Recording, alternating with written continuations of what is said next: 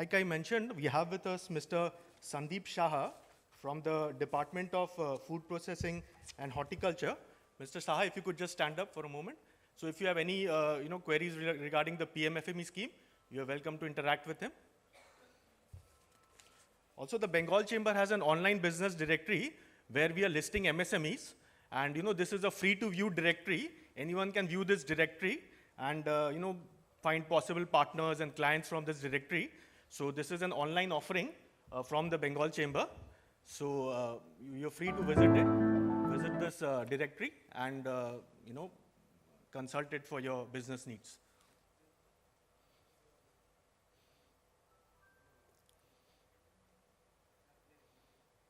We have recently launched it. You can list your company as well on this directory.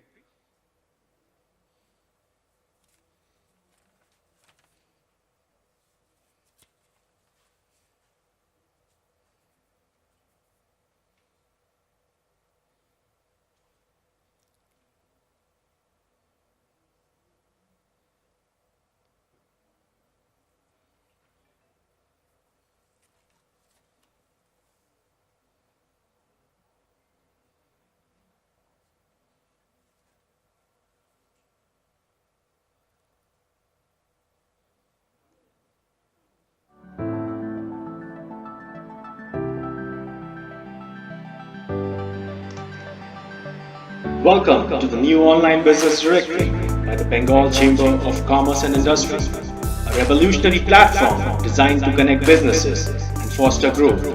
List your company today and get exposure to Bengal Chamber members and industry stakeholders. The directory page has top ranking on Google, allowing your listing to be discovered by thousands of businesses wanting to connect. Search by industry category or by product service description. Hassle-free access, no need to log in or sign in. Get new clients and customers. Thank you for watching. We look forward to seeing you in our online business directory.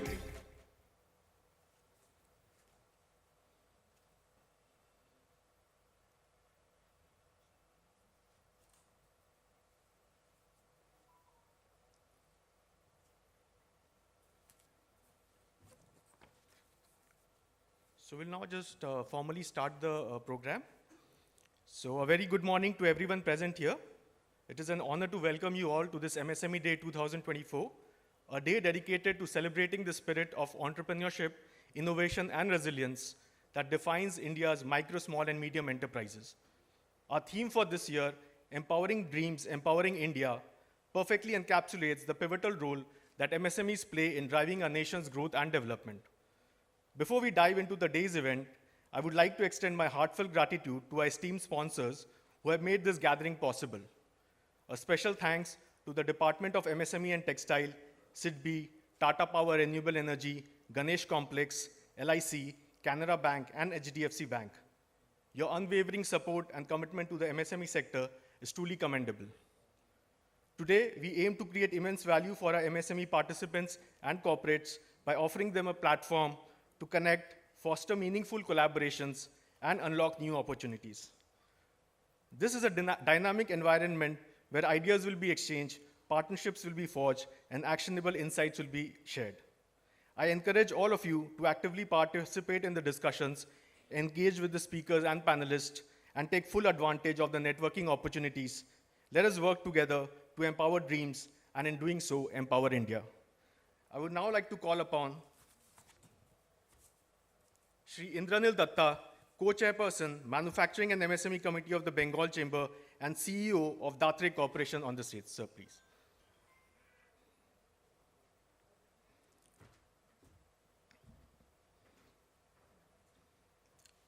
Shri Jagat Shah, International Export Coach.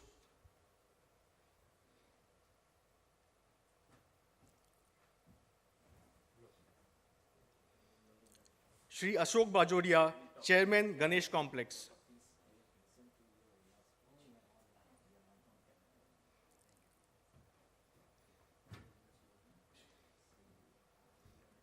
Shri T.N. Jha, Regional Head, Group Schemes, LIC of India.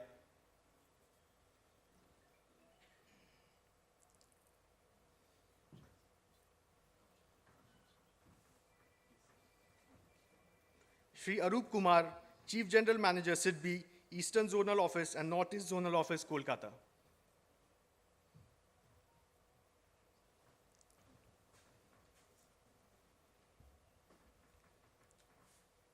Shri Debashish Bandyopadhyay, Special Secretary from the Department of MSME and Textile.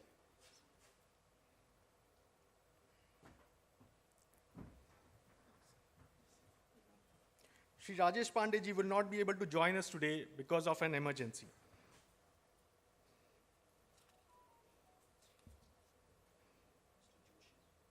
Mr. Joshi will be joining us shortly. She's here? Okay. Mr. Joshi will be joining us shortly. He's the CBO of ONDC. I would now request Shri Indranil Datta to kindly deliver the welcome address, sir.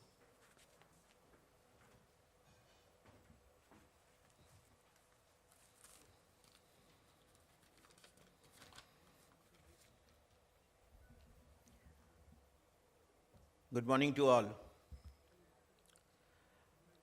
Good to see you, the MSME people here, and we all remember on this day. So I think this is the third edition of by Bengal Chamber. So I'll start with, again, distinguished guests, esteemed panelists, and enthusiastic participants.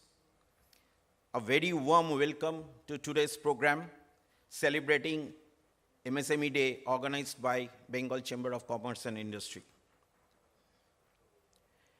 MSMEs have become a true powerhouse driving our economy. They are the backbone of exports and create countless jobs. However, it is crucial to acknowledge the unique challenges they face on a daily basis. And more so when we consider that nearly 98% fall under the micro sector. Limited credit access, difficult market reach, skill gaps within workforce, and of course, the compliance burden significantly hinder their day-to-day progress. The ever-changing global political landscape and climate change add further complexity. While we celebrate impressive GDP growth and a rising consumption-based domestic market, and potential export market fueled by friend, nearshoring, and de-risking supply chain, on the contrary, we can't ignore persistent issues like unemployment, lagging productivity, and manufacturing challenges. Building a supportive work environment is vital. Mitigating workplace challenges against rising temperature, pollution, water access, along with fostering a comfortable home environment, all contribute to a positive attitude and improve productivity. This goes beyond just skill development. Let's explore the solutions to tackle unemployment. Labor-intensive, low-skill manufacturing can absorb surplus agricultural labor, providing better working conditions than construction. Cluster-based, labor-intensive manufacturing in textiles, leather, toys, catering to the global market can offer immediate relief for unemployment, particularly among women. We can derive the examples of Vietnam, Bangladesh, and Mexico. For sectors like automobiles, pharmaceuticals, electronics, which excel globally, a more skilled workforce is essential. These sectors can attract the educated gig workforce to enhance our nation's productive value chain.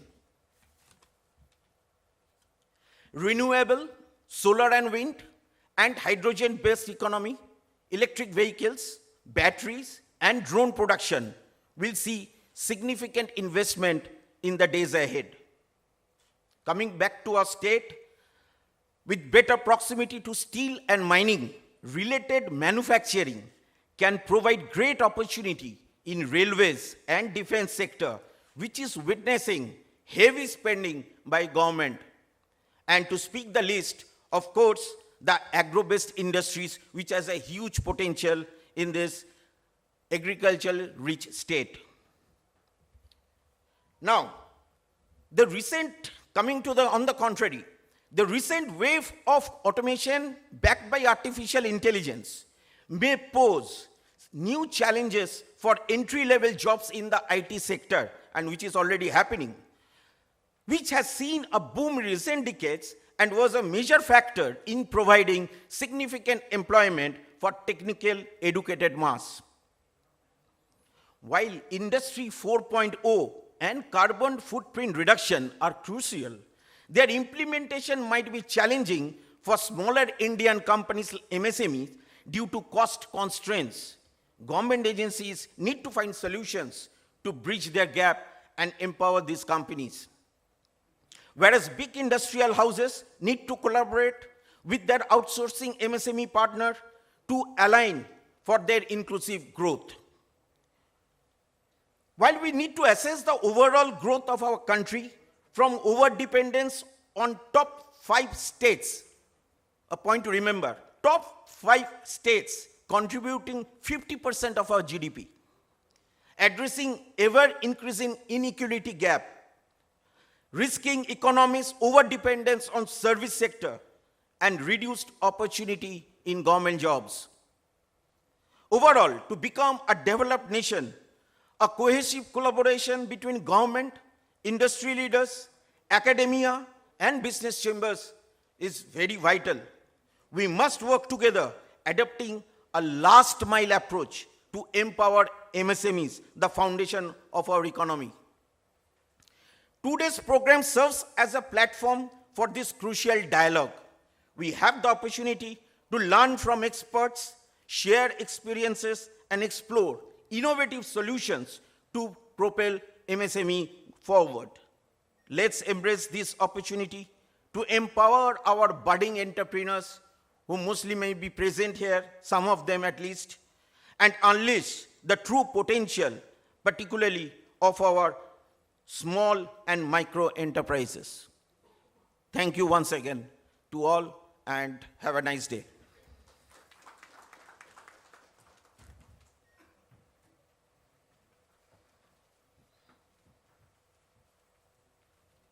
Thank you, Shri Datta. Now I will request Shri Jagat Shah to kindly address the audience.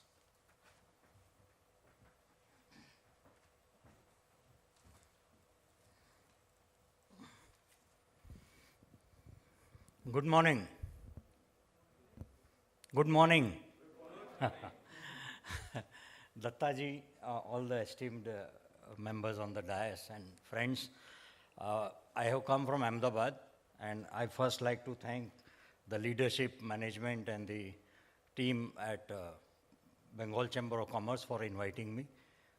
Today is the International MSME Day, so let us all first put our hands together for ourselves. Right. Thank you. Friends, I am an expert in international business, and I will share some views about that. And before that, I want to ask some questions. How many of us here are manufacturers? Please raise your hand. Okay. Yes, yes. How many of you are into trading activities? Okay. And how many of you are into service sector? Okay. How many of you are above age of 18? Right, no. Some hands not coming up, so fine. I want to just tell that in last 27 years, we have been working with a lot of MSMEs around the world and connecting them to global markets. And what I have understood and experienced is that, first of all, there is no product or service in India, in any region, which cannot be exported. And I call this as my challenge. It's a little tough word, but I challenge. There is no product or service in India which cannot be exported. I always tell gatherings where I go that come and tell me here is my product or my service which cannot be exported. On my phone, I will show you one company in India which is already exporting it. So why we can't do it? Second, my benchmark for international trade and exports is Afghanistan. We worked in Afghanistan as a company for 10 years. We were working under the US Department of Defense and US aid funding, and we worked with 20,000 carpet weavers in Afghanistan from 2005 to 2015. Dry fruit farmers, 6,000 dry fruit farmers. Dattaji was talking about agriculture sector opportunities.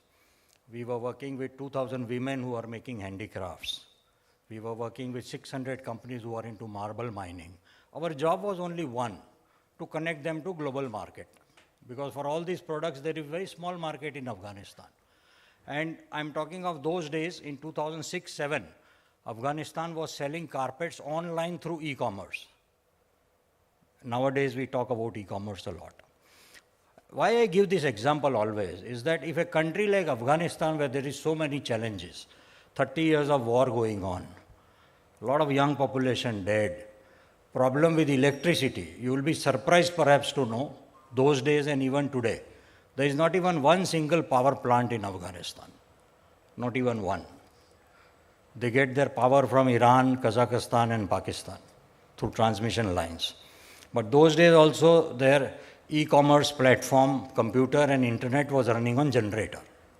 And they were selling online. My point is that in a lot of places in the country, people say my geographic location is such that I cannot export. So I always give example of Afghanistan. We cannot be in a worse geography than Afghanistan, which is a landlocked country and which has so many other challenges. So primarily, what has happened today is that, particularly after COVID, we observed that all around the world, there was a very strong urge for China plus one strategy for supply chain. And there is no other country in the world than India which could have fit into that need. The problem was that we have a lot of small medium enterprises in India. It is very difficult for a good importer outside to be able to know that which of these companies are good. So I always tell MSMEs that do not worry about market. There is a huge market in the world. And as I told, every product or service can be exported. The question is, are we prepared? So preparation is the first step. Market is the second step. I'll give you very quick data. Today in the entire world, the world economy is $112 trillion. American economy is the largest, 27.4 trillion. Chinese economy is second largest, 19 trillion. All of Europe put together is 18 trillion. But within Europe, Germany is 4.4 trillion, Japan is 4.3 trillion. India is fifth largest, 4 trillion we have just touched. And my question to all of you is very simple, and it is a very simple mathematics. Will we grow in a 4 trillion Indian economy, or is there a more opportunity to grow in a 108 trillion economy which is outside India? Right? That's very simple mathematics for business people.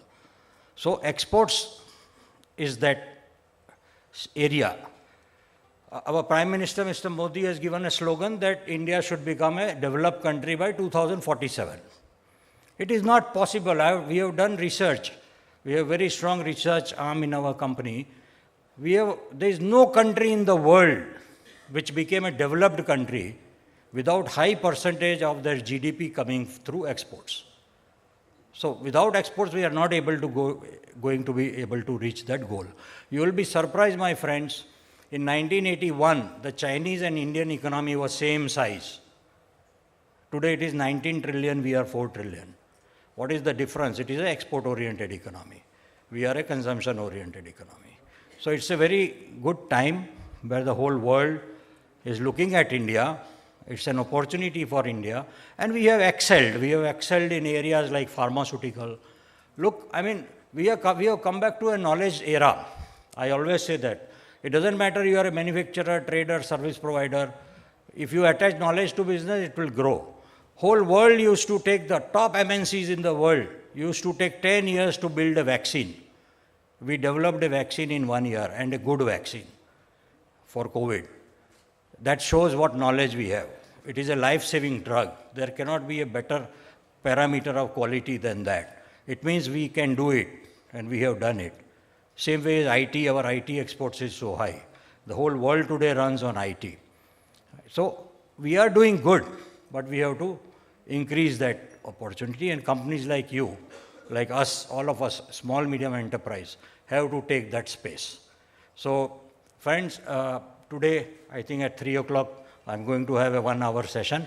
I'm going to do a very practical demonstration. I'll ask any of you, tell me your product, and I will show you a demo that based on your product, how to approach an international market, to find out which country you should do business with, which company you should do business with, in that company, which person you should be talking to you, how to talk to them, how to use technology, how to use artificial intelligence, how to use so many digital tools in order to close a deal. Getting an inquiry is easy. Closing a deal is difficult. And then how to execute the whole thing. So thank you once again, Bengal Chamber of Commerce, for giving me this opportunity, and see you all at 3 o'clock. Thank you very much.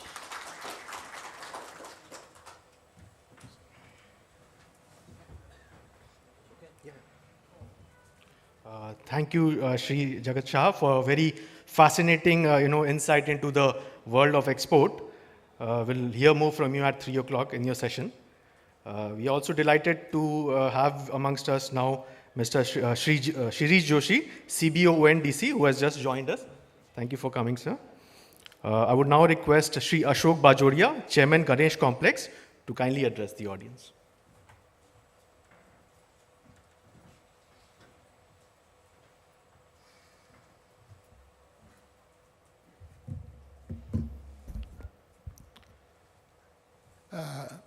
Welcome to all the dignitaries sitting on the dais, all my guests who are present here, and I also congratulate everybody on the auspicious day of MSME Day.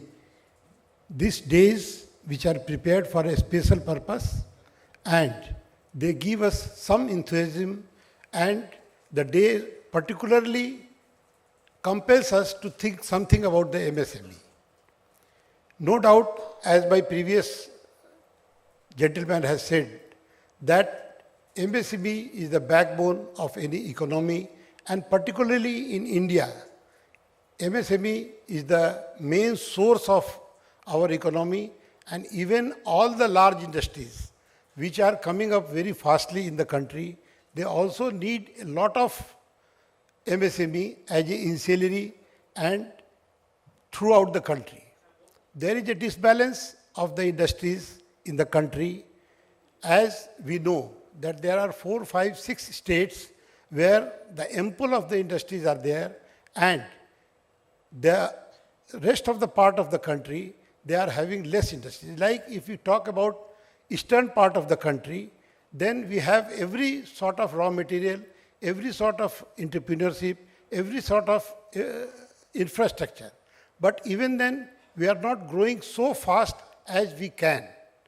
We cannot blame anybody for this situation.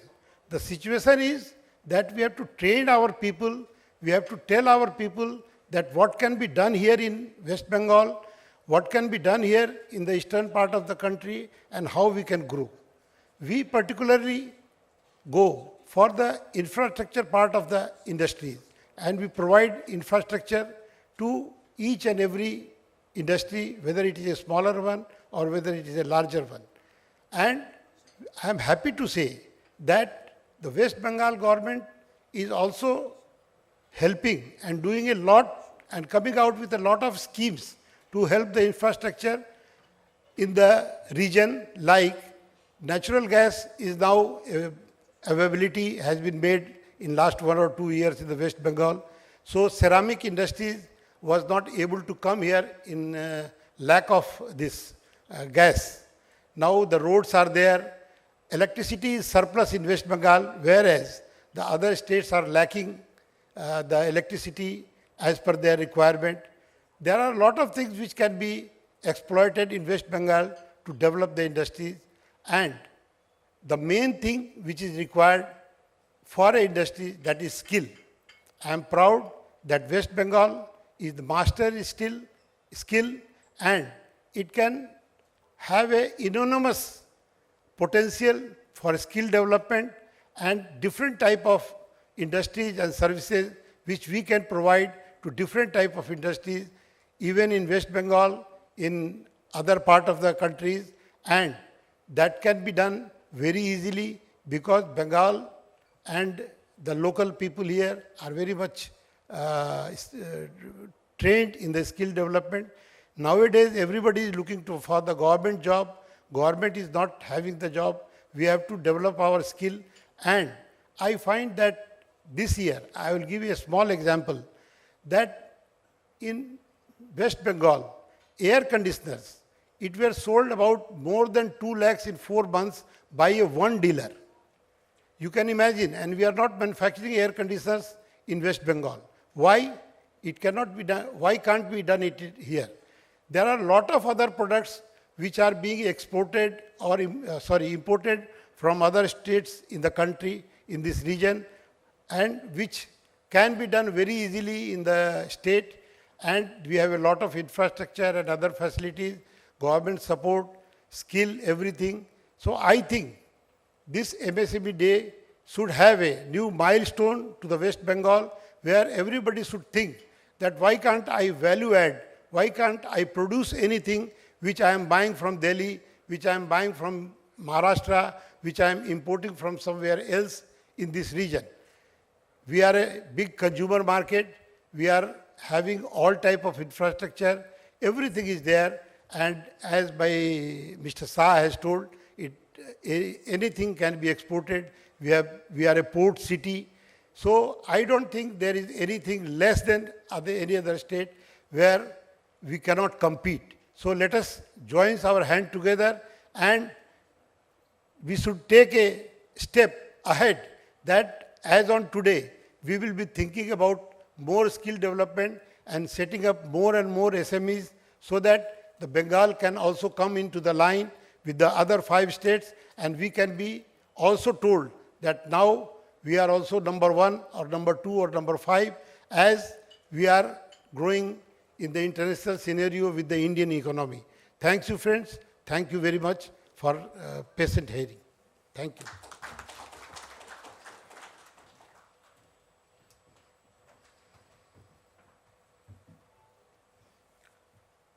Thank you, Shri Bajoria, for your very data-driven encouragement for the MSME sector. I would now call upon Shri T.N. Jha, Regional Head Group Schemes, LIC of India, to deliver his speech.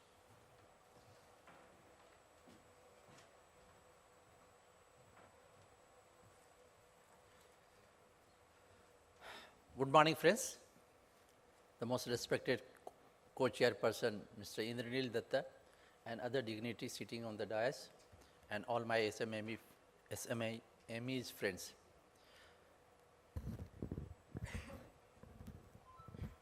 Thank you. On the International SME Days, I would like to also wish all the best to the entire fraternity of MSMEs. I am T.N. Jha, representing the life insurance industry, Life Insurance Corporation of India. And on behalf of Life Insurance Corporation of India, I once again extend the hearty welcome all of the participants here present. Friends, all the MSME, they must be having their own team. So a strong team is required for the growth of any organizations, and earlier speakers has explained what is the potentiality of the MSME, and government is also putting a lot of focus for the growth and development of MSME because this is the future of the Indian industry.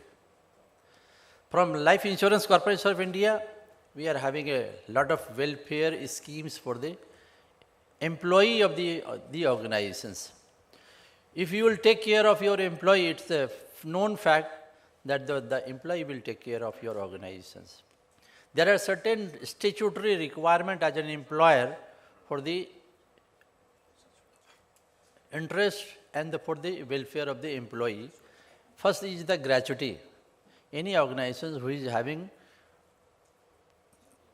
10 number of employees and more than that, it is a statutory requirement for that organization. They have to give the gratuity benefit to the employee. And in order to have the better management of gratuity fund, LIC is having the expertise. For your information, as on date, LIC is having a huge corpus of employee benefit fund. It is more than 50 lakhs crore. You can imagine, and I am proud to say that still we are holding the market leadership.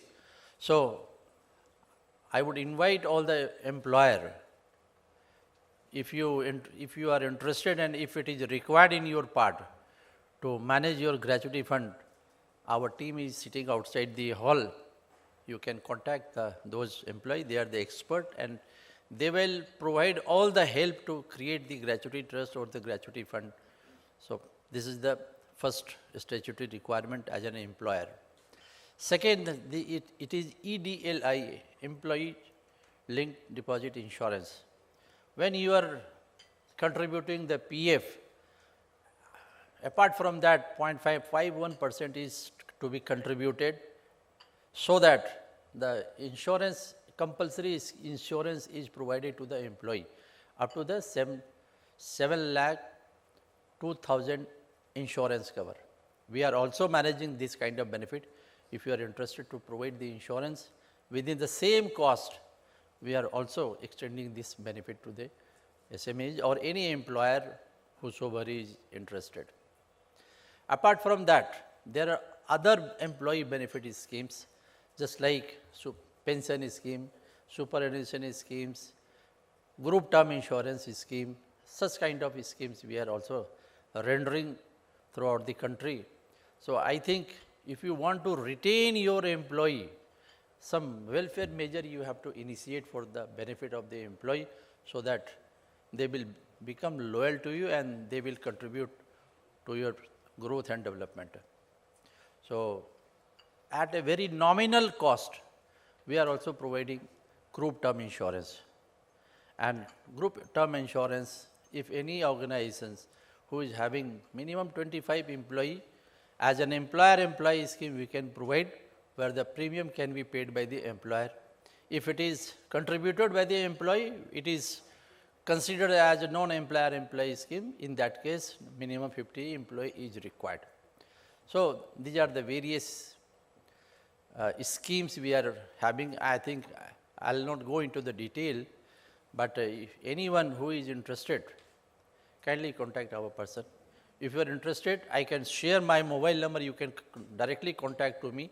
Kindly write down 9999631266. You can call me anytime.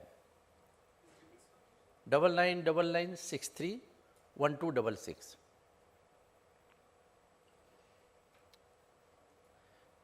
Thank you very much, friends.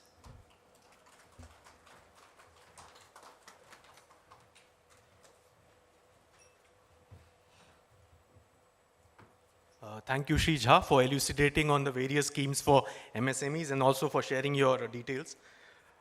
Now I would like to request Shri Shirish Joshi, CBO ONDC, to kindly deliver his address.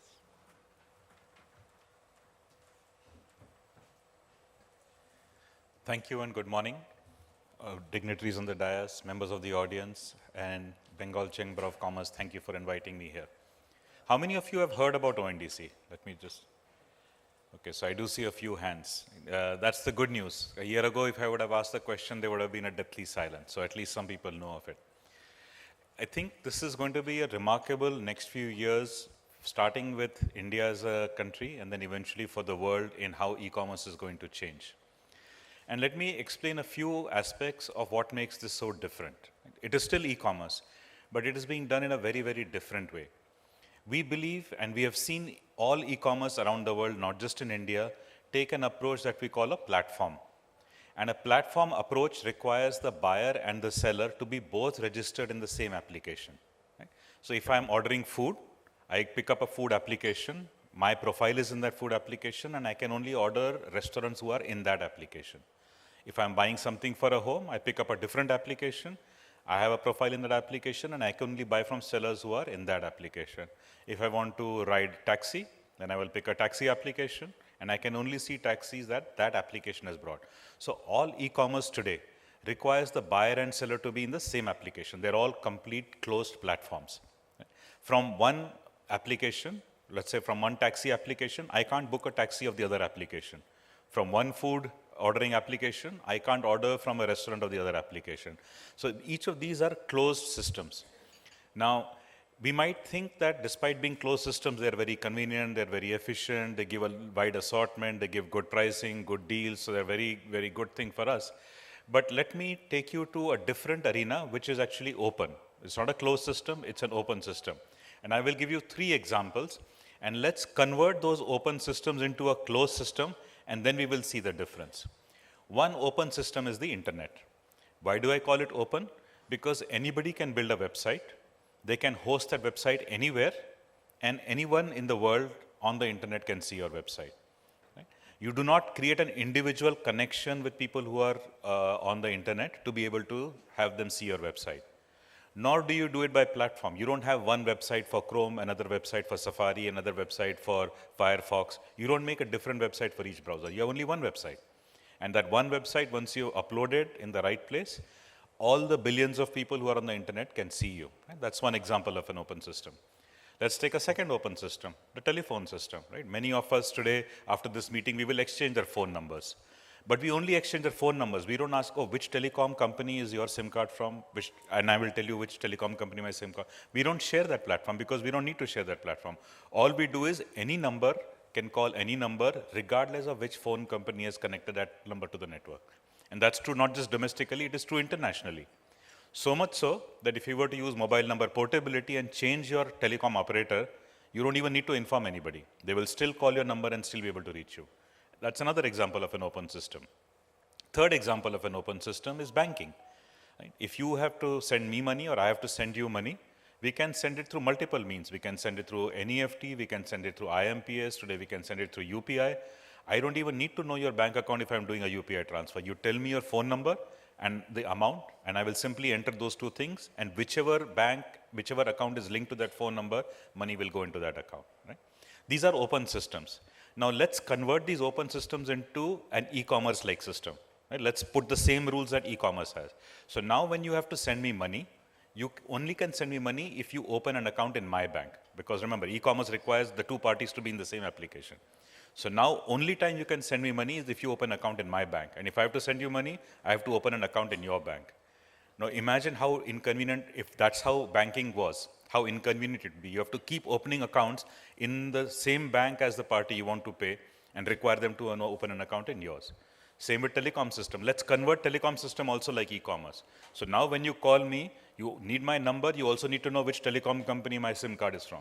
So if you need to call me, you have to register in the same telecom company, get a SIM card, and only then call me. That's how e-commerce operates. And think about the internet. When you make a website, now you have to make one website for Safari, one website for Chrome. If you don't make it for both, the other people can't see you. So now you have to make one exclusively for each one. That is how e-commerce operates. Right? Now, thank God our telecom systems or our banking systems or internet doesn't work that way. It's an open network. So you can see now how different it is when there is a network is closed, when a network is open. The other thing is what we think is convenient is actually not very convenient. Before there was digital, we went into the neighboring market and we did everything. Right? We did our banking, we did our shopping, we bought everything. We bought fruits and vegetables, we bought stationery, we bought clothes, all in the same neighborhood market. In one trip, we could cover everything and be done with. But today, you can't do that. Today, for each separate thing, you have to have a separate application. Right? Now, why should that be a requirement? Think of the activities you do on the internet. Right? You might be watching videos, you might be doing research, you might be doing your work, you might do your banking. Do you use a different browser for each of these activities? Not really. In fact, it will be very bizarre if somebody were to say, no, no, this is your video browser, this is your banking browser, this is your email browser, this is your research browser. That would be crazy. In a single browser, we do all our activities. That is the change that ONDC is bringing to commerce. So now imagine a world where each of you who is an MSME, whatever products you make, your catalogs are available to everyone who's on the network. You don't have to individually register in multiple places. Anybody on the network who's looking for a product that you make will find you. There is no money to be spent specifically for you to be discovered if people are looking for your kind of product. Yes, if they're not looking for your kind of product, there you might need to do some promotion. Or if there are lots of people who make products like yours, you need to be distinguishable in some fashion. So that activity will never go away. But the fact that you are available to everyone is going to be a dramatic change. Also, cost of doing business. Today, e-commerce marketplaces charge so much commission and other extra costs that it is very difficult for most organizations to be part of e-commerce. E-commerce penetration in India is barely 6% of the economy. Right? Now, imagine what would happen if everybody can participate and benefit from e-commerce. Sellers will have access to a large pool of buyers. Buyers will have access to a large, wide assortment.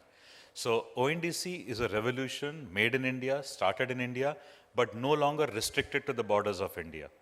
So I would encourage you to learn more, because not only is it B2C, it is also B2B. So B2B orders have risen, and anybody who manufactures also has inputs to buy. You can buy your inputs on the network. So today on the network, retailers are buying from distributors, even as the retailers are selling to consumers. Farmers are buying their inputs from the network, their fertilizers, their seeds, their saplings, while they sell their produce on the network. Manufacturing companies can buy their inputs on the network while they make products that they can sell. So it is not just B2C, it is also B2B, and it is also cross-border. We have successfully tested the first cross-border order as well. And so soon, all of you who are interested in exports, as we heard before, exports makes the economy.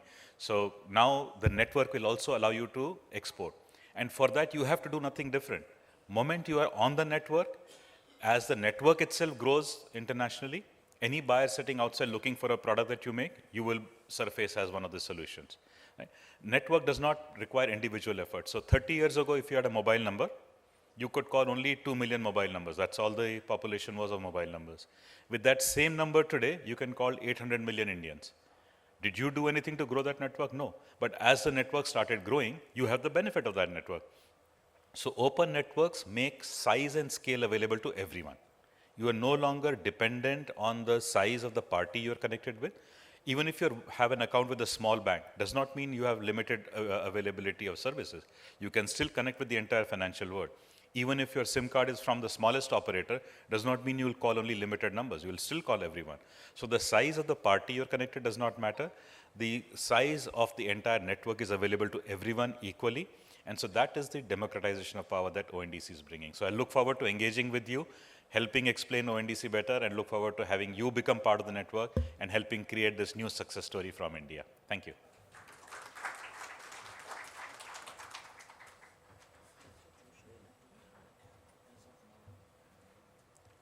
Thank you, Sri Joshi, for your very unique perspective on e-commerce. And like he mentioned, he will be here with us. So please, interact with him and take the benefit of onboarding on ONDC even. Now we have Sri Arup Kumar, Chief General Manager of SIDBI, Eastern Zonal Office and Northeastern Zonal Office, Kolkata. He's from Kolkata. Thank you. Mr. Joshi, Mr. Kumar.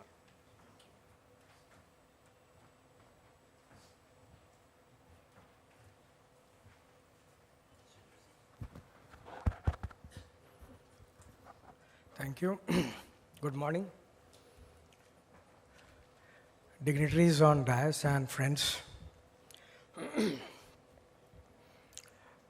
I'm happy to be here on this occasion. Bengal Chamber of Commerce and Industry organizing International MSME Day. West Bengal as a state has been the leader in terms of MSMEs in the country. Earlier it was top. For quite some time now it's second.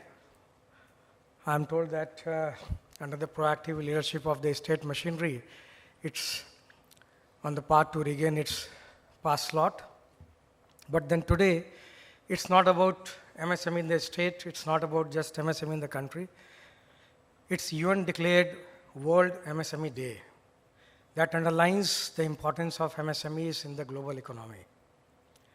We all are aware of that. Speakers already spoke about that. In the country, in the MSME space, before talking about what is being done and what can be done further, to have better clarity about the perspective, I would like to elaborate what MSME is. If you see the economic spectrum, on one side it is agriculture and livestock, on the other side it is large industries. In between, whatever one can think of is MSME. Earlier it was SSI and agro and rural. The ministry then got with the MSMED Act in 2006, changed to MSMED Ministry. Service sector becoming very prominent in our GDP,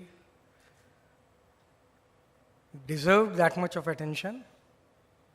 At the same time, medium also is the one layer above small, and there was very well known, I would say, disincentive, because of which many of us, we were comfortable being in SSI only. So medium also was brought in the fold of this act. And today if you see, other than agri and livestock and other than large where everybody is passed to go, entire gamut is MSME, which again is a very wide spectrum.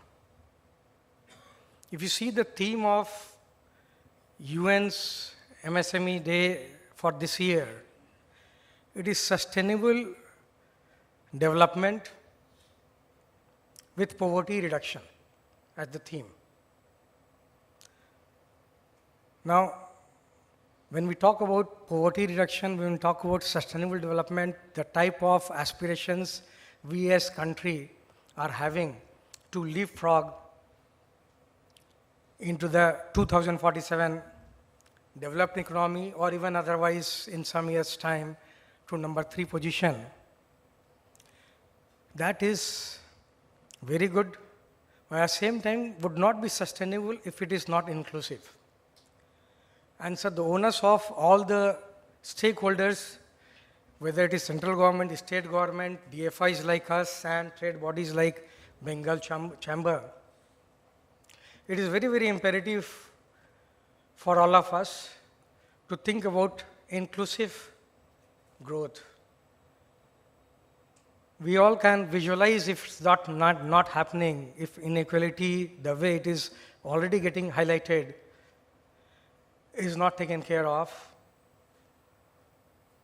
the type of civil strife the society will see, the type of other challenges we will face, that is very, very important for us to take care of that. And so, when we as institution, SIDBI, when we talk about MSMEs being the apex institution set up by an act of parliament in 1990, we talk about microfinance, micro industries, small industries, and medium industries. SIDBI is also known as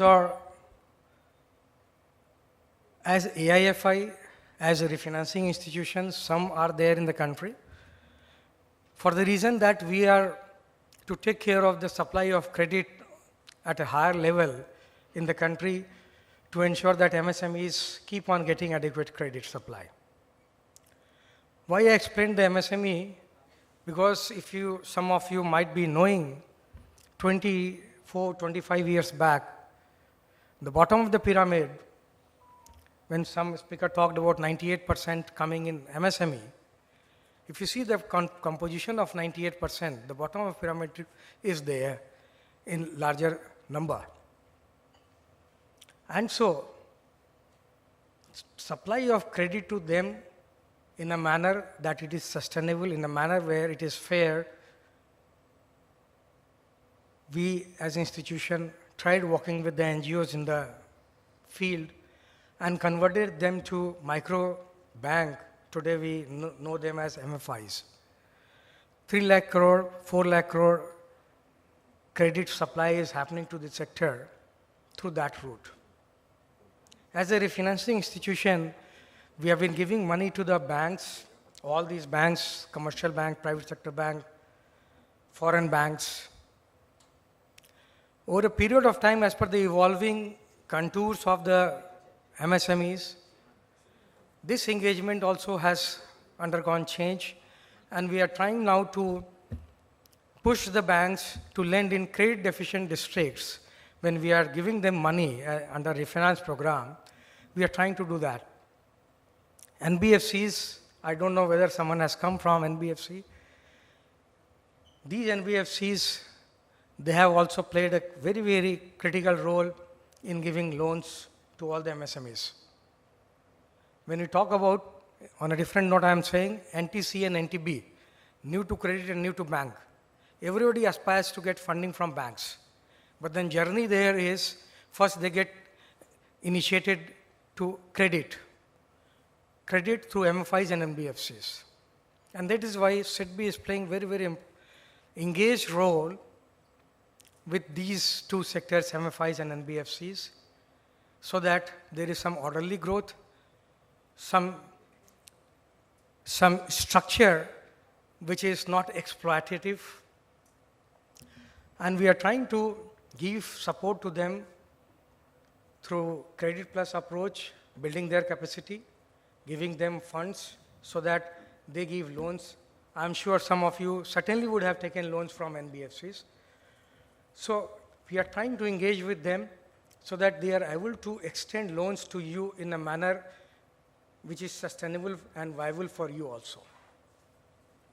So while as a refinancing institution, we are trying to do that, at the same time towards creating infrastructure,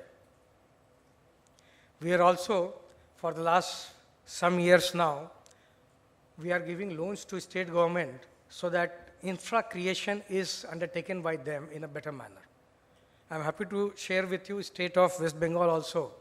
The department Mr.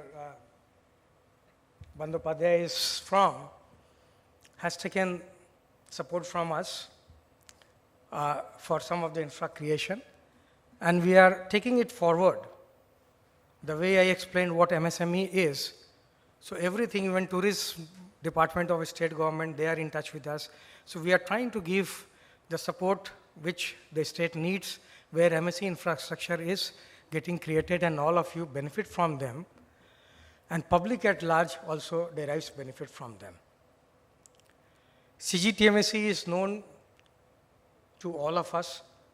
That has been a very, very important program, I would say, with Ministry of MSME, Government of India. We joined hand 25 years back, and we started giving guarantee to the lenders, all the banks and institutions, so that the loans which are coming to you are guaranteed, and without any collateral security and third-party guarantee, you are able to get the loans.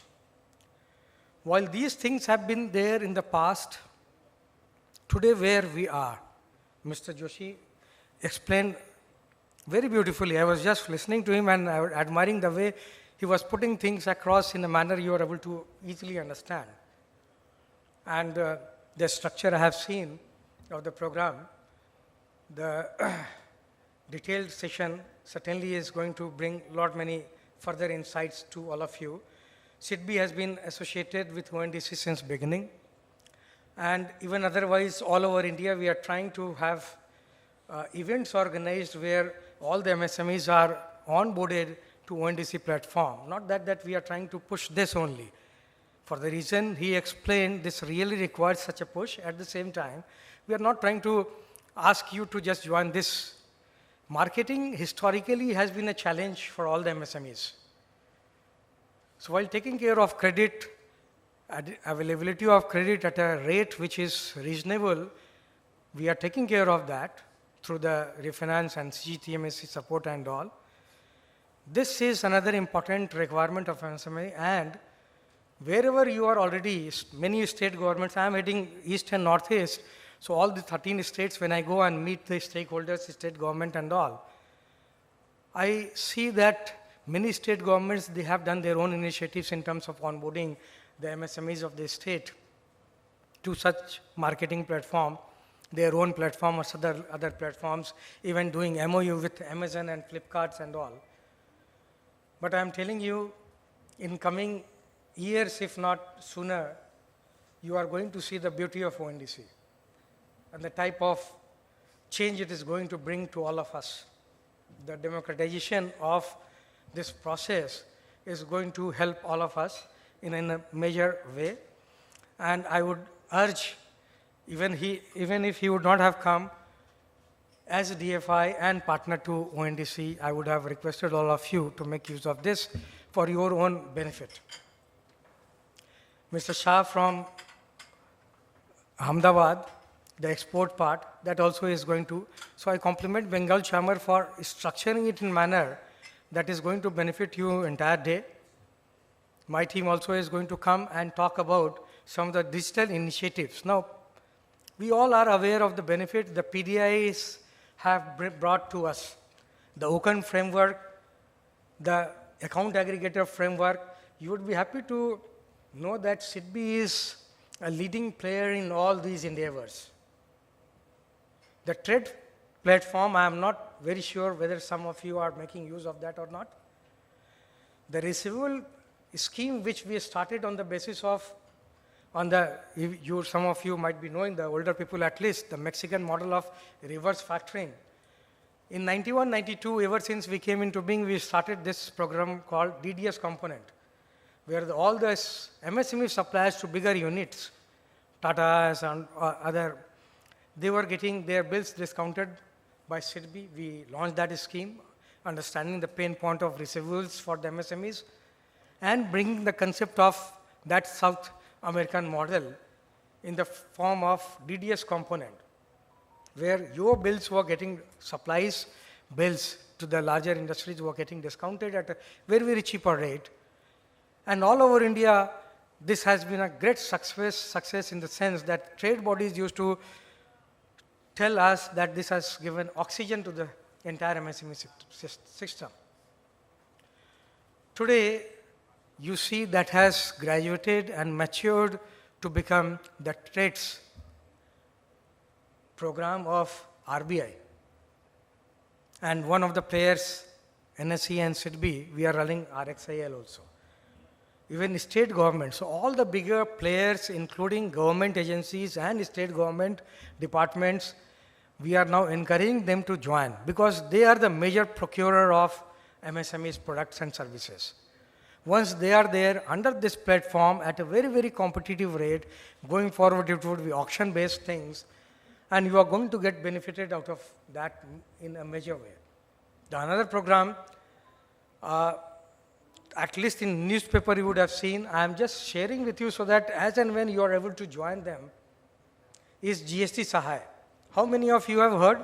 By the way, I don't expect any hand raised, but still asking. GST Sahay. Anyone?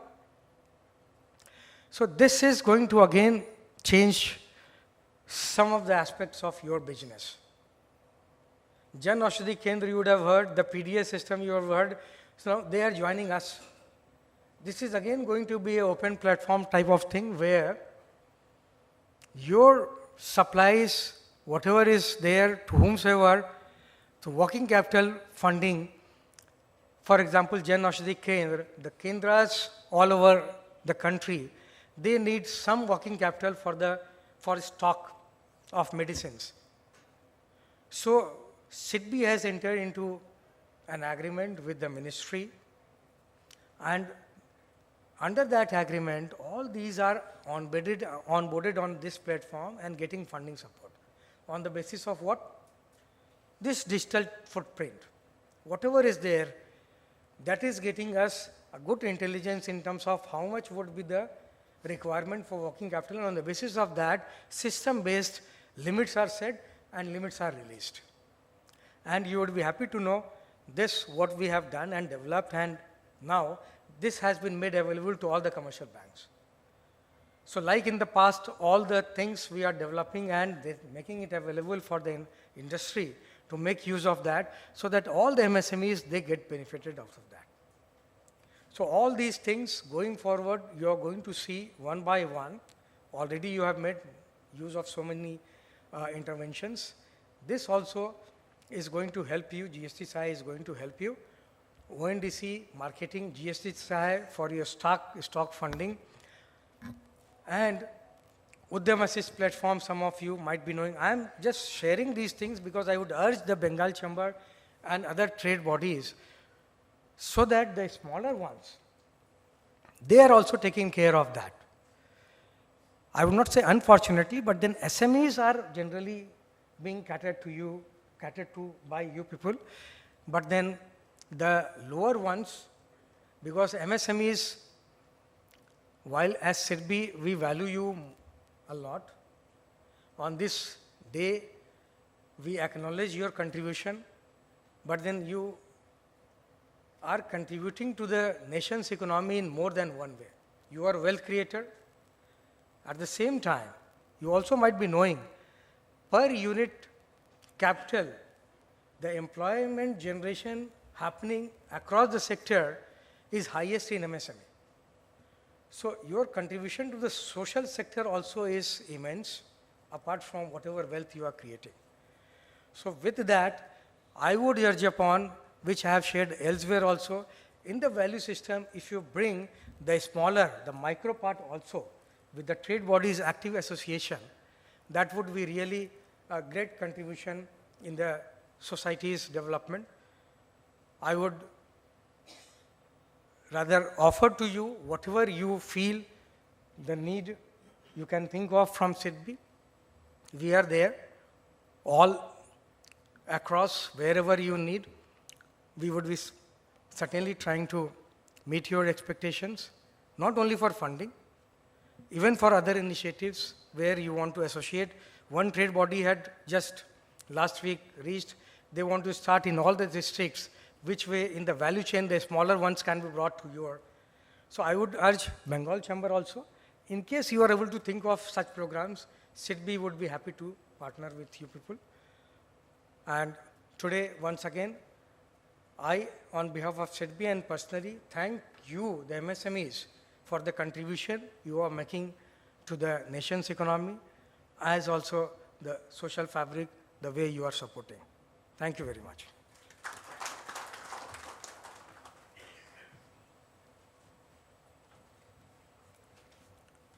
Thank you, Shri Kumar, for your very detailed address on access to capital for MSMEs.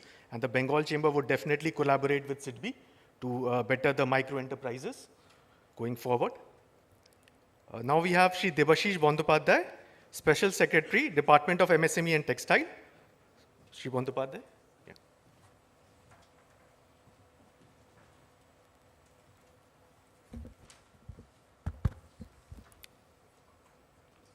Distinguished speakers on the dais, MSME entrepreneurs in the audience, ladies and gentlemen.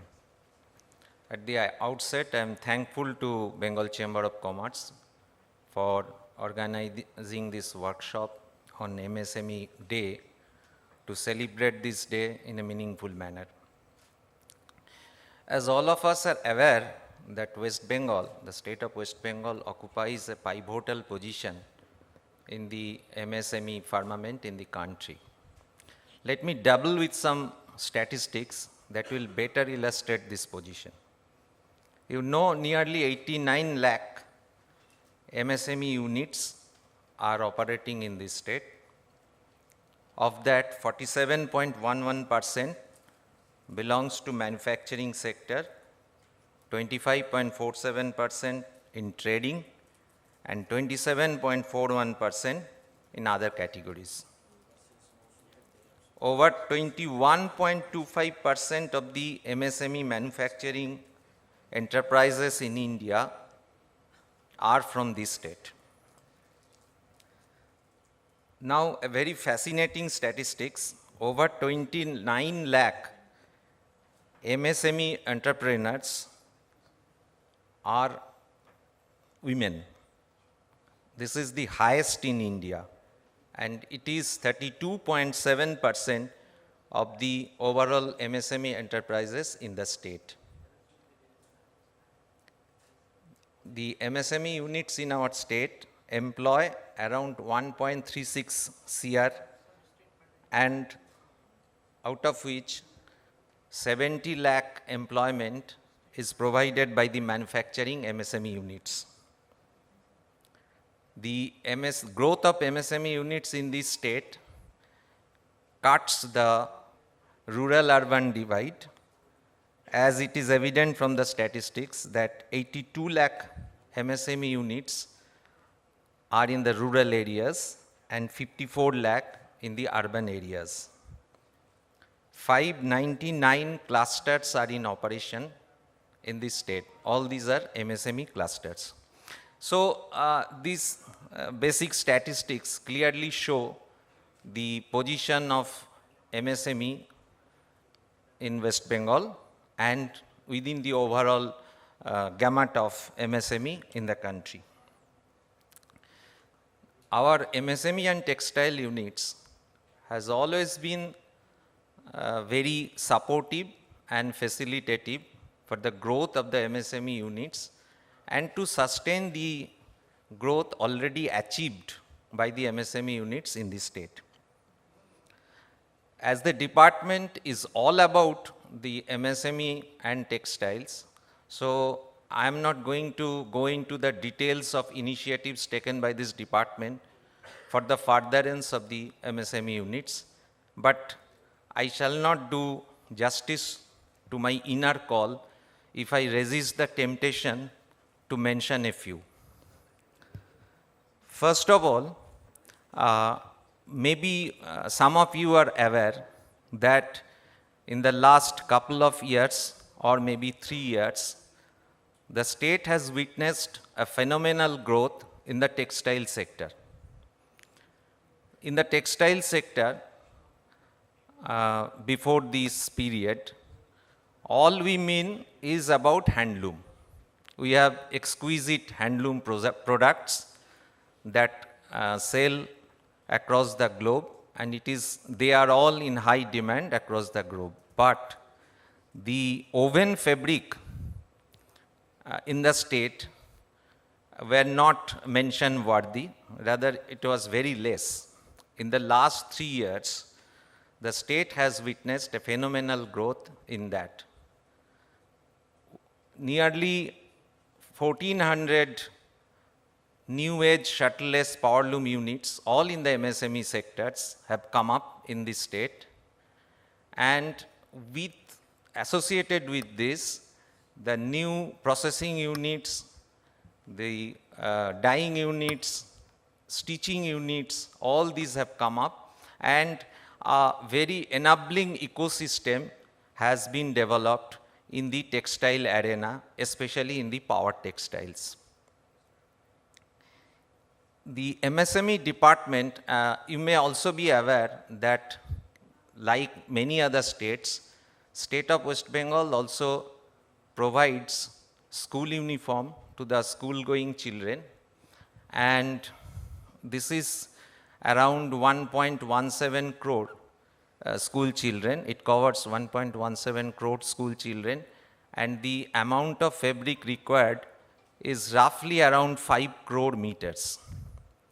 Prior to this period of 3 years, last 3 years, the entire fabric used to come from other states, and only the stitching part of the school uniform had been taken care of by the state units.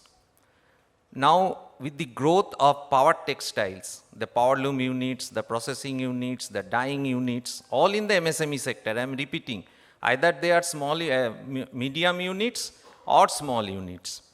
So, the entire quantum of 5 crore meter fabric are being produced in this state from this year, from the academic year 2024, and it will continue. So, you may assume the monetary value of this initiative, it is around 500 crores for the fabric part. I am not talking about the stitching and garmenting part. Apart from this, the MSME and textile department has all through been providing training to MSME units for participation in e-tendering, the nuances of e-tendering. Also, the state government has provided the preferential bidding conditions for the MSME units by the notification in the form of GO. And I can give you an example that in school shoes and school bags, the state government also provides school shoes and school bags to the school-going children.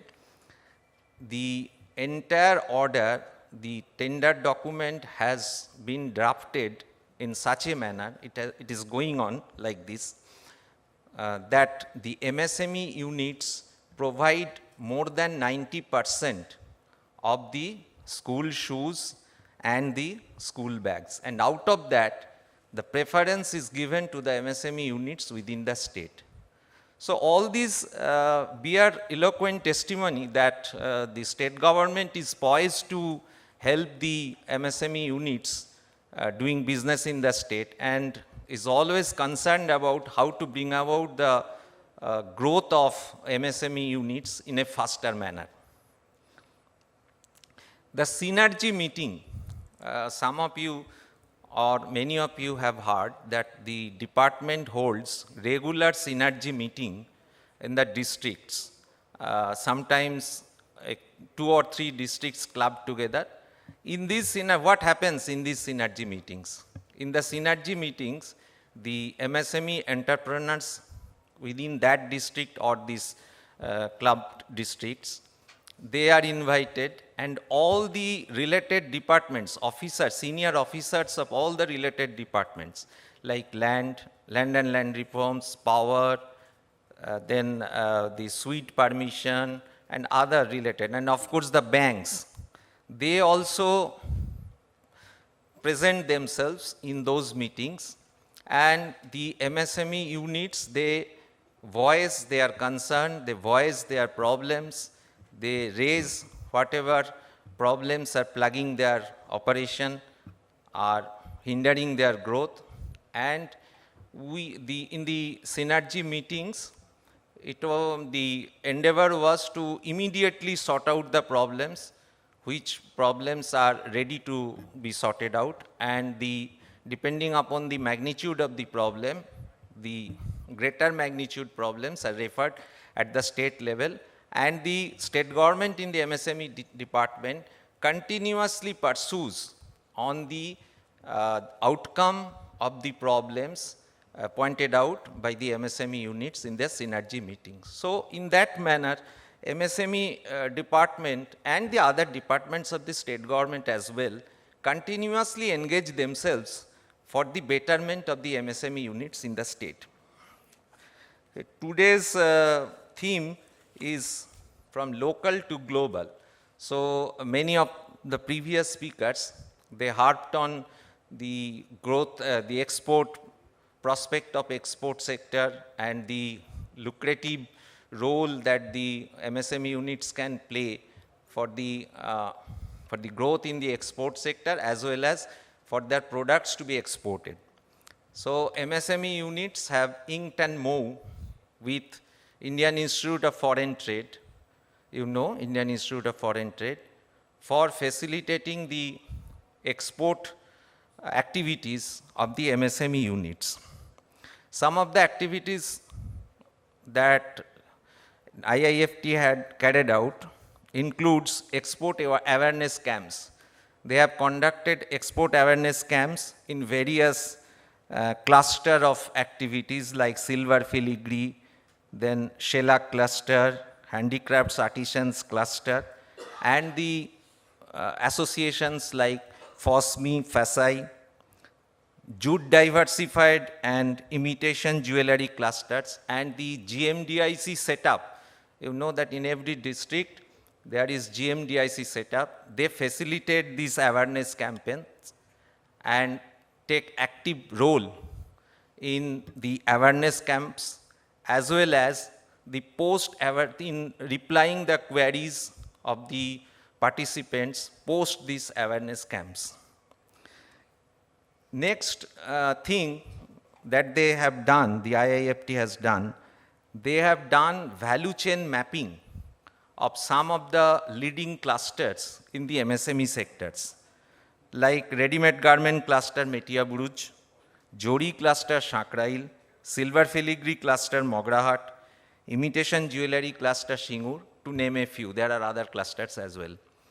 So in those analyses, they have come up with the detailed analysis of what is the status of the functioning of those clusters, what are the infirmities or inadequacies in those clusters, how to bridge those gaps in the clusters, and some suggestions. And based on the recommendations of the IIFT, MSMET department has been holding regular meetings with the stakeholders, with the associations, with the GMDIC setup for implementation of some of the recommendations which can be readily implemented at the ground level. MSMET department has also inked and moved with Dun and Bradstreet. I am sure all of you have heard the name Dun and Bradstreet. What they do, they have a vast presence across the globe, and they provide the DUNS number. So the DUNS number they provide, and we are giving the DUNS number to the MSME units so that they are onboarded on the Dun and Bradstreet database across the globe. Apart from that, we have selected 100 MSME units who are just in the threshold of export and who can be just handholded with minimum effort so that they can come in the export arena. So for those identified 100 MSME units, Dun and Bradstreet have provided DRS, Dance Registered Services.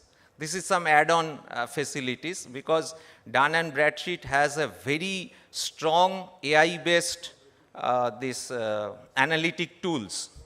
The queries generated across the globe for the MSME units, how these queries come, on which sectors the queries come, how the queries actually increase over time, in which countries and in what sectors the queries land in India and particularly in West Bengal related MSMEs. So all these can be analyzed using the AI tools, and the units that will get DRS, they will be benefited by the results of those queries and by the handholding through the IIFT.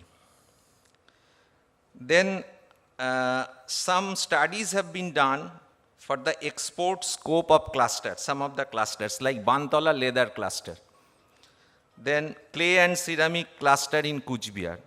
There are other clusters. For the sake of time, I am just touching upon the points.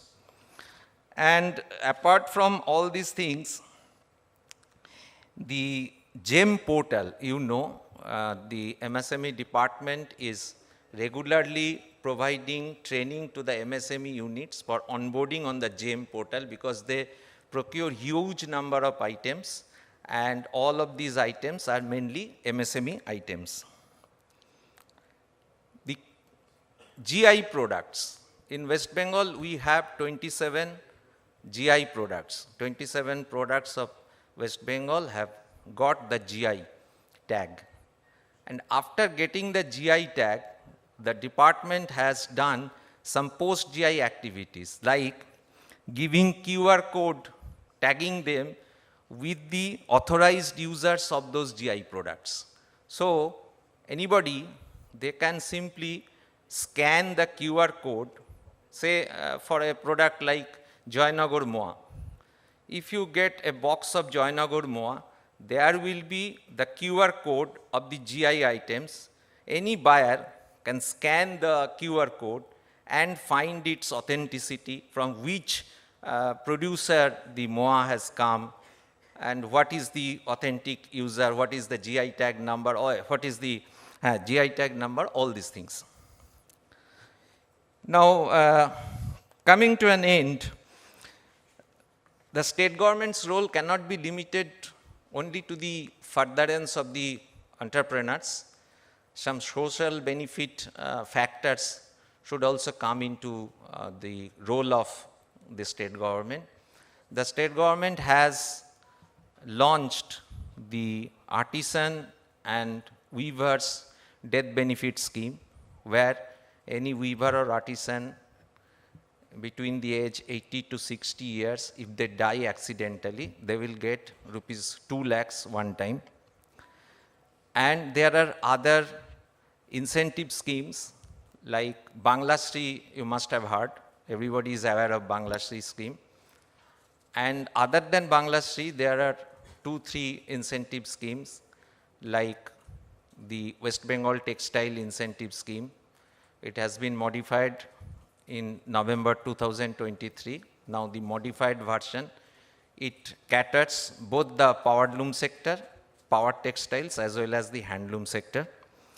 The handloom sector where mainly the micro players operate.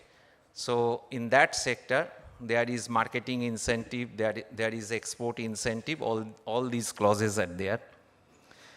And there are other schemes. Recently, the state government has launched a scheme that provides for the waiver of the loan of handloom PWCS, we call it Primary Weavers Cooperative Society, and giving them yarn at a subsidized rate so that the PWCS can operate in their own way, which they was hindered because of absence of capital and their loan defaulting.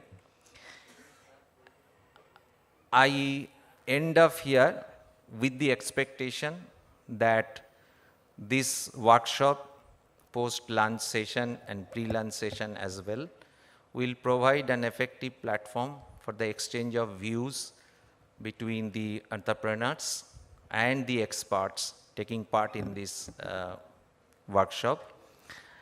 And it will clear some of your misgivings, some of your confusions, and will definitely pave the way for betterment of the MSME units, MSME sector as a whole in the state. Thank you all.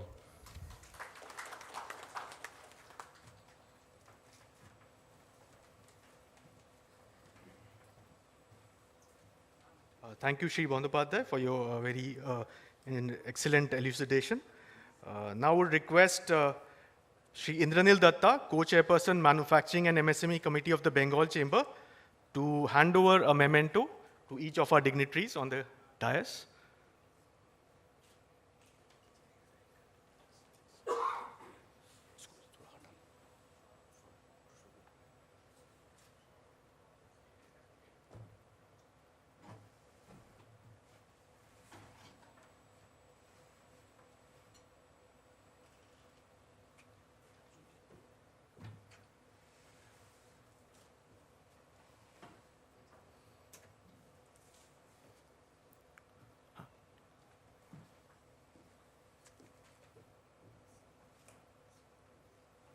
To Shri Shirish Joshi, CBO ONDC.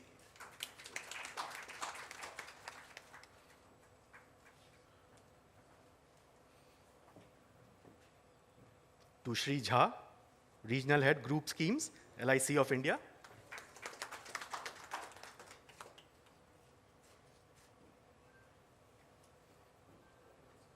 To Shri Jagat Shah, International Export Coach.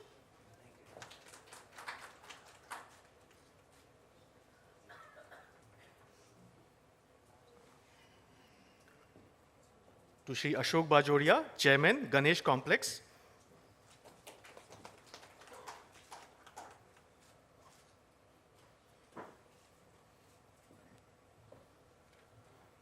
To Shri Arup Kumar, Chief General Manager, SIDBI.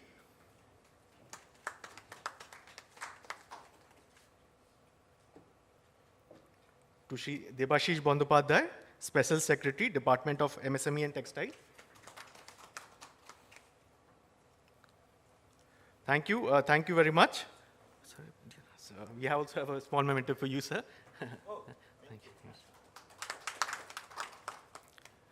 Thank you. Now we'll take 2-3 minutes to change over, and then we'll start with our next session.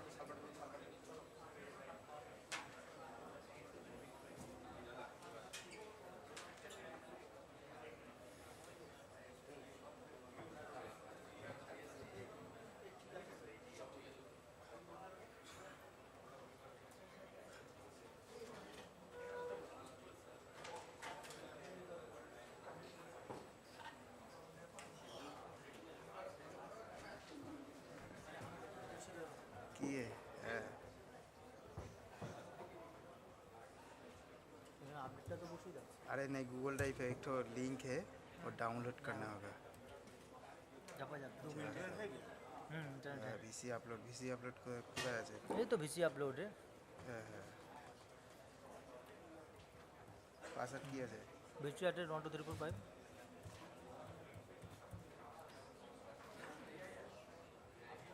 না কি আছে এটা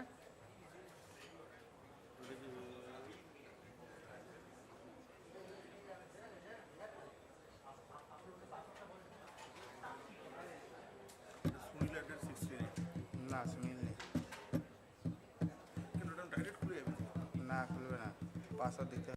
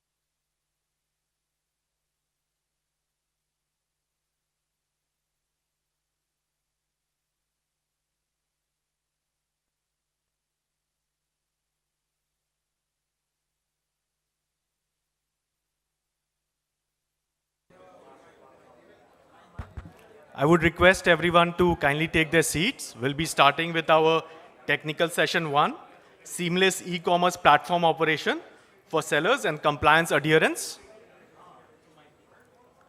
Request all to kindly take their seats.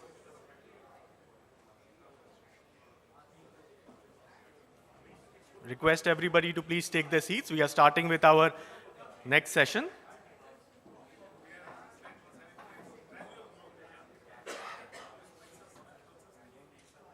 This is the technical session 1, seamless e-commerce platform operation for sellers and compliance adherence. To chair and moderate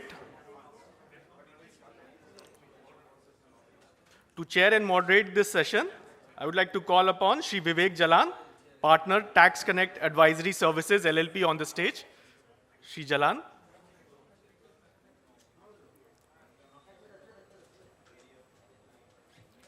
Next, I would like to call Shri Devi Prasad Karnam, Commissioner State Tax, West Bengal on the stage.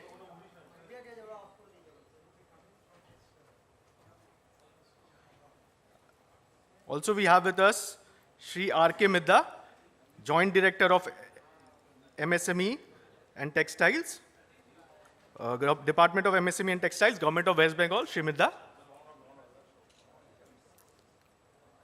If you could kindly come on the stage, please. Shri R.K. Midda.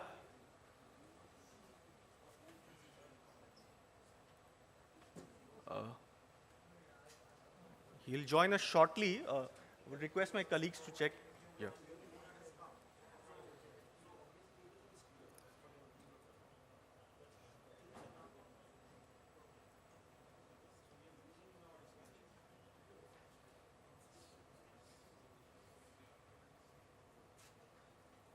Shri R.K. Midda, he's with us here now, please.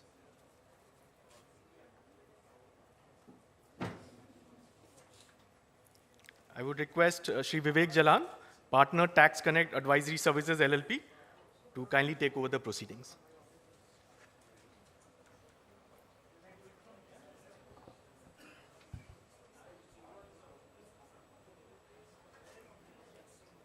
Good afternoon. Good afternoon. So after an engrossing first session, this session we'll try to make it more engrossing because we have very, very senior government officials from the state GST department. We have Honorable Commissioner Sir himself, and also from the Commerce and MSME department. We have Honorable Sir also, Mr. Midya. So, friends, all of us are MSMEs over here, and for India, it is advantage MSMEs. We have heard in the last session so many talks about MSMEs, but I will give you some statistics before we start. In India, MSMEs contribute 30% of the GDP of India and 45% of the manufacturing output. So MSMEs are also manufacturing 45% of India's total output. And you employ 11 crore people across India. Now come to our state of West Bengal.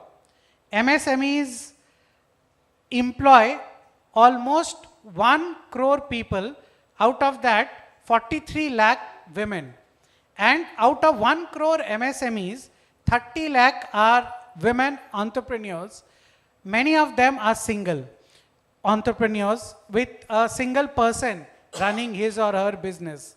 So in short, if India has to grow to the third largest economy in the world, it is we MSMEs who have to be harnessed and supported.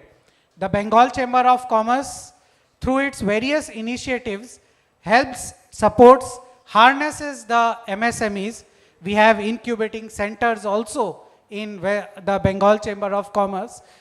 And in this session, we would speak about how all the MSMEs, those of you who are selling through e-commerce platforms, how we can support, harness you and help your trade grow through the entire ecosystem of marketplace. We have heard ONDC in the last session, through Association of Chambers of Commerce, the Bengal Chamber, and of course through regulatory compliances. So with this, I'll call Miss Hina on stage to present, make a quick presentation on the regulatory and from the consulting space for the MSMEs and e-commerce and marketplace space. Miss Hina, is she there?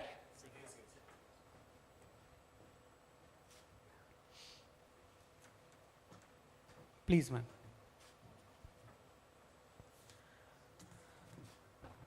Hi, good afternoon, everyone. So it's noteworthy to mention that MSME has been a major contribution for West Bengal's growth, particularly sellers selling online through e-commerce portal. What is e-commerce operator? E-commerce operator is a platform who gives a platform to sellers, a pool of sellers who can sell their products through the e-commerce platform. So I would take you through the issues under GST through the sending of goods through e-commerce operator and are asked from the state government. So there are three issues basically. First, I would like to take up the registration.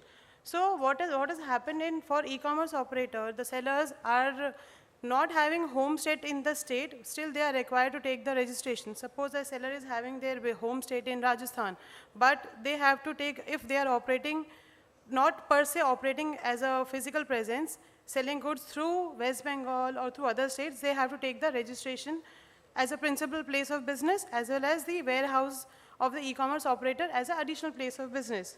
So there are nitty-gritties surrounding taking the registration. Basically, the challenges which are faced by the e-commerce sellers are, they have been asked to have the physical records of the documents for registration for buying and selling. The shared space are not accepted as PPOB. They are mandated for the officers to come and do the Aadhaar authentication, biometric verification. So basically, these compliances are a part of issues in sale through e-commerce operator, which results in the rejection of TCS refund, because if any goods are getting sold through e-commerce platform, e-commerce operators are required to deduct TCS which was earlier 1%, but with the kind of the state government, it has been reduced, proposed to be reduced to 0.5%. There are denials of credit because the registrations are getting stuck. Summons are getting issued to the senior management because because the registration is itself an issue. So our recommendation in this regard is the sellers, they are allowed to have a principal place of business as their home space from wherever they are selling the goods, and additional place of business, the business of the warehouse of the e-commerce operators. And from there, they can sell the goods and being a APOB. Government has been kind to accept this phenomena, the request from the industry, because they have allowed the industry to have the pool of suppliers to have a shared space getting registered as a PPOB and then registering APOB as a additional warehouse. So they have been kind to the request of the sellers.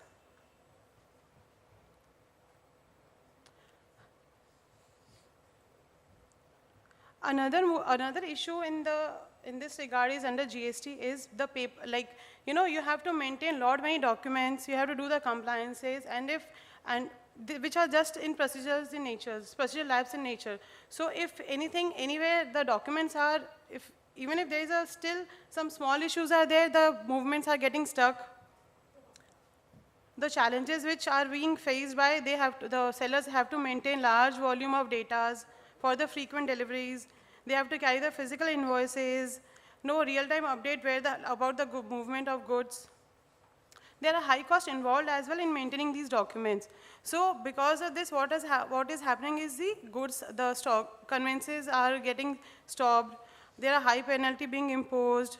Payments are made without any liability of demand because to release the goods, and which also entails litigations. So our ask from the government is to enable a QR-based invoice retrieval. So scanning the invoice, the data can be retrieved. Because mostly there are B2C supplies for which e-invoicing is not applicable. So our ask is to have an IRN-generated B2C supplies. So I would like to present the proposed model, because as we know that there's a customer who makes it. I would like to give a brief background about how this model operates. There is a customer who makes an online payment to the e-commerce operator for buying of goods. E-commerce operator deducts TCS and pay to the government. The government and files a return in form GSTR 8 by 10th of the next month.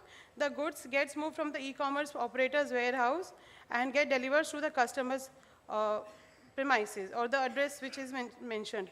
So if in this process, if the use of papers or documents get reduced, so that would be an additional benefit to the sellers, and which would, lucrate the sellers to come join e-commerce operators platform. And also in this process, if somewhere the registration gets stuck or the papers are not proper, so sellers get difficulty in getting the refund of TCS claim. So which we believe that, if paperless transactions, paperless movement of goods being initiated, so that would be a beneficial for the MSME as a whole, particularly for those who are on the online platform. But noteworthy to mention that West Bengal department has always been kind to us for accepting the request of the MSMEs. So, because if we would see the benefits which has been given, one of them is TCS. The TCS is a kind of blockage of capital. So, reducing from 1% to 5% is one of the industry's ask which has been accepted by the department. Another point is allowing us shared space, which was not there earlier. So government has accepted, West Bengal has accepted this request from the industry and allowed a share space where a pool of sellers can avail the registration and do the business. Another ask from the government is to allow virtual place of business, where where a person not to take the registration in all the states, having principal place of business in the home state and adding additional place of business. So this would lead to seamless transaction of goods, seamless transaction of compliances, leading to less complications to the MSMEs sellers.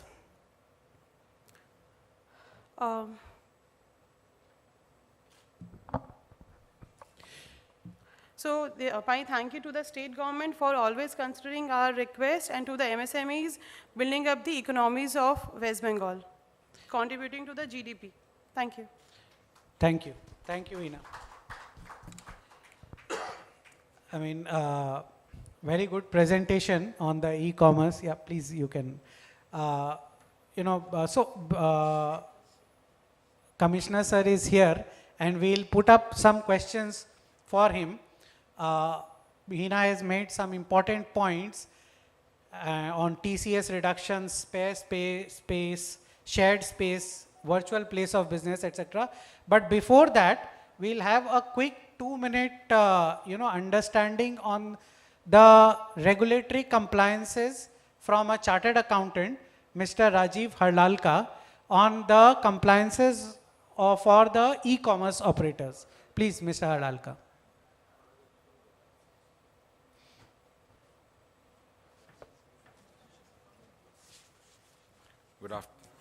Good afternoon, everyone.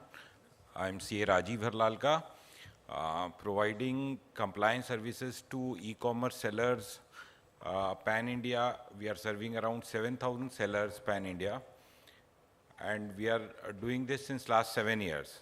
And in our experience, what we find, we are getting so much of support from the state of West Bengal. It's so welcoming that whenever we go with any issues, with sir, recently I met sir and brought some issues in light with him. He personally took it over and resolved it. So thank you so much, sir, for taking up our request so fast. And I would certainly like other states as well to take up such issues in other states as well.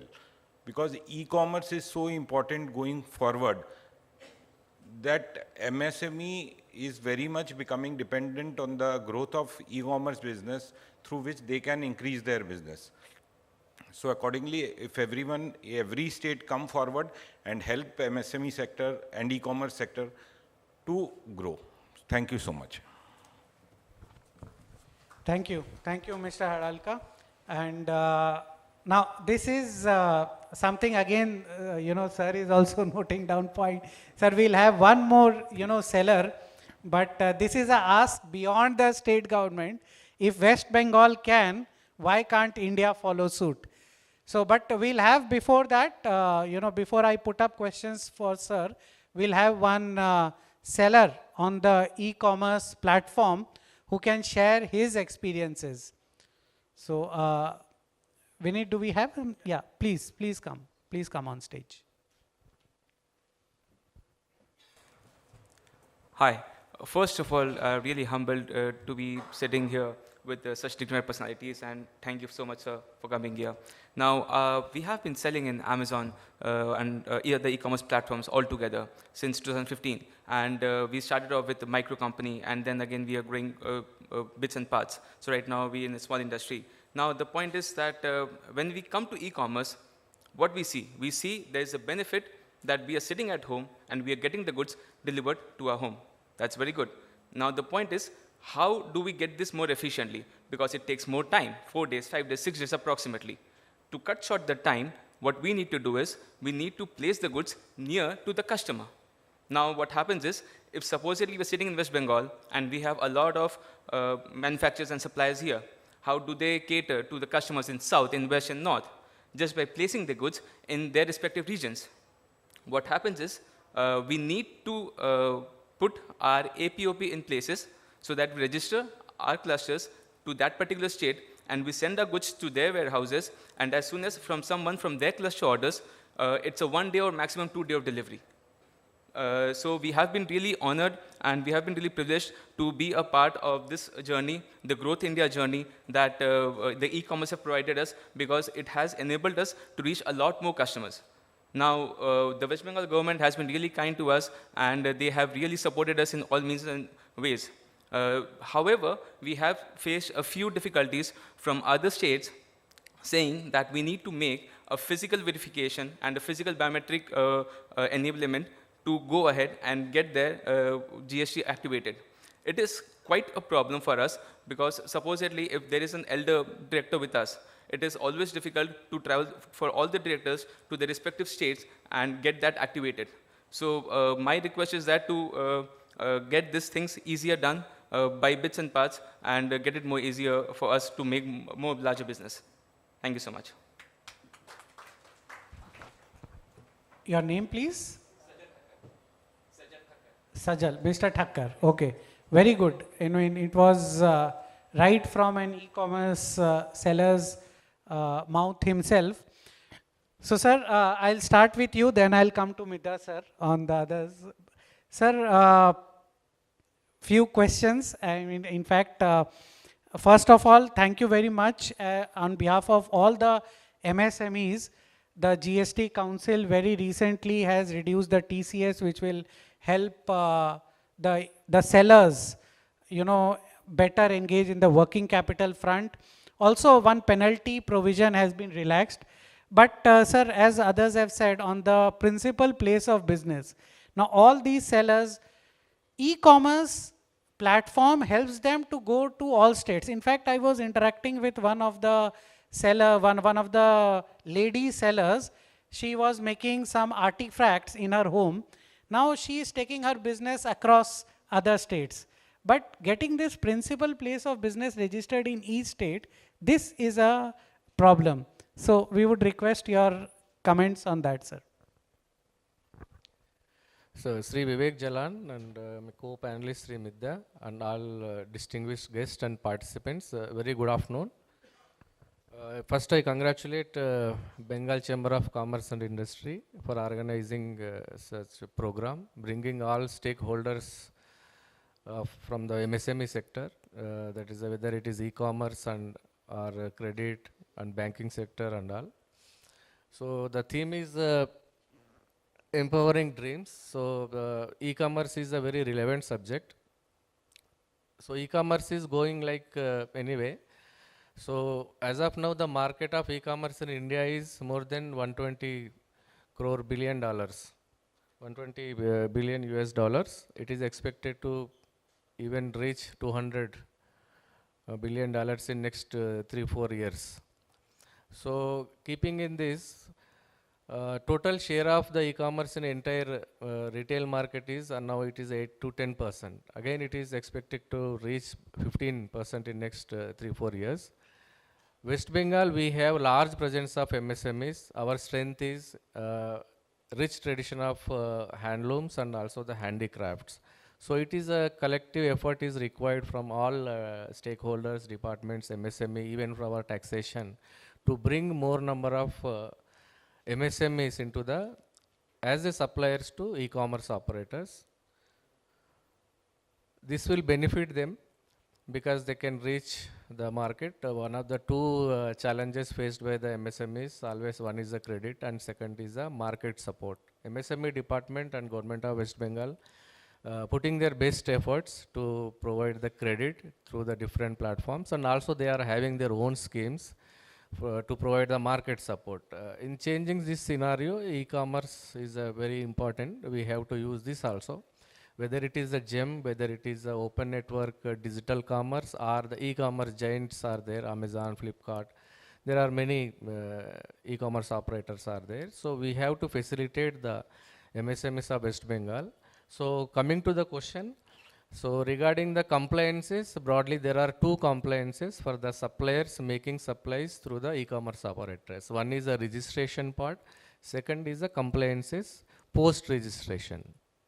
But as far as the e-commerce operators, the suppliers who are making supplies, the registration is the main crucial area. Though regarding the challenges in the registration, again there are two types as mentioned in the presentation. The suppliers who are making supplies from the outside the state, who are not in the from the state, they are making supplies to West Bengal. That is, they are having the typical challenge, that is having the principal place of business in all states. As of now, the law say that there should be a principal place of business in all states, but the representation given by the trade and also the e-commerce operators to relax this thing. So since it is under the deliberation and discussions before the GST Council, so I'm not supposed to share and comment on this, but I can tell that in the, as mentioned in the earlier presentations, West Bengal government tried to facilitate on the two things. One is whether any warehouse is there, whether it's agreement or the e-commerce giant is offering that as a use as a principal place of business, like any warehouse which is additional place of business, that is allowed. Second thing is combinedly using the principal place of business, that is also we have allowed. We have sensitized the officers. Though it has recently, there are some problems and all, because the facilitator, the who is supposed to take the responsibility of who is mentioned in, name is mentioned in the agreement, he has to be there and he has to show that at least somebody is there to say that this is actually common area. We are taking the responsibility. These suppliers, we are having agreement with this. So somebody should be there. So with the presence of the facilitator, we could able to do. But the major area today, the suppliers from the West Bengal, regarding that, the issue is, there are three things. One is we have to, first bring awareness, or we have to tell them what are the things required for the GST registration. That is the one thing. Second thing is a facilitation is required, because Calcutta and surrounding district there is no problem. In case tax consultants are available and all. Particularly from the Mafasal area and rural areas, the facilitation to file the GST application, the hand-holding support is required. Third is the tracking. Tracking, again, it's a significance, because for your all information, if anybody applying under the GST, it is application is allotted to 1:1 basis to SGST and CGST. Some application we get, that is a 50%, some application SGST get. So we have to track.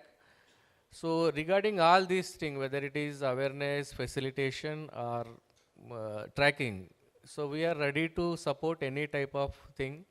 So major Amazon is there. So earlier we had meeting with Amazon and Flipkart. They brought some of issues to our notice.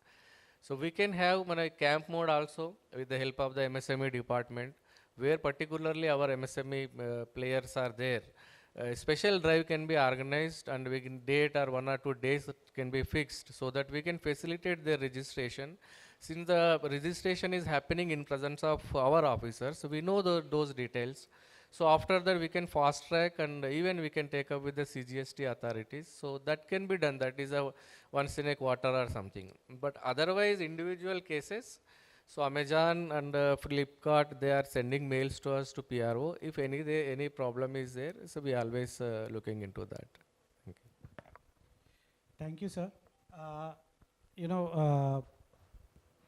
All the three presenters have already presented that West Bengal SGST department has been very, very supportive. But as you rightly said, sir, and in fact, since I am in the taxation practicing space also, there is a point of the day, say first half if we make application, it will go to CGST, second half it will go to SGST. So now the consultants have started even tracking that and praying that my registration should go to SGST department, so that it is, that the officers are aware. But sir, this, can we have, two questions here. Can we have a joint meeting with the CGST department also? Now, so that at least in West Bengal it is taken care of, this principal place and virtual place of business. And secondly, sir, now with the GST Council meeting, it was recommended that biometric registration would be done. And as the seller, Mr. Thakkar has already said, that if, say, he is registered in West Bengal, he has his director in West Bengal, senior person. Now, if he wants to sell in Gujarat or Mumbai, director has to travel to Gujarat to give his biometric authentication. Can this be centralized, sir? These are the two questions. Then I'll come to Midha, sir, on this. regarding the question number 1, so CGST, I propose that we are having a grievance redressal committee for each state. So we are going to have meeting in the month of August. So BCCI also member, all trade bodies from the West Bengal are 16 trade bodies in the member. So we can discuss there. So you can bring the agenda. And for the time being, we receive some of the grievances, though registering authority is a CGST authority. So time to time we are sending them also. Regarding the nature issue of this e-commerce operator registration issue also, we have shared with the CGST because we have to understand the nature of the suppliers to e-commerce operators. So we have to understand the nature while giving the registration.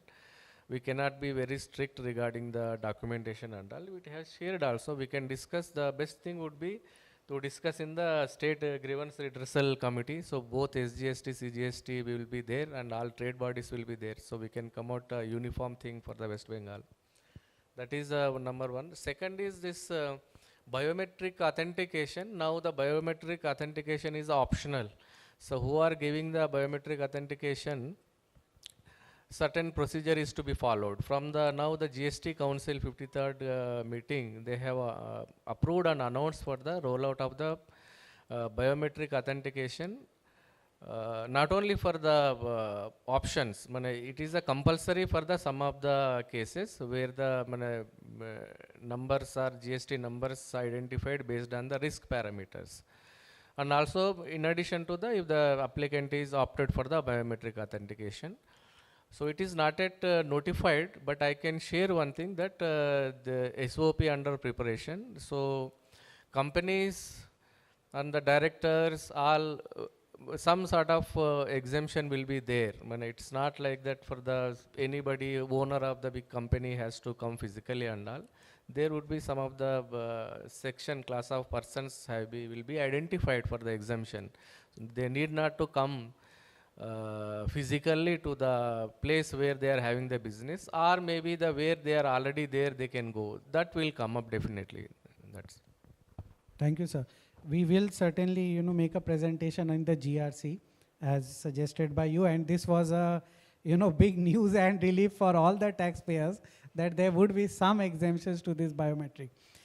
So, sir, with this I'll come to Midha sir, and for MSME sir, biggest problem, as CCT sir also said, more than GST in some cases I would say, is payments. And let me tell all the participants here, I am with Midha sir in other forums. There was one forum where one person complained that he is logged a complaint on Uddam and he is not getting his payment. Midha sir, that time he called up his office and he assured in the number of days that issue will be resolved. So sir, I would request you to kindly,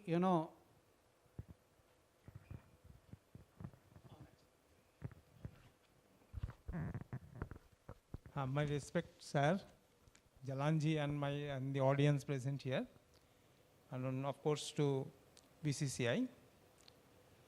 Before coming to point regarding answer of the question Mr. Jalan asked, Government of West Bengal also thinking of digital marketing. In the last budget, Honorable CM has the Gazette notification that came, that government is planning to give some benefit to the artisans and traditional artisans also. The 15,000 per head on tools and kits and small machineries they do purchase. And in addition to that, rupees 2,000 per person for digital marketing help. Most likely, this scheme will be under implementation within a fortnight or so. And if the artisan or group of artisans, they come into group of 11 artisans come in a group, the benefit may go up to 20,000 per group. And we have already talked with several departments We have called Indian postal departments, and how the goods can be transported from one state to other. Definitely several drawbacks still need to be worked out. Suppose one problem postal department says, if goods are out for delivery, they cannot be taken it back. Suppose in online marketing, customer says not to be delivered now. But if we take the help of postal department, that is being tough for them to implement that. So many obstructions are there. We are working out on it. I think a solution will come. But what I like to say that government is also thinking of the stress of digital marketing in those days. And next point. On the delayed payments, payment you are asking. I know several of you present here already applied to our department regarding delayed payments. And I know huge number of cases are already resolved, and still a good number of you are waiting to be resolved. First thing I like to say that an enormous process, a lengthy process is in between. First thing, we need to conciliate with the person who has delivered goods and who has not given payment. Supplier and the man who give payment. Three times conciliation is required before arbitration. That needs time. Several times one is present, another is not present. In so many cases we have seen the email galat hai. Bheja, we have sent information to them, but email change kar diya. They are not receiving letters physically. These are the obstructions. These are the causes of delay. So many cases I can show you in our office. For 10,000 rupees, for 8,520 rupees, they have applied. One supplier, they have applied to 20 such applications. Each and every resolving that needs time. But a positive part is that in so many buyers, they have already settled for one-time settlement, one-time payment on getting our letter.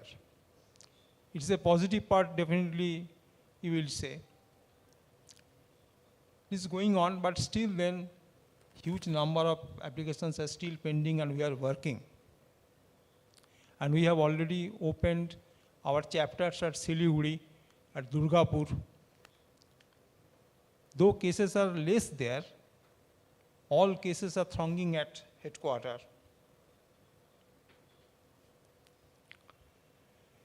Still then, if there is any complaint from anyone, you may meet our office at New Secretariat building. We can look into your cases if there is any problem, if you face any problem. Thank you, sir.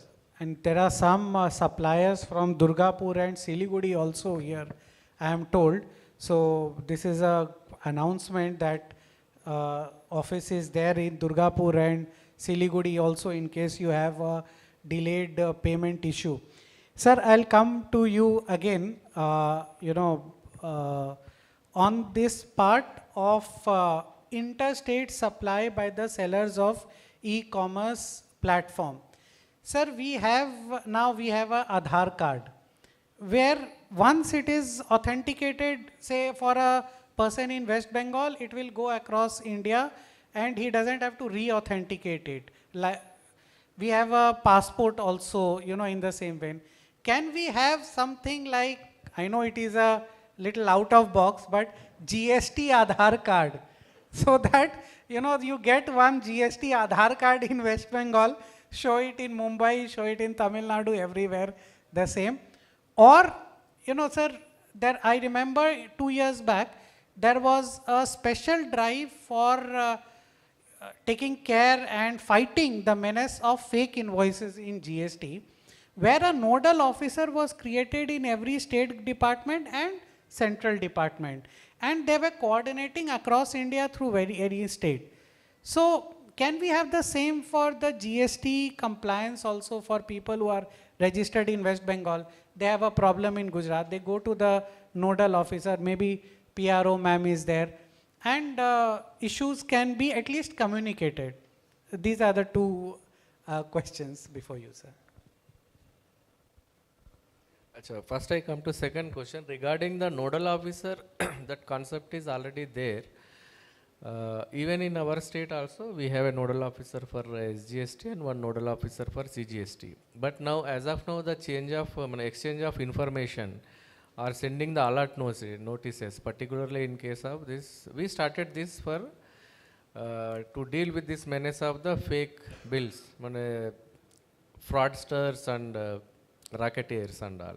So supply is beyond the boundaries. So ITC is transferred to the taxpayers in the other state.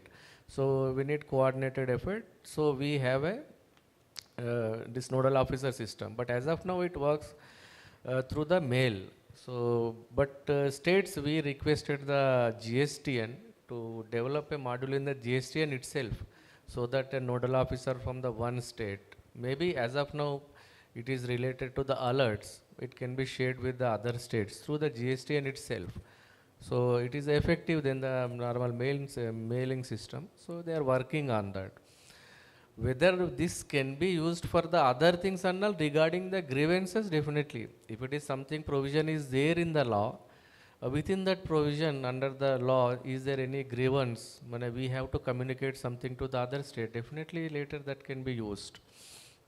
But one Aadhaar card and also it's not clear, because when GST came earlier, we had different state acts and all, we have to deal with so many things.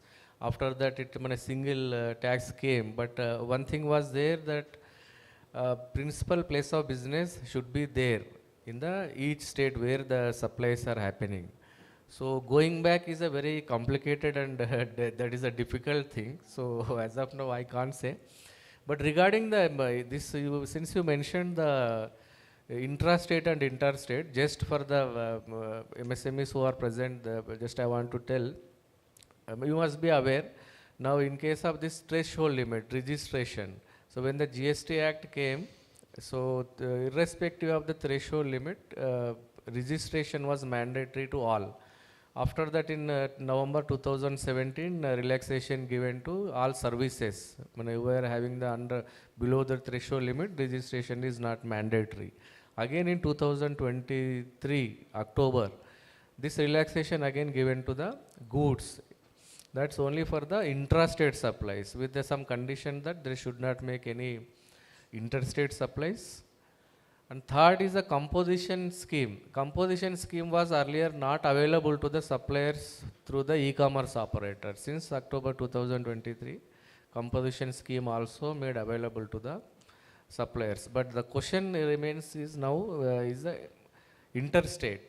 That also representation came from the trade and also the e-commerce operators also to consider.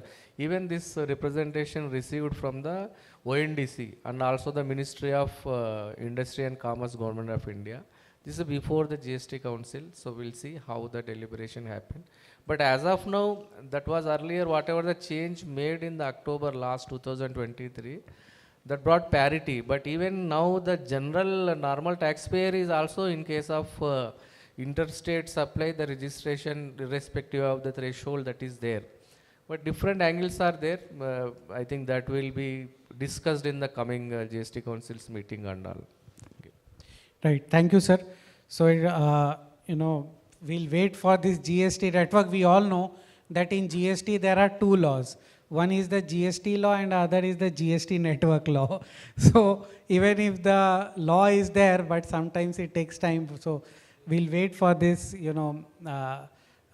communication channel through GST network. Sir, I'll come to you again for one last question. Can there be, for the sellers in West Bengal, they need various licenses. Of course, GST is one of them. Then there are local licenses, municipal license is there, trade license is there, professional tax, of course, comes under the commercial tax department, but other pollution license and all licenses are there. So can there be a system of centralized licenses, at least as far as state government is concerned, for the MSMEs? Now almost all licenses are online. Almost all. Very recently we have done, in this year, we have done the entire pollution certificate getting system is totally online, online payment and you get certificate. No handwritten certificate is issuing now. Sir, when you stay as a director in our department, online application was there, but certificate we have to give the typing by hand certificates. But now total certificates from application to delivery of certificate is being online. And almost all this, even trade license, it is also in online.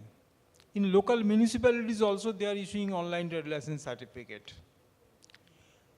Except some problem in mutation, land mutation, I think, so far my experience is concerned, all licenses are almost easily available.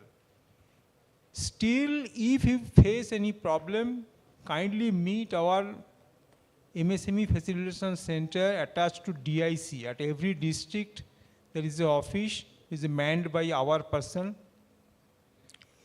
Maybe all the certificates are not being issued from our department, but our department, our staff will facilitate with them. They will contact with the persons over there in the other department, suppose in the case of electricity, WBSC, DCL. They will contact with them and they will try to facilitate. And each district, in every month, under the chairmanship of DM, district level monitoring committee meeting is being held. And all those applications held for long, suppose underground water lifting permission, SWID, so electricity connection permission, land conversion applications, that will be taken up there in a good manner, in a sure manner. If you have still any pending cases, kindly intimate us or the district GMDIC. They will take up the case with the district magistrate or additional district magistrate sub. I think the matter will be solved.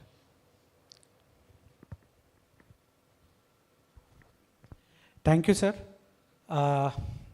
It was good to know that, licenses, and I attended also one workshop way back, one year back for the municipal licenses, specifically in the district where it was manual. So I'm sure, as you say, it is now online. So it was actually a huge task under EODB team. This huge team is working with a combination with all working departments, line departments. It is a marathon task. Also, so sir, many things so many lines, so many miles to go, many work still due, but it's working. And there was certain vested interests at the local level also which had to be covered, but I think a great job. Some of the people were saying that it is online, but maybe, next step can be a centralized, registration desk where all licenses can be through one portal. So thank you very much for attending this panel discussion. Thank you to CCT sir, Shri DP Karnam Saab, and RK Midda sir for deliberating and enlightening all the MSME departments and members of Bengal Chamber of Commerce. Thank you very much. Vineet, over to you. Thank you, distinguished panelists, for a very solution-oriented session, one that will bring a lot of relief to a lot of e-commerce sellers. Now I would request Shri Vivek Jalan to kindly hand over a memento to each of our distinguished guests. Can we have the mementos, please? Mementos.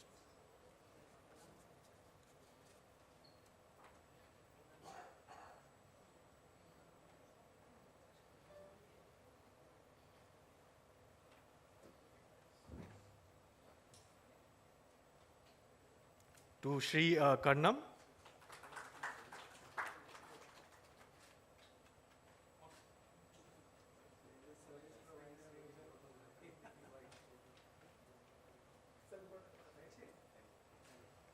To Shri Midda.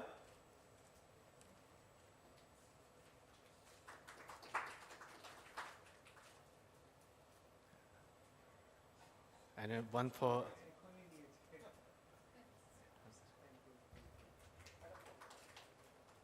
Thank you very much, everyone. We'll now just take a couple of minutes to change over, and then we'll start with the next session, which is opportunities for MSMEs in an ever-changing landscape, after which we'll break for lunch. Thank you. Kindly be seated. We'll just take 2 minutes to change over after the group photo.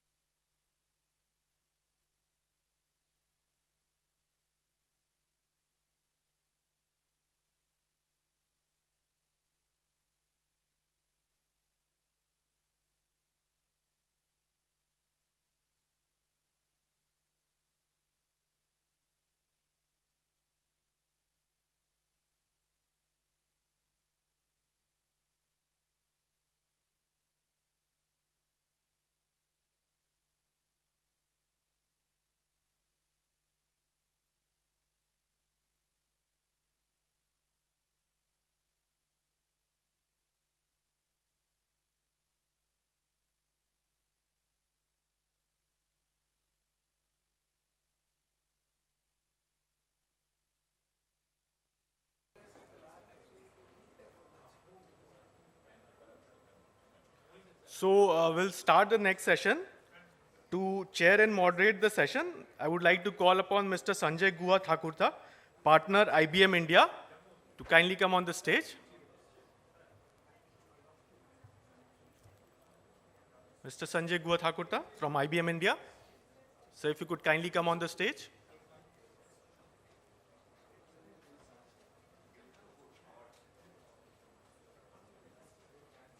He's also a member of the Bengal Chamber Manufacturing and MSME Committee.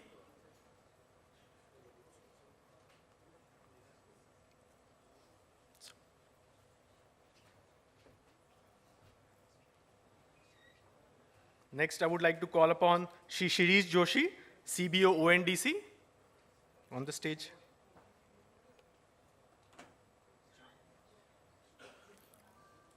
Ms. Anuradha Manna, Secretary, LIC India.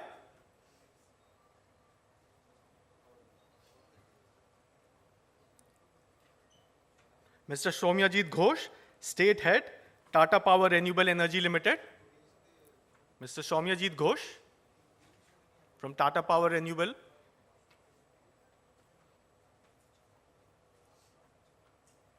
He'll be joining us shortly, it seems. Next, I would like to call upon Mr. Alok Bajoria, Director, Ganesh Complex.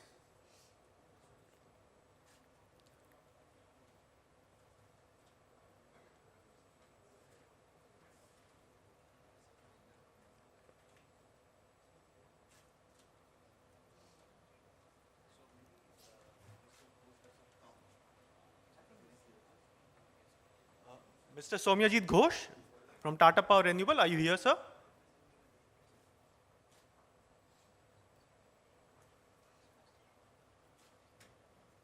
So we'll just check on Mr. Ghosh. Meanwhile, Mr. Sanjay Kumar Thakurta, sir, you can take over the proceedings.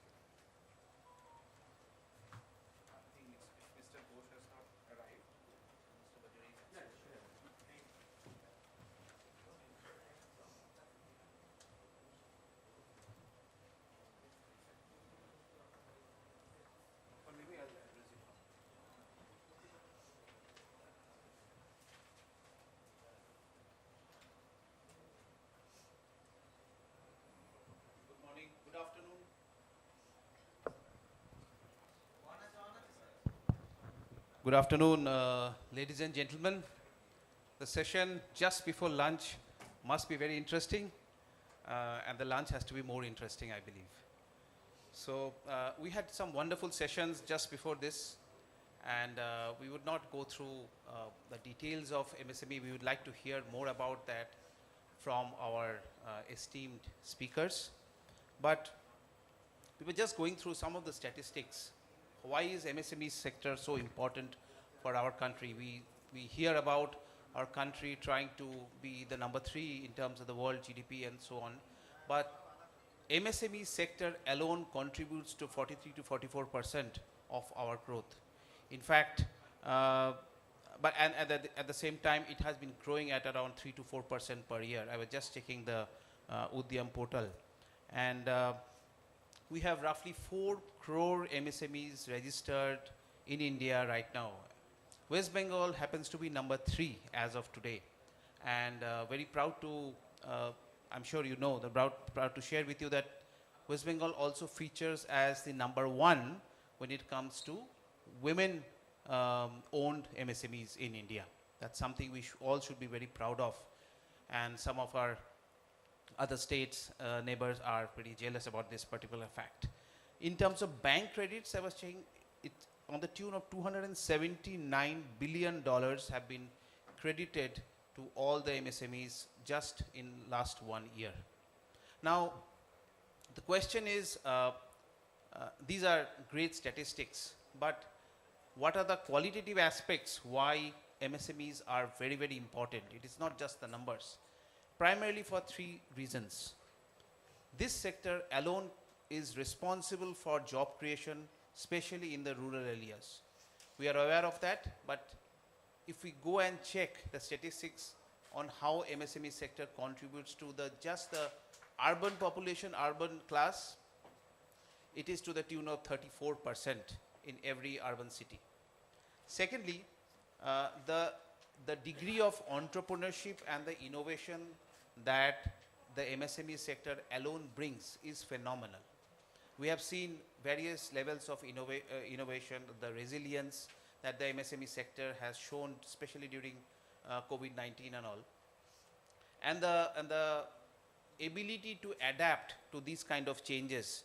I personally deal with a lot of corporates and a lot of industries, the big ones, but I have seen the adaptability that the MSME sector brings when there is a particular need compared to the many major industries is unbelievable. And I think the rest of the world also often learns from it. I was reading an article from Forbes just on this particular topic.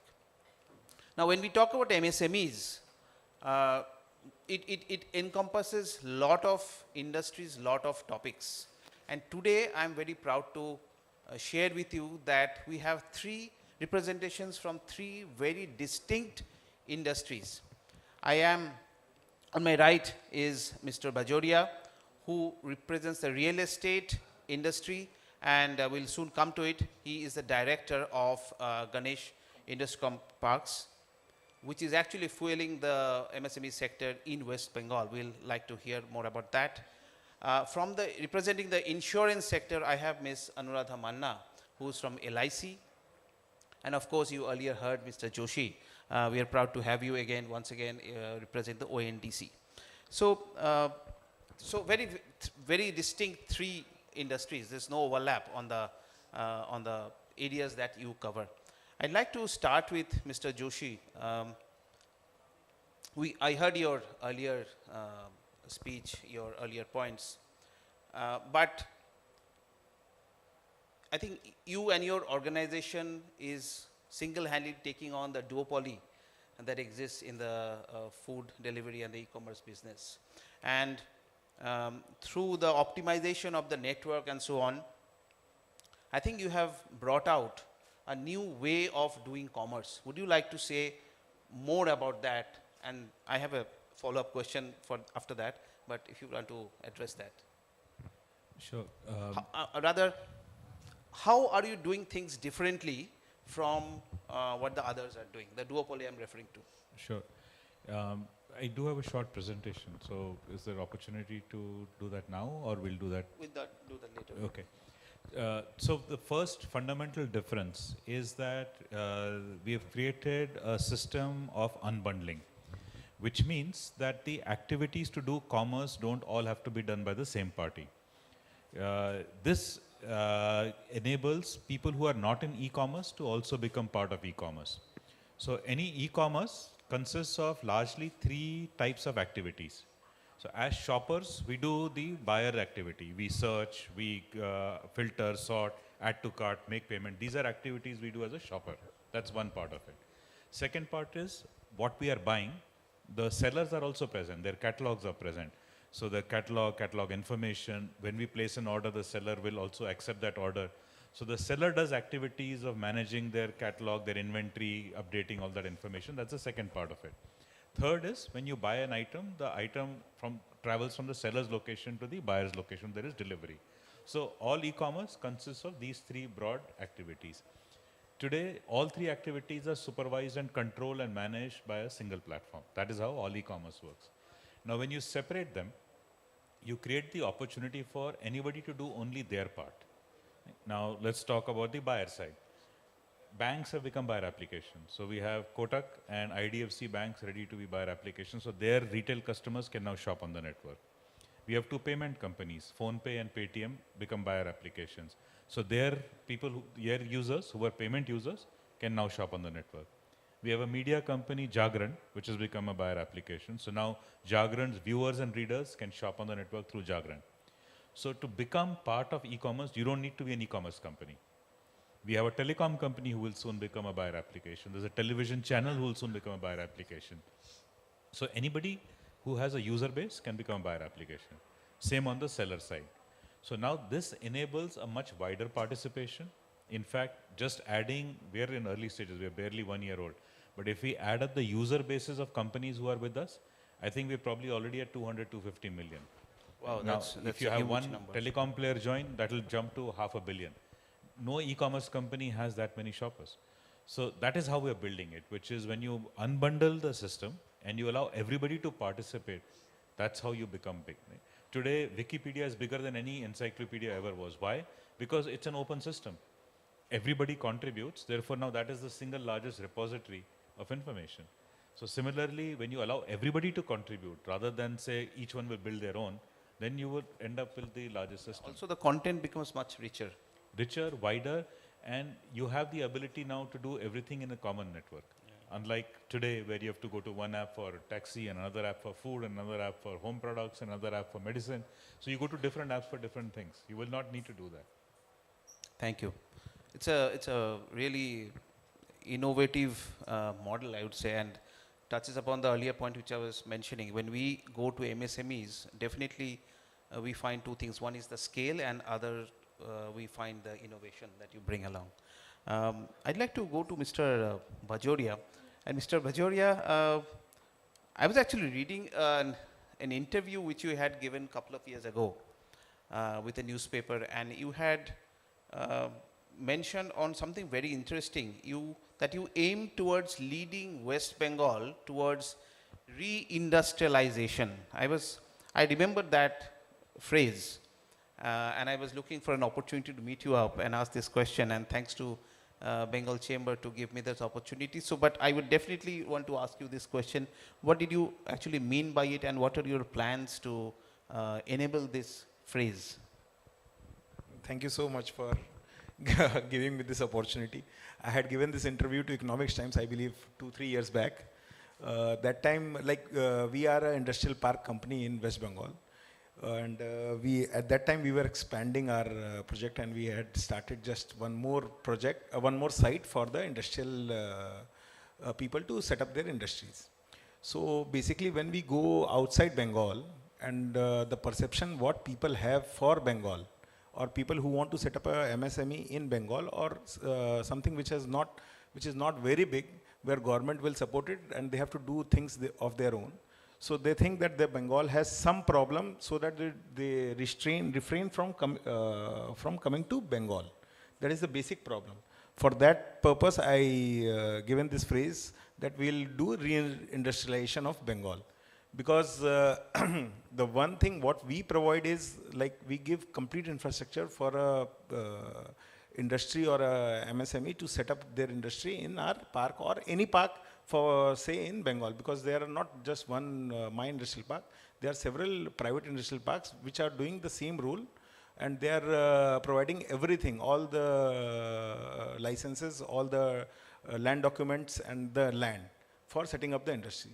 So that is one thing. Other than that, why anybody will come to Bengal if he has an industry in Delhi, or let's say some more developed state in perception to industrialization. I'm not talking about anything else, but to industrialization, where they have a bigger market, where they see the entire India as a market. But when they come to Bengal, they see only Bengal as their market, or maybe moreover in the northeast.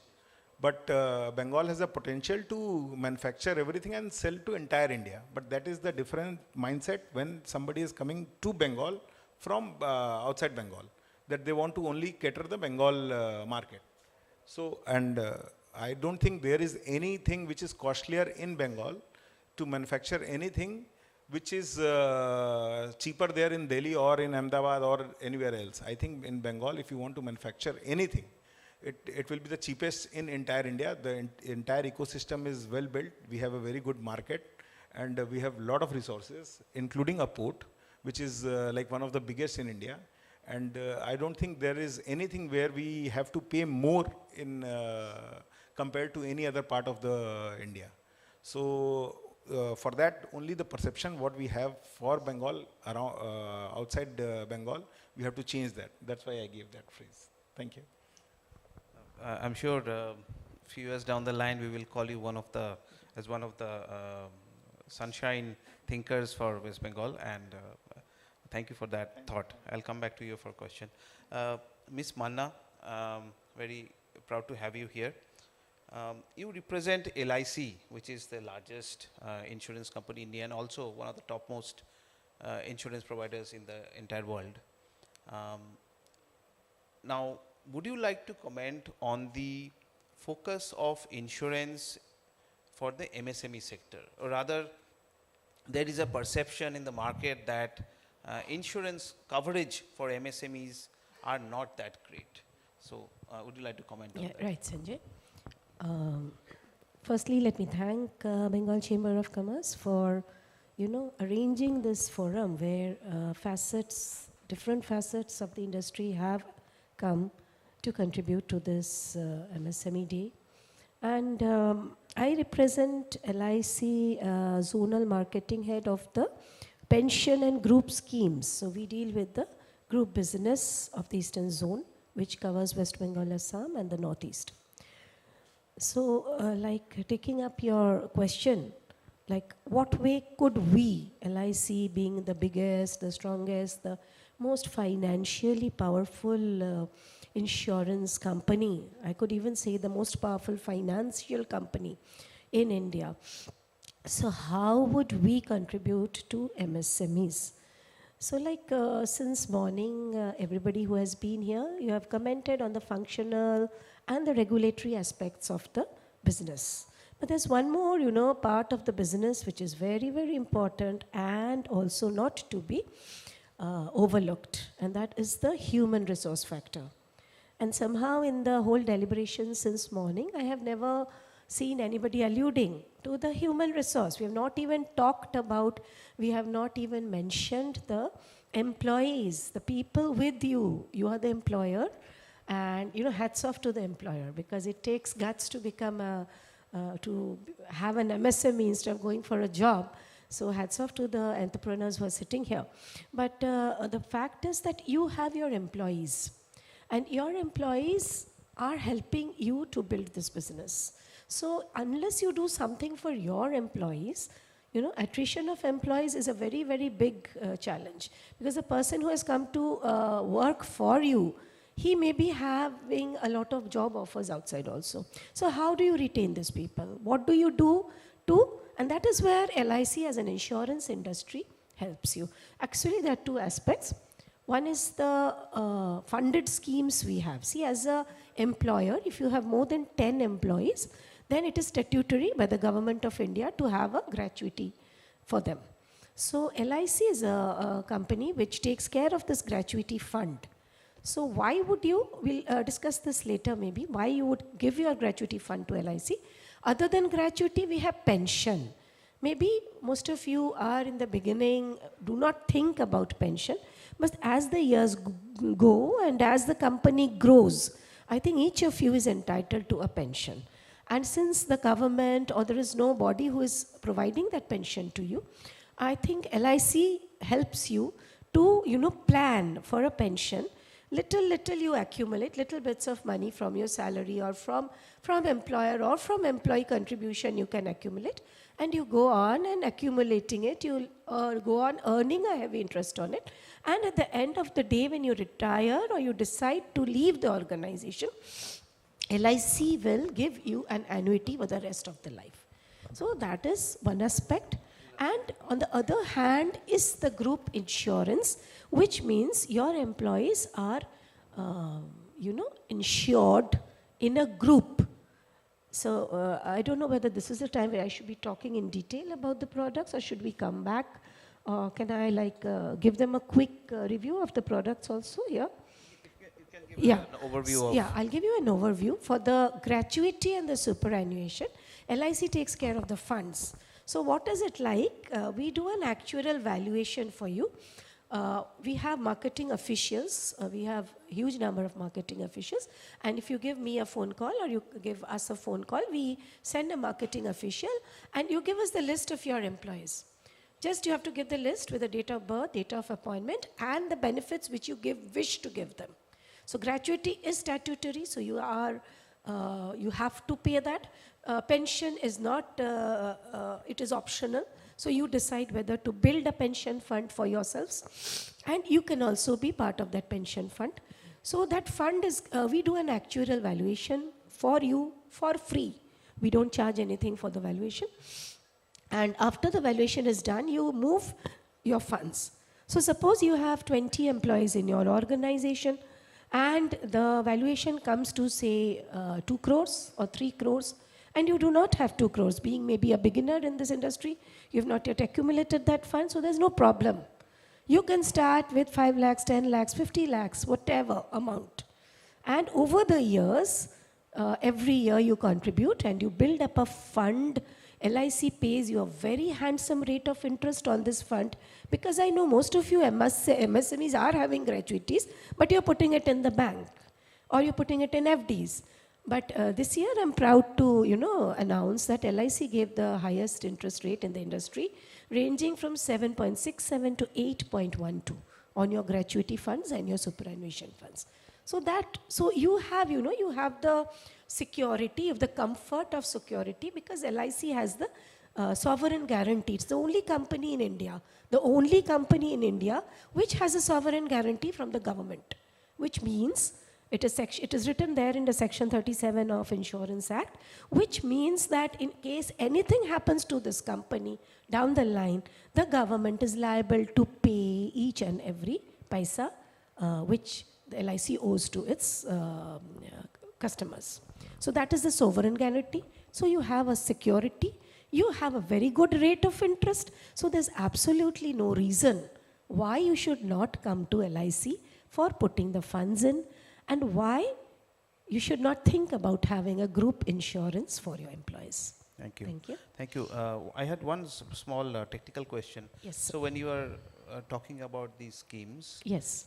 You're also talking about the micro segment of the MSME, right? Absolutely. Yeah. Okay. I'm talking about the micro segment for which we have a specially tailored, customized product for the micro segment. One more thing which I don't know whether West Bengal, because I was here when Debashi sir was talking, and it is true that West Bengal government has brought up many schemes for MSMEs and for self-help groups. So LIC, as being the largest insurer, would also like to work with the government. In fact, in other states, we are working with the government to provide insurance cover not only for the employees, but for the loans which you are extending. So for the loans which government is extending to the MSMEs, or for the loans which MSME as a group might be extending to the groups working under it. So we have tailor-made customized products even for covering the coverage of the person and coverage of the loans. Thank you. Thank you. Mr. Joshi, my follow-on question to your earlier point. So it's a fantastic and very innovative framework which your ONDC has come up with. Now, what are your plans to scale this up? We know that it started primarily from Bangalore. It is quite strong and popular in Bangalore. When I visit there, I often hear about ONDC, and a lot of people use that as well. But if you can share your scaling up plans across the country, and also especially in Calcutta and West Bengal. Sure.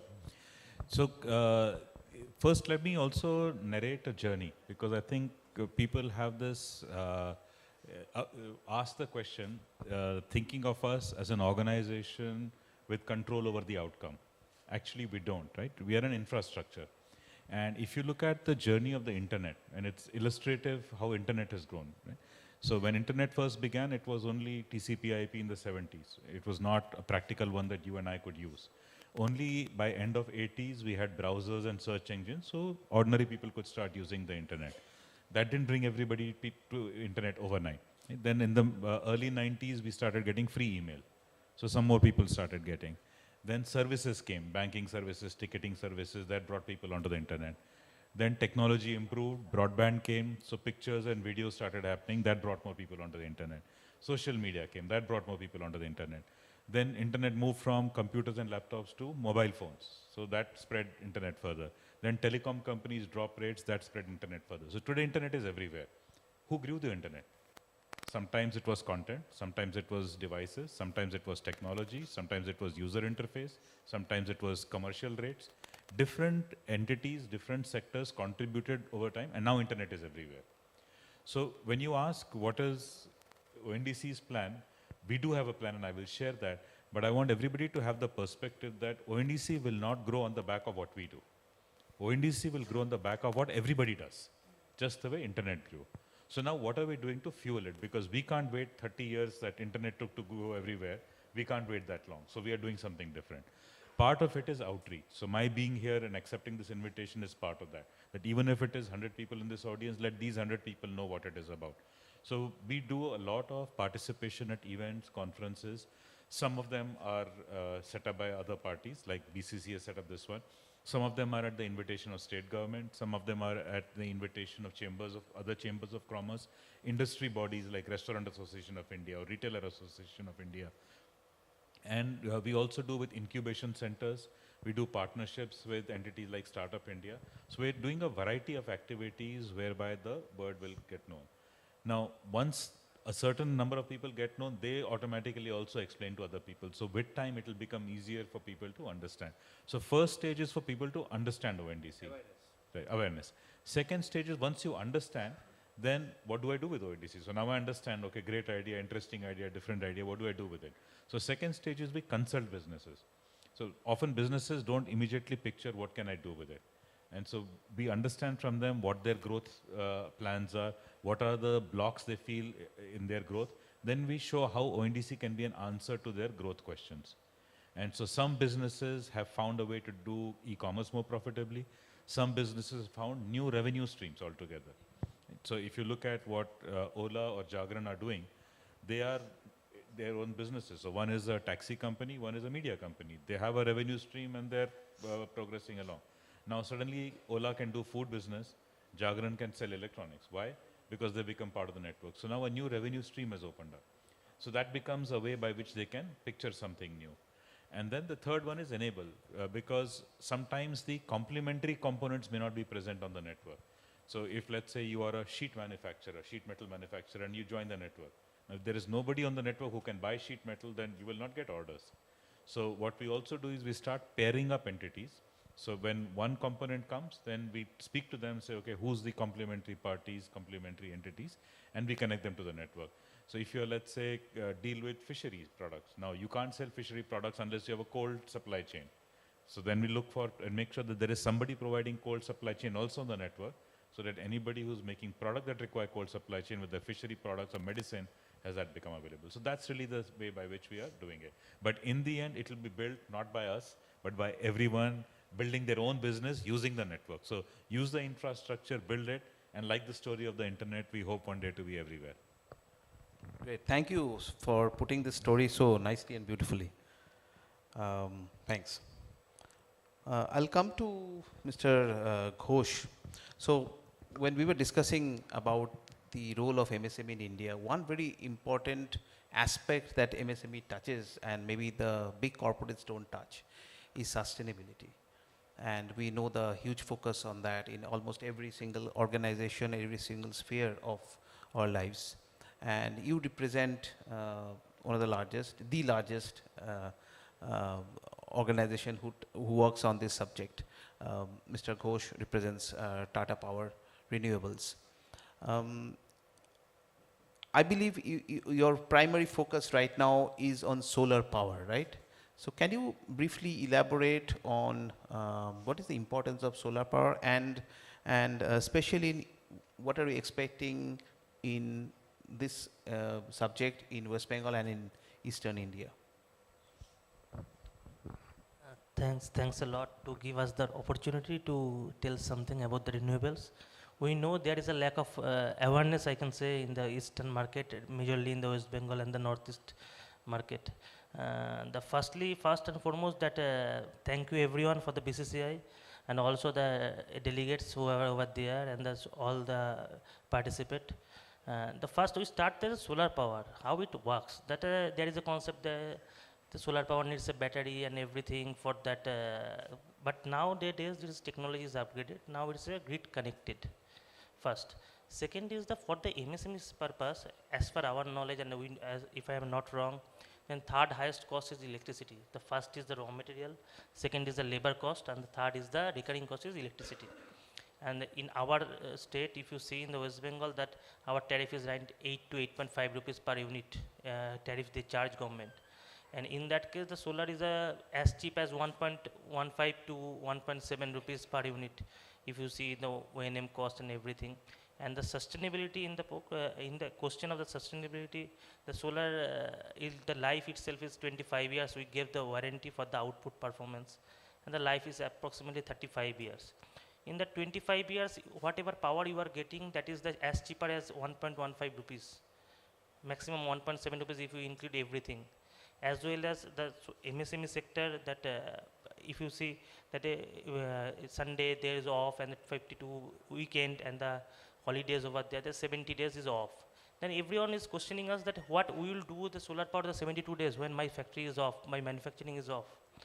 That time we have to the government that you should do the net metering system in the scenario where in the West Bengal there is a contract demand up to 5 kilowatt and the residential sector is the net metering is available, not more than that. So it's our eagerly we are waiting for the net metering, and we already appeal to the appellate authority to give the net metering up to 500 kilowatt for the MSMEs who are MSME sector. And the sustainability, now the question has come to the sustainability part. The MSME, whoever that everyone is using the green power, then your brand will get a mileage for that.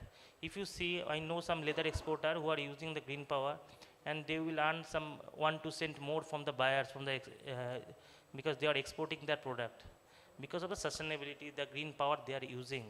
And if you see the maintenance, that what is the cost of the power plant and the maintenance is very easy for the solar power plant. Just only you have to clean your system and with the soft water. That's all. And we will give the training.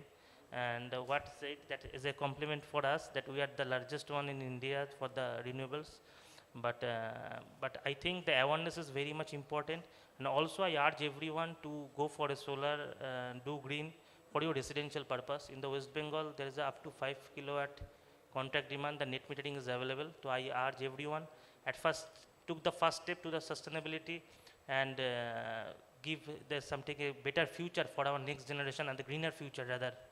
I can say the greener future to our next generation and have a safe world. Thank you. I want to ask a follow-on question, which I always had. We believe, I'm sure many in the crowd also believe, that the initial cost in getting into this solar power for an individual, not just an individual, for an organization, enterprise, is quite high. Yes. And that is also a deterrent why many people think that, okay, I can go later, not right now. Yes. How is your organization helping in this particular aspect? Okay, I totally agree with you. The initial cost is in higher side, but in that case, we are there to help you. We have a tie-up with the banks, first of all. And you have to pay the 20% down payment or FD in the MSME for there is a CDB and the other banks. We will get the 20% in FD and you will get the 100% funding for that. If you see that if your savings is 100 rupees for that savings from the solar is 100 rupees and your EMI will be in around 75 to 80 rupees. 20 rupees is your savings. In that case, 100% funding done by the bank. You have to just give the 20% amount of the down payment. And if you go for the CDB especially for the MSME, they will take that 20% as an FD fixed deposit, and after the 60 month of the loan tenure, after when it's completed, they will return your FD with the interest of the market price. With the interest, they will return your FD to you. So that is basically security deposit, I can say. But in that case, that cost is not a big factor for that, because banks are there to help you. And one more thing I'd like to mention, that the interest for the bank is cheaper than your business loan. If you see, then CDB loan is around 8%, but I can assure you, you didn't get any loan in the 8%, and with 100% funding, including the GST. Thank you, thank you. Hope it is right. Thanks. I'm watching my watch, and we just crossed 2 p.m. So my final question would be to you, Mr. Bajoria. So you are the sunshine boy of our sunshine industry, who is committed to take our state on a reindustrialization. Now, what are the dependencies, or what are your expectations from the government right now? Are there any obstacles that you are you facing, or you want the government to intervene? Because this is a very noble and very bold task which you have taken up, right? And you're expanding within the state as well. I've seen your records, but I think you need more support from the government. So the basic problem, if we say, the government is now keen to get West Bengal reindustrialized or industrialized, that everybody can see from the from the yearly event we have for the investments and all. So you can see that the government is very keen for the industries to come into Bengal. West Bengal Summit is there, a lot of things government is doing. For MSME also there is a lot of support. But I think in one field, that's a very bold question, because to point out what is the problem with the government, or what basic thing we have to see. So land reform laws, government has to do a little bit much more in depth, so that the industry who wants to set up an industry here, like a person who wants to set up an industry here, must get land clearance at least in 2 months, 3 months, that should be there. Or there should be some deemed clarification or deemed surety that if somebody is setting up an industry and he has taken a land for the industrial purpose, so it is deemed that within 3 months all clearance are done, if it is not done by the government. And the government should identify, one more thing, government should identify the key areas where there is potential of industries. Like let's say for Bengal, Howrah is one key area, Siliguri is one key area, Malda and Jharkhand border is one key area. where we have like steel, we have coal. So places where we have key area, we should put more manpower on land reforms so that the people who want to set up the industry must get the land clearance at least within a stipulated time. Yeah, quite fast. Yeah. Thank you. Thank you. Thanks, Mr. Vachuria. If any of you would like to cover any additional points through a short presentation, maximum 5 minutes each, you can also do so. I think we can enable that. Would like to do that, Mr. Joshi? Cover the points. I wouldn't like to show a presentation, but I would just like to add a line or two. You were talking about sustainability, Mr. Gotakuta, and for the small MSMEs, like sustainability is a big question. Because right now, okay, government is very supportive. Right now, maybe the economy is good, you have buyers. You don't know 5 years, 10 years, 15 years down the line where your business is going to stand. So that is again where the fund comes in to play. Because small industries, if you're putting your gratuity and superannuation fund with the fund manager like us, then even, God forbid, after say 10 years, 15 years, 20 years, if the company closes down also, then the employees continue to get the benefits from out of that fund. So nobody can touch that fund, because if you are paying the revenues, if you are paying the gratuity and pension out of your revenue account, they call it the pay as you go, then you know that that amount, that fund is not protected. The company's fund is not protected by, by mergers or by withdrawals or by whatever, by liquidations. But if you have placed your fund with a fund manager like LIC, one is your fund is growing and there is total protection of that fund, because even if the business winds up, nobody can touch that fund. So even if there's a liquidation, if there's a merger. So this is something I think all of you should be thinking about for, you know, so that your employees are happy and you can rest at night peacefully. Thank you. A couple of things that I think I should mention about the open network. So a lot of the times people think about e-commerce as a place where you can sell, which is true. So the network will help you sell. But it's also a place where you can buy. And so for you to sharpen your sourcing strategies, widen your options, that's also available. Also supporting resources. So financial services are also coming onto the network. So just the way you can sell your product or you can buy your inputs, you can also get credit, you can also buy insurance. So these products are also coming onto the network. So this will be a way for you to do all your businesses. So that's one aspect. The second is also think about unbundling your own business. Because while the current end product that you sell might not be the one you are ready to sell online, there may be some other part of it. I'll give you an example.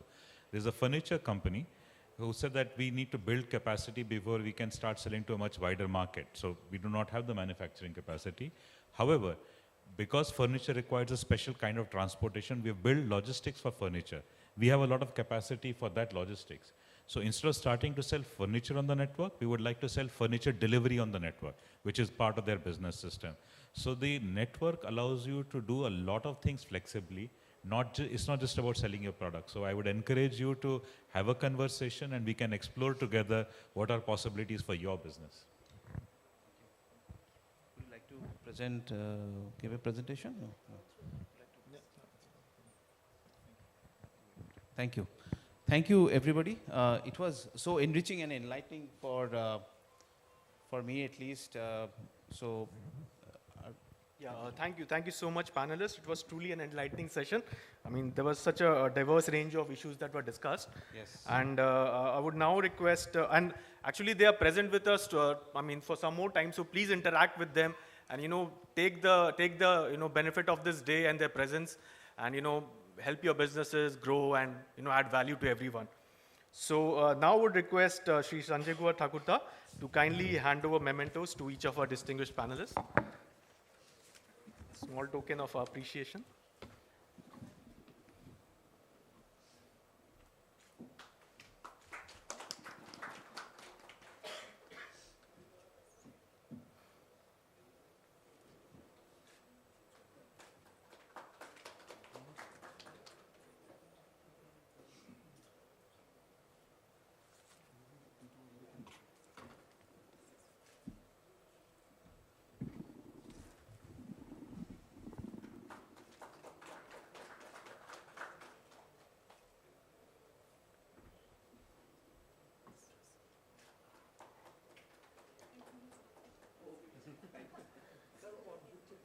We'll take a group photo now.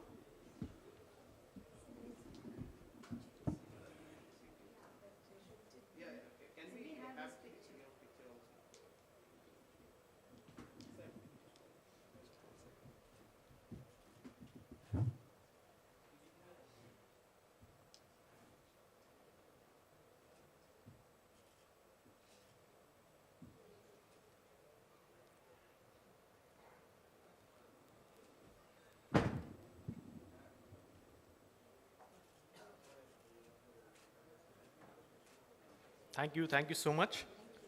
So now we'll break for lunch, and we also have an exhibition going in the rear portion of the hall.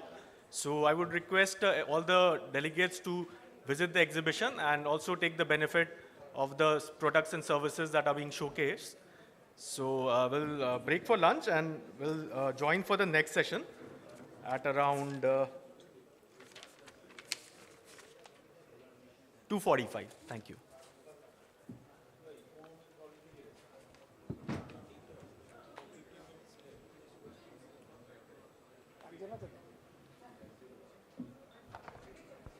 Inside the hall, we'll be starting our next session now. This is the session on PMFME scheme. We have Mr. Sandeep Shah, Lead Project Manager from the State Project Management Unit, PMFME. So we'll be starting this session now. So I would request everyone to be seated, and I would also request those outside to please come inside and please be seated.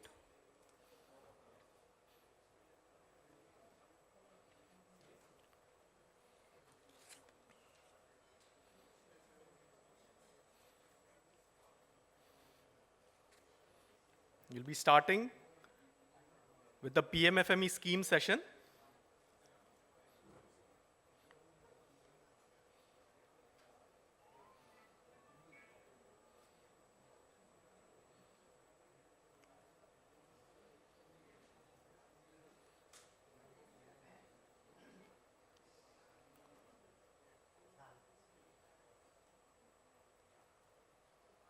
Request all the delegates to kindly come inside the hall and please be seated.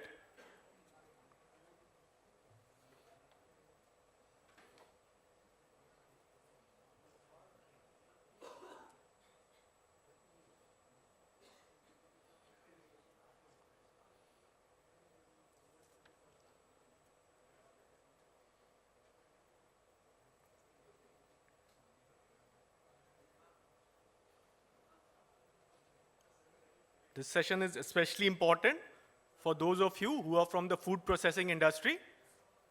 The PMFME scheme caters specifically to the food processing industry.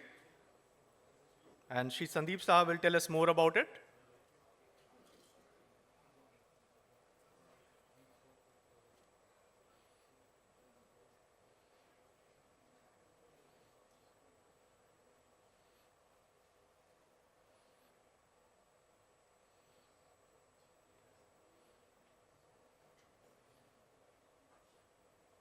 Requesting those who are seated right at the end to kindly come forward. There's a presentation, so you'll be able to see it more clearly from the front.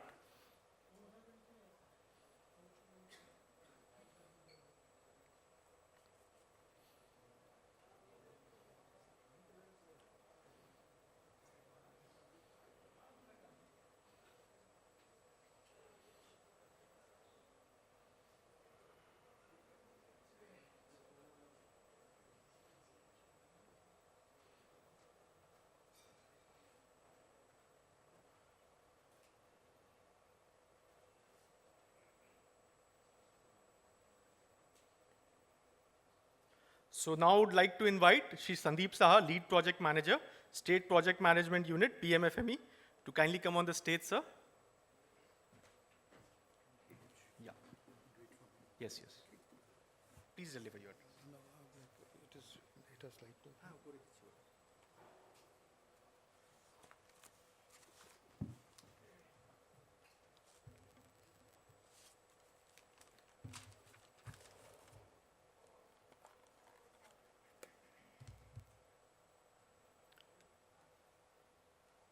Good afternoon. Distinguished panelists and all the guests, present here. I wish all of you a very, very happy World MSME Day and wish growing success for MSME sector. I'm Sandeep. I'm representing Directorate of Food Processing Industries, Government of West Bengal. I'm grateful to Bengal Chamber of Commerce and Industries for giving me this opportunity to talk about PMFME scheme in front of such august gathering. We really sincerely thanks. PMFME is a relatively new scheme in West Bengal. We started working on it since October 2003 and still in the process of spreading awareness about the scheme. The full form of PMFM is PM Formalization of Micro Food Processing Enterprise Scheme. The scheme promotes development of entrepreneurship in the micro food processing sector and their formalization. If you look at the title, there are two very key words. One is micro. Micro, most of us know that the units having their investment in plant and machinery within 1 crore rupees and annual turnover below 5 crore rupees. These are termed as micro units. And by the process of formalization, these units are extended assistance to obtain your trade license, Uddam registrations, FSI license, GST registrations. And in this way, we actually organize the units and map them. Before we learn more about the PMFME scheme, let's look at the list of benefits of food processing. For the sake of people sitting at the back, I'm reading out the benefits, although most of us are aware of it. Benefits of food processing are increased shelf life, economic growth, enhanced safety, convenience in lifestyle, enhanced appeal, diversity of products, industry with opportunities. Every year, an estimated 20 to 30% of agriculture and horticultural produces get perished because of various reasons. But the processing of these horticultural and agricultural produce is still restricted to, on an average, 2.5 to 5%. So there's a huge opportunity lies here. By developing entrepreneurship in the micro food processing sector, we will be able to bridge the gap.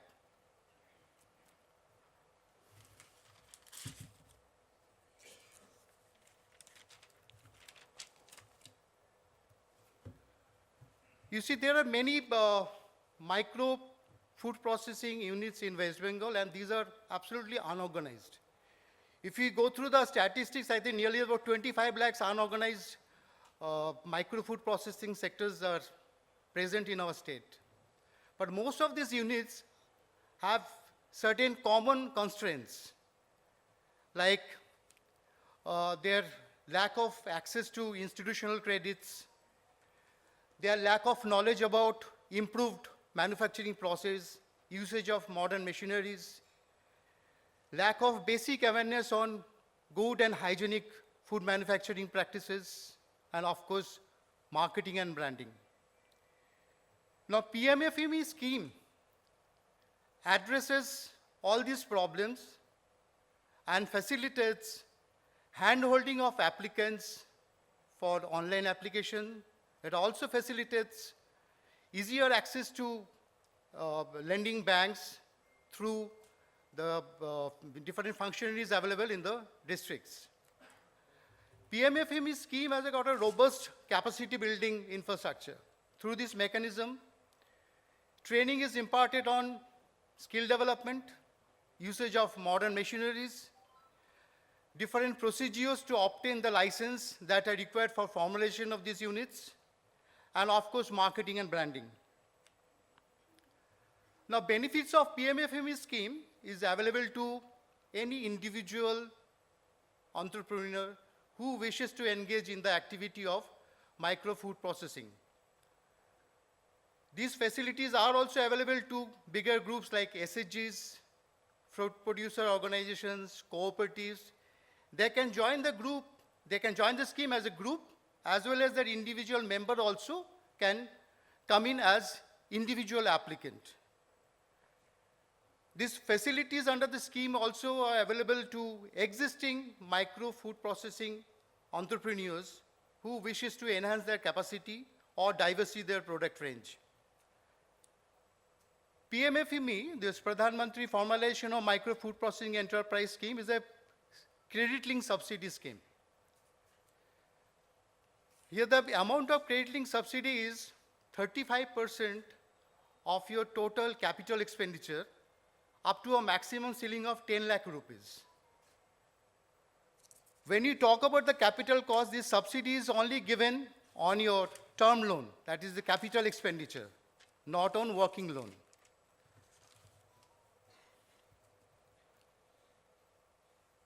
And the mandatory beneficiary contribution is within the range of 10 to 40%. Rest of the amount is funded by the bank as a loan. Now comes to the question of subsidy being credited to the beneficiary's account. It doesn't go directly. For this, to avail this benefit, the entrepreneur who has set up an unit, he has to run his unit in a very good condition for 3 years and timely make repayment to the banks. Once that is done, at the end of 3rd year, this subsidy amount will be adjusted against the residual bank loan amount. And here the loan repayment period is from 3 to 10 years.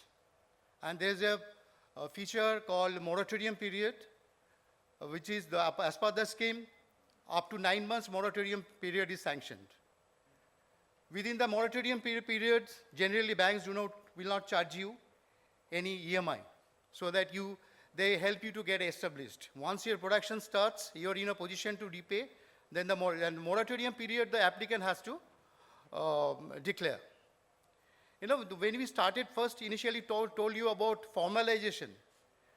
When an applicant first makes his application online, there is something called describing the longitude and latitude of the place where you are putting up your unit. This is the first step towards formalization. That means you are getting mapped. You are not going unrecognized or unorganized. There's another very important feature available under this PMFM scheme, which is common infrastructure. Common infrastructure means a setup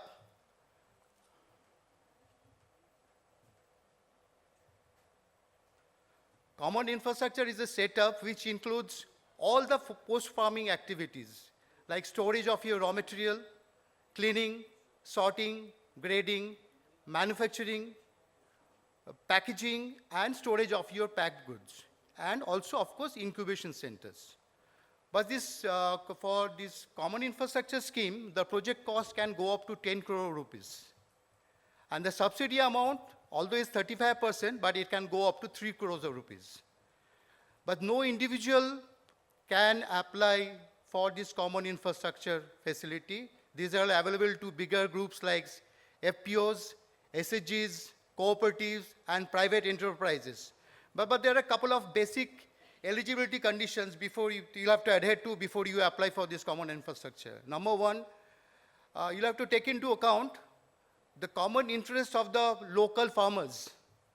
Supposing you wish to put up a unit in Bardwan, where farmers are actually producing potato, and suddenly you decide to do a tomato ketchup factory, will not be allowed. And when you put up a unit, supposing you have seven manufacturing lines, out of which at least 4 to 5 lines should be made available to the common people, and they will be paying for it. These are the basic 2 requirements before you go in for this common infrastructure application. There's another benefits available under the scheme, because since this is a major project involves a lot of money, so for preparation of a detailed project report of 50,000 rupees financial assistance also given under the scheme.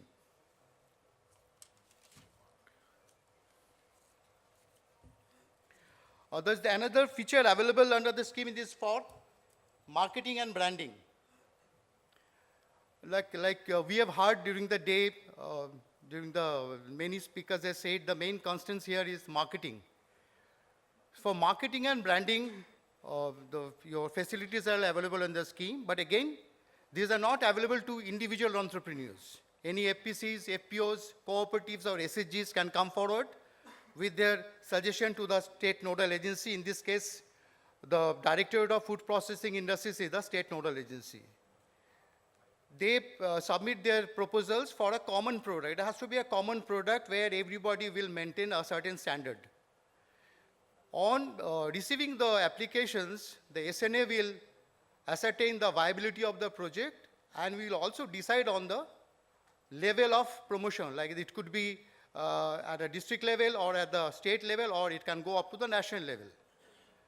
And for this, the financial assistance which is available is up to 50% of the project cost.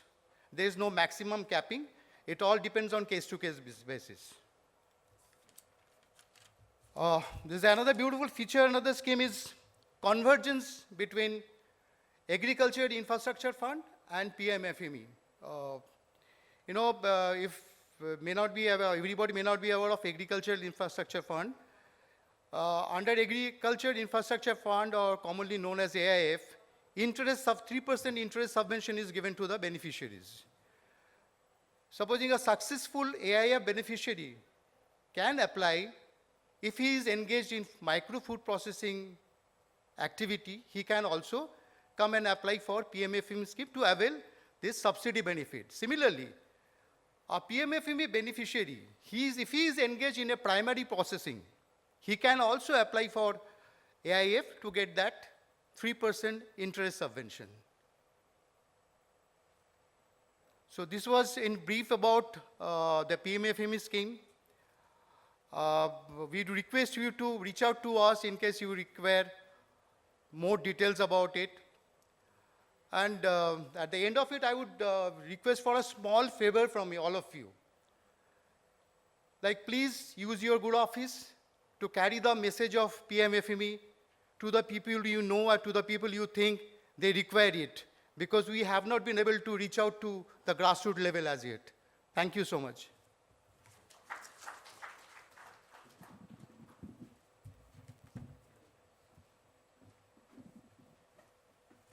Thank you, Sri Shah. I would now request Mr.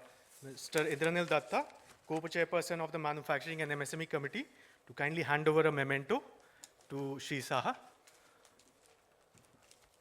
It seems we are just getting the memento ready. So,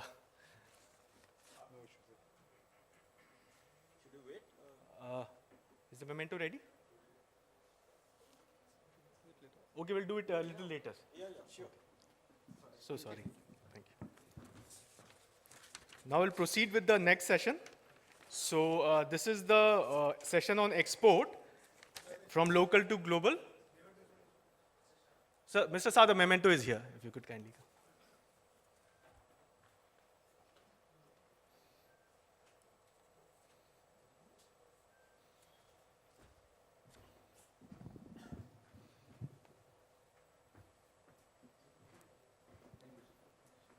Thank you.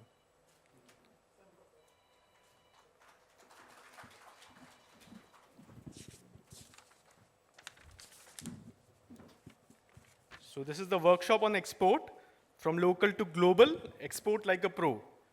So for this, I would like to invite on the stage Mr. Jagat Shah, who's an internationally renowned export coach. Mr. Shah, if you could kindly come on the stage and deliver the address.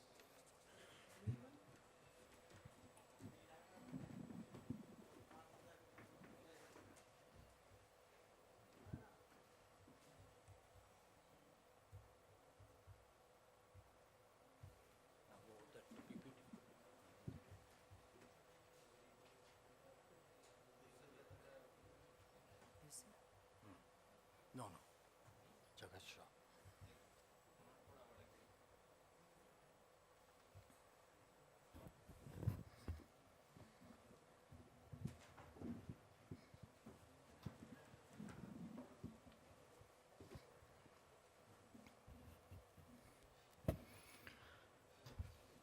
Good afternoon. Everybody was fed, Everybody has been fed by Bengal Chamber. Good afternoon. Right. So friends, how many of you are here who were not in the morning when I was speaking? Okay, everybody was. Oh, one, okay, fine. So, I'm going to talk about exports. See, you will all recall from your childhood in school and many other places that India was called Sone ki Chidiya. And that is why a lot of invaders from around the world used to come to India to invade, because you invade only where there is prosperity. So, why was India called Sone ki Chidiya? And that time 25% of the world GDP was Indian. Today it is 2 to 3%.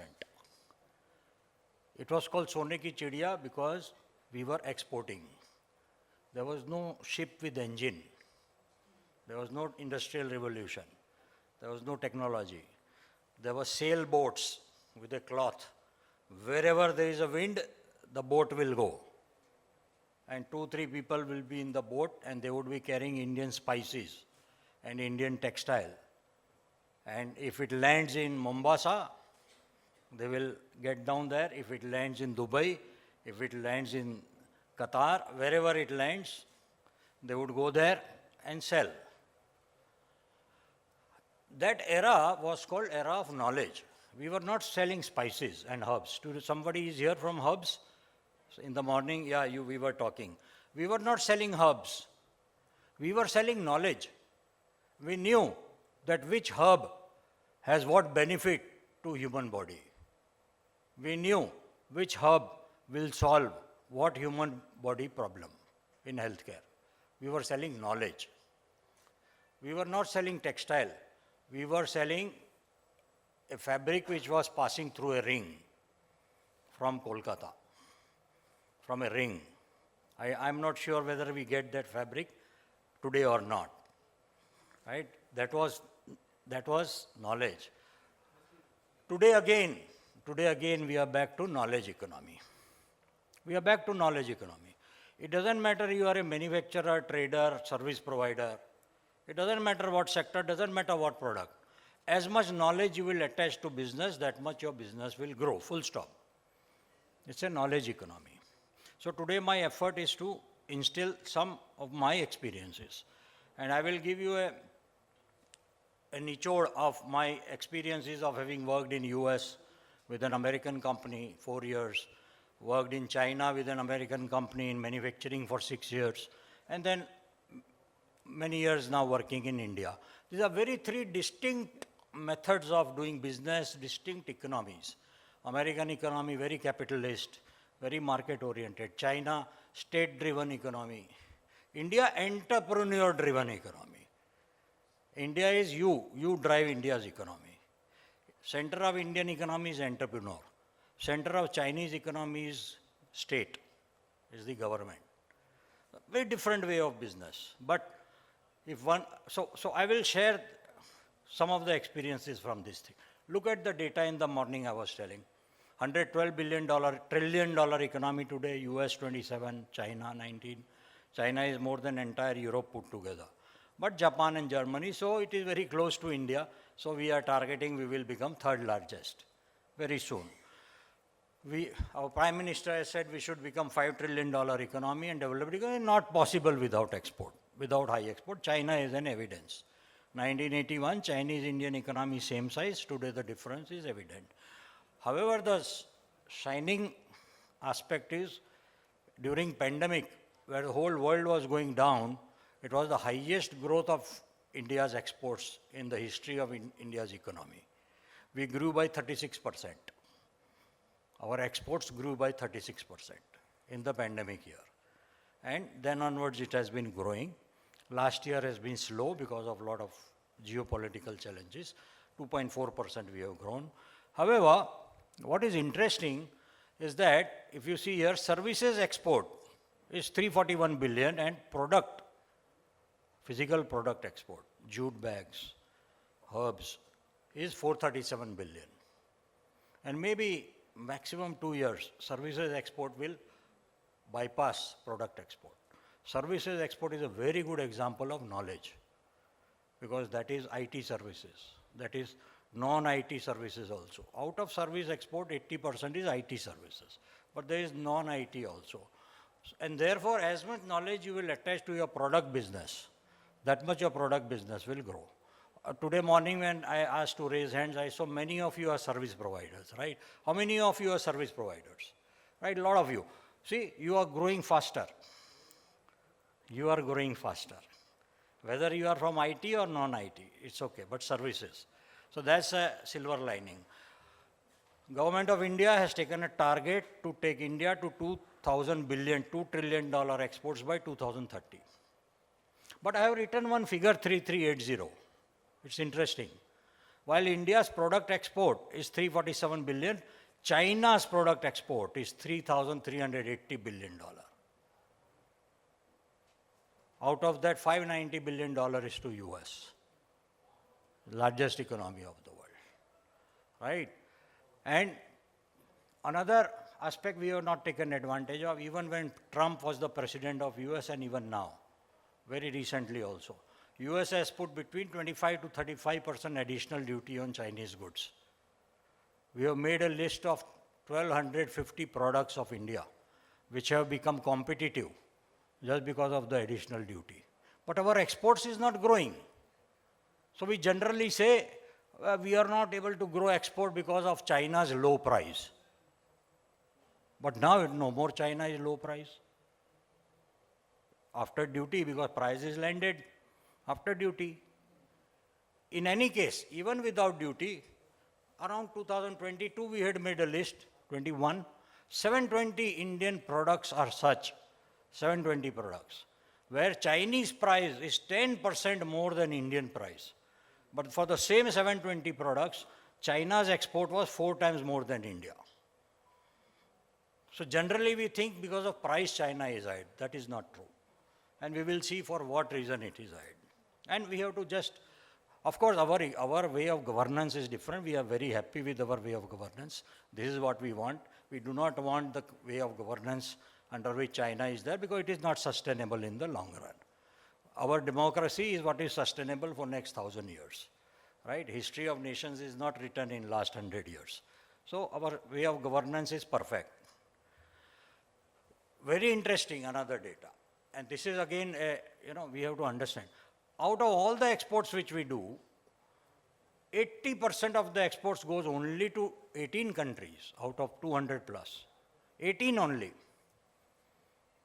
So again, they all developed countries, US, Canada, Europe, UAE, Saudi Arabia, Singapore. China, I have written 50. You will be surprised. There is one difference why China took lead.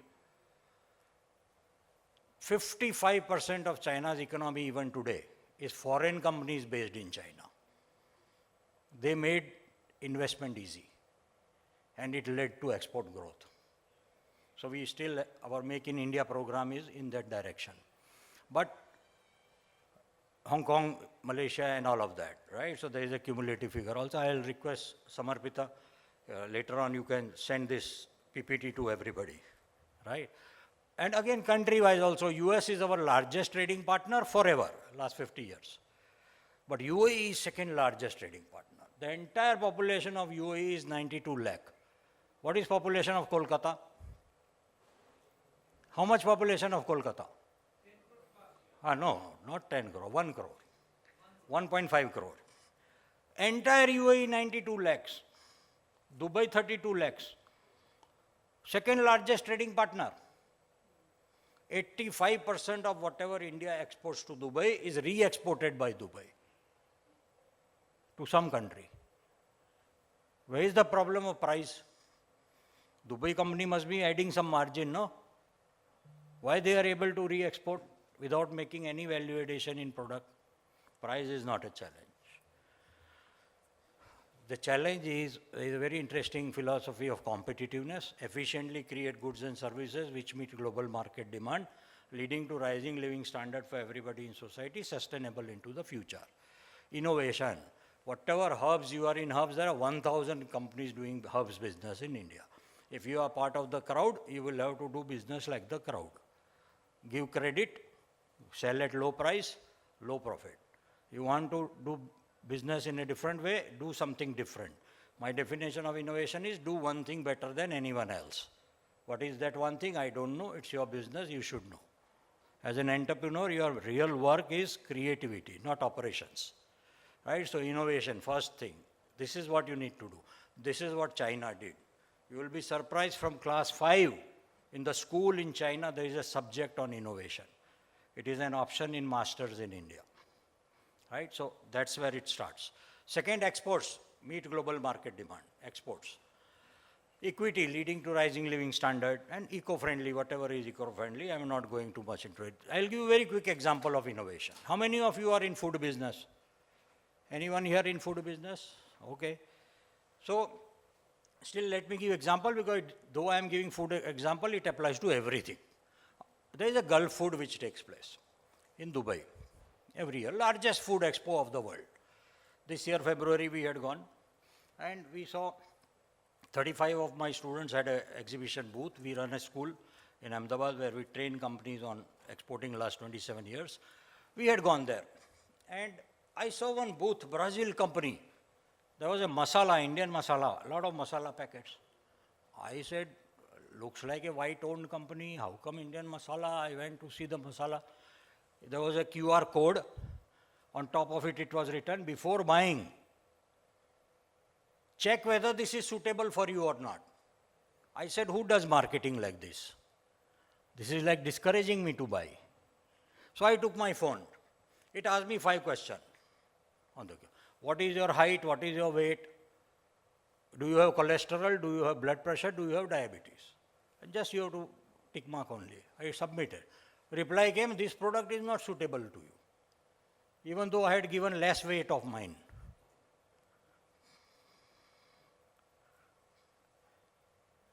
At the next line it said, 5 products from where I am sitting is suitable to you. I went to the 6th product. I scanned.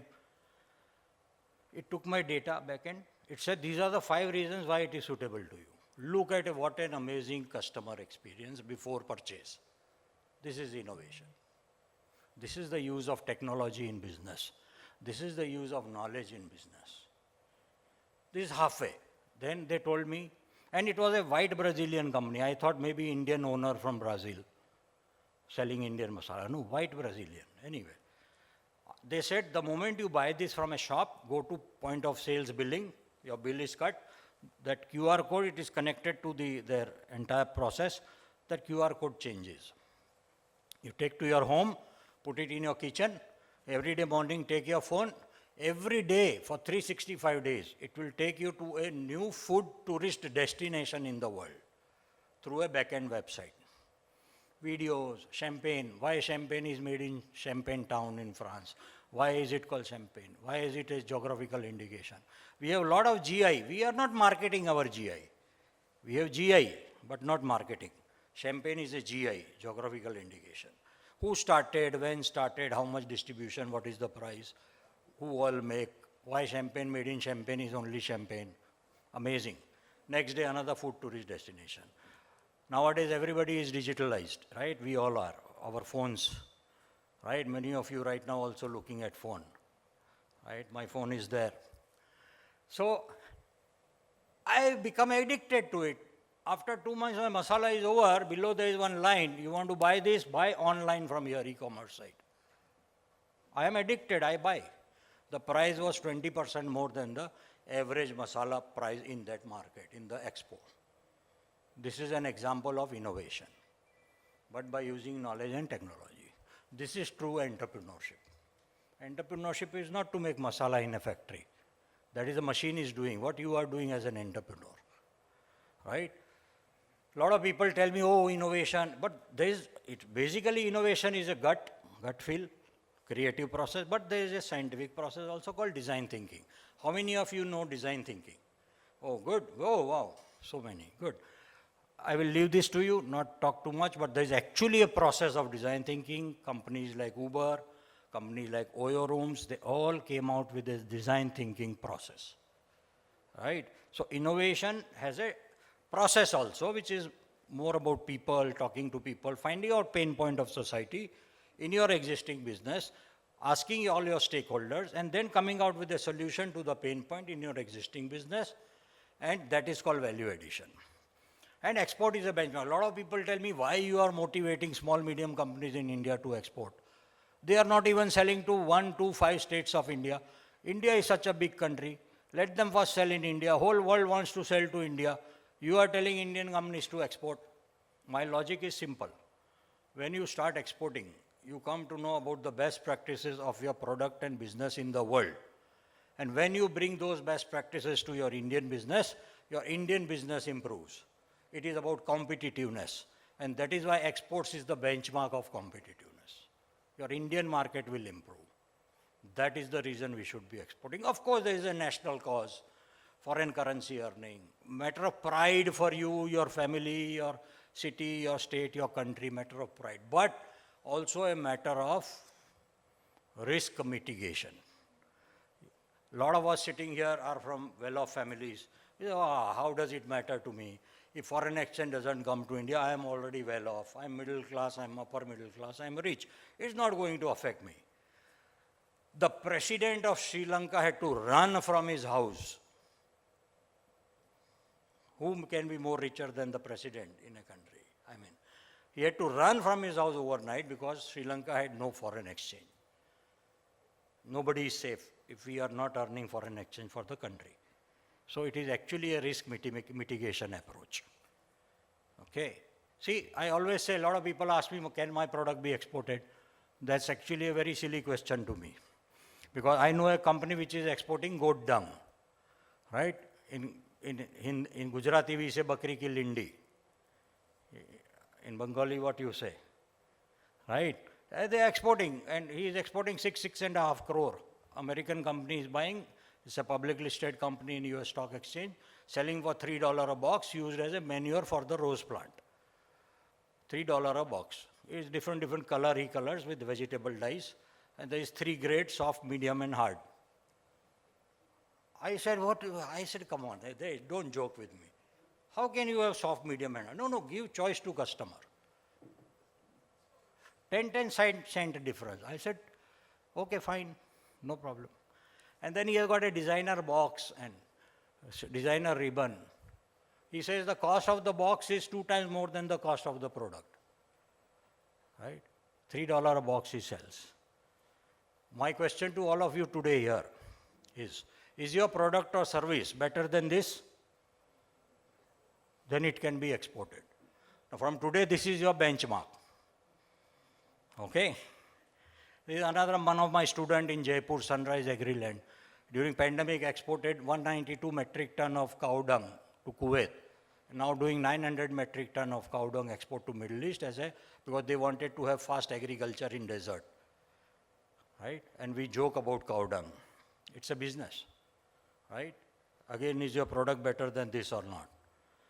There is a company in Ahmedabad called Devendra Trading Corporation. They export rotten potatoes. In his purchase order, it is written, if more than 5% is good quality potato, then payment will be deducted.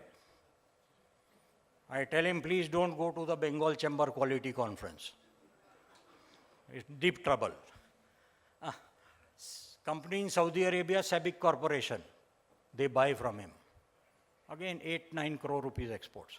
And they have made a product out of it. They have experimented, done chemical treatment, made a patented thin brick patent product, no competition. They sell to airlines. When airlines are putting aviation fuel, when they add the brick, it increases the mileage of the aircraft by 30%. The starch has to be from a rotten potato. So I have set up another benchmark for you, right? Recently I saw, you can go to my Facebook page and see the video. A company in Iceland exported ice to Dubai. A lot of us talk about freight being a challenge in business, being in a remote location. Ice. And they proved that this is the purest ice on earth. They are shipping 20-25 containers a month to Dubai in a refrigerated container. Iceland to Dubai. Check that video. I can go on and on and on. There is no end to this type of products. So first of all, take this out from your mind. any geography challenge, any product challenge, anything, every product and service has an export market.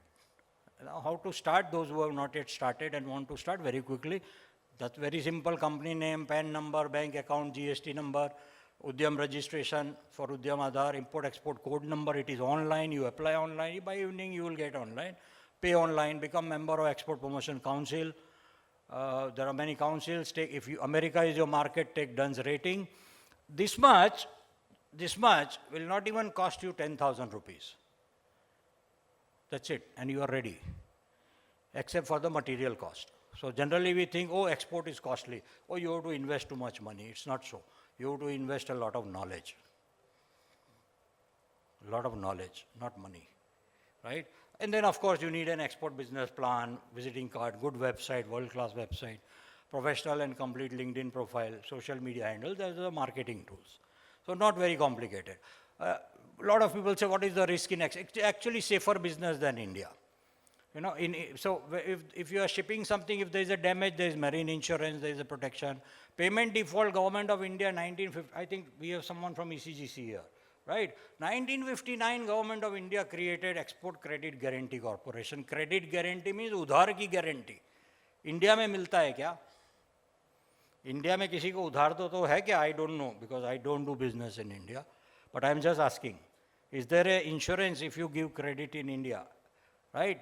But it is available in export. Of course, there is a process. CGC will speak about it. There are some rules. But you can take credibility, you can take approval of ECGC that this company wants 90 days credit. Here is my whatever purchase order and all. They will scan and say whether you can give or not. If you can give, they will insure it. If the party defaults, there is a process of reporting. You get 90% or there is some percentage you get back. ECGC is a big organization. It has legal arms. It will follow up and do whatever legal process and get the money, but you are safe. So, quality rejection, there is an inspection you can do in advance, right?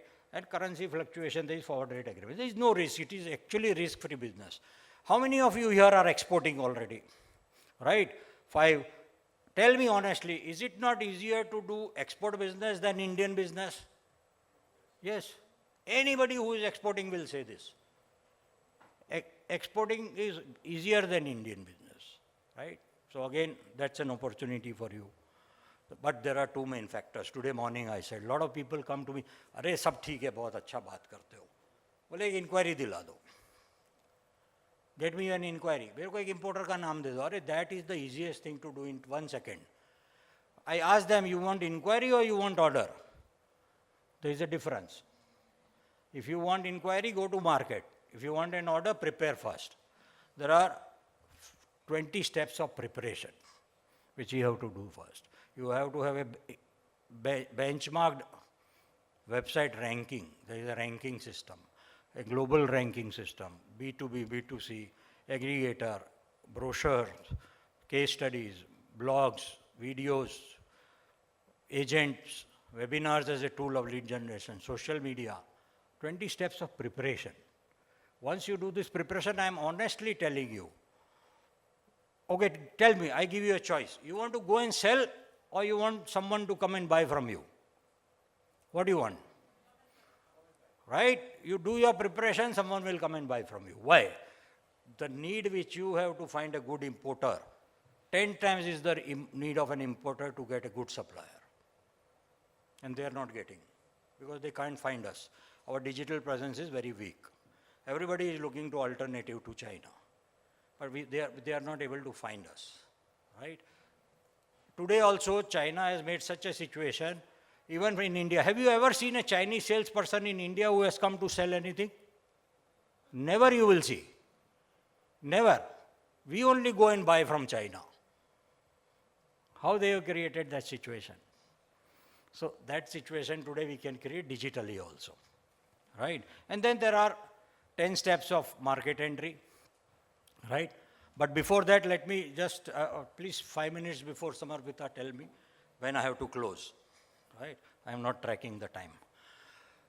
What I have learned in my 3 decades of experience in international business is people do business with people first. Company second, product third, price fourth. 35% decision making in what type of person you are. 25% company, 60 done, 20% product, 20% price. You will be surprised, 68% of exports of last year from India was done by trading companies of India. I'm talking of products. So, how does it matter product? I always tell all manufacturers, don't limit yourself to exporting your manufactured product. Add trading products also, right? And price, 20%. Look, people say, people company product price in India like this. Everything is price. Because this too is weak, right? If price was an issue, the cheapest car of the world, Tata Nano, should have been the grand success. Is it? Nike shoes is 10,000, Bata shoes is 2,000, unbranded is 500. Nike is selling or not?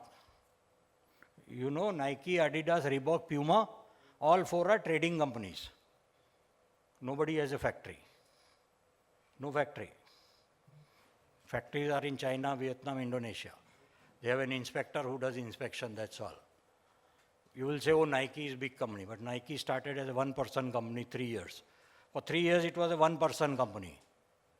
Every big company of today was a small company one day. We all want to become big. We have to look at what process they followed. Brand, people say, oh, it's a brand, so it sells 10,000. But how do you build a brand? Only by quality. Brand is nothing but quality. So, do we have a quality product? If we have a quality product, we can build a brand, right? Then there are 10 steps of market entry. See, there is a very interesting method I learned in US, and most American companies spin to plane, they sell on a model called SPANCO. What is SPANCO? Suspect, prospect, approach, negotiate, close, and order. Suspect, which country can be buyer of your product? In 5 countries you shortlist. In those 5 countries, find out 10 companies each, that which company can be buyer of your product. Now you have 50 companies, right? Don't target Walmart.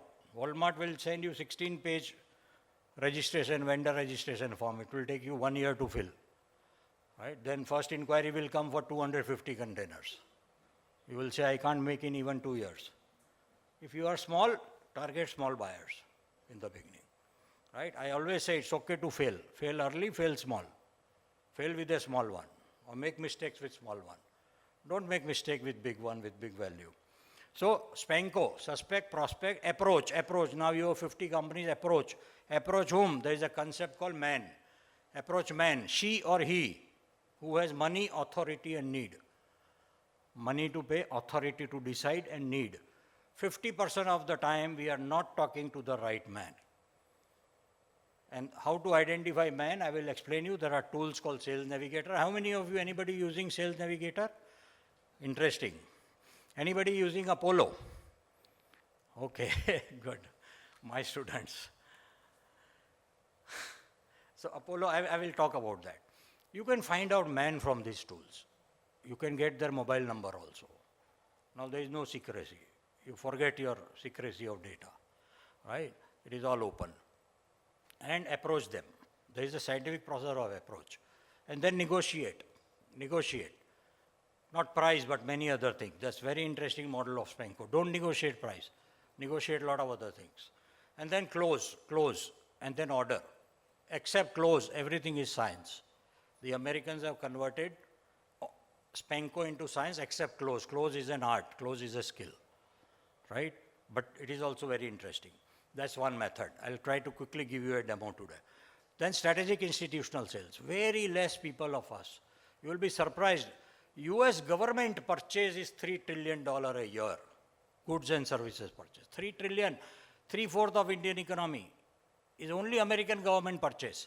And they buy everything online, they buy through a global tender. It's called sam.gov. But you have to be a registered vendor. 960 Indian companies are registered. 14,800 Chinese companies are registered. The form is in English. The Chinese don't know English. The Britishers taught us English and left. We are 960. It is free. We are not even a registered vendor. Where is the question of getting an inquiry? This is knowledge example. This is an example of knowledge. Almost every services which you all represent, American government is buying. And buying from outside. Or buying from American company, who is buying from outside? Subcontracting. That's called strategic institutional sales. Like that, there is European Union, there is United Nations. There are 14 institutional importers, which is called multipliers, right? Then you can open a warehouse abroad. People say, oh, warehouse means big deal, oh, huge investment. Your investment of warehouse is thumb rule, $350 per 20 feet container per month. That's the only rent you have to pay, anywhere in the world, plus minus 20%, right?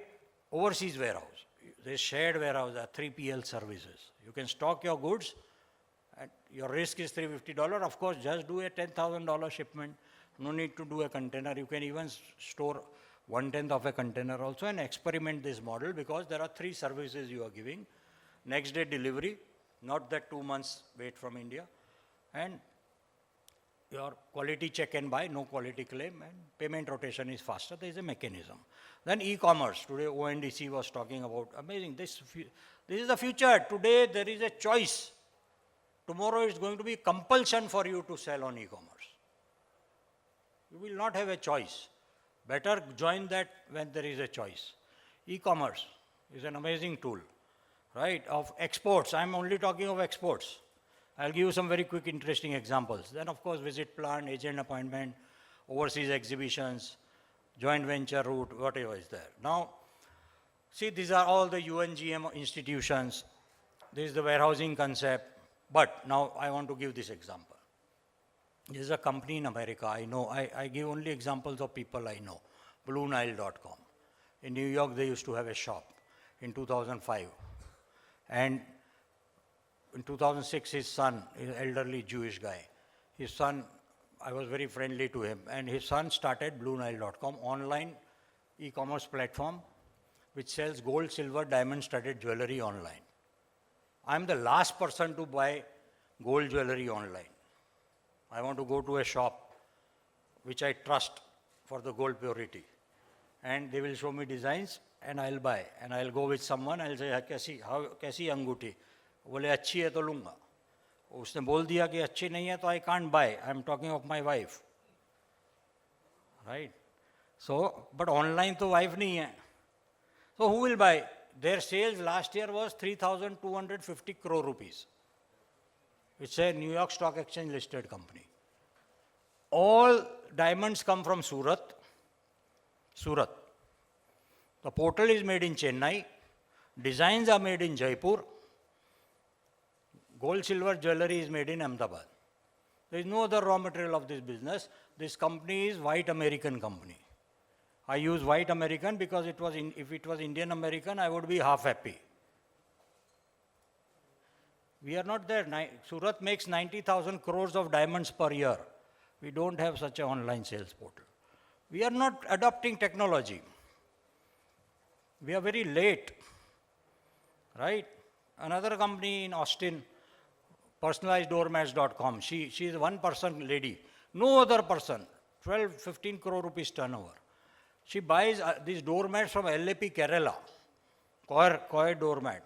She buys for 280, 300 rupees and she sells for 2,400 rupees. Personalized doormats. Look at the margin.com, single, website driven. Another industrial product, Cypress Industries, another company in Texas. They buy all auto components from Jamshedpur, Pithampur, Rajkot, Chennai, even China, and they sell online, 50 fastest growing company of America. 380 crore rupees sales. Auto components online. There is no end to all this. This is the route of exports we have to adopt. Right? Sales Navigator, I will encourage those of you who are not doing. It is a part of LinkedIn. I have not found a better tool than Sales Navigator to find out man.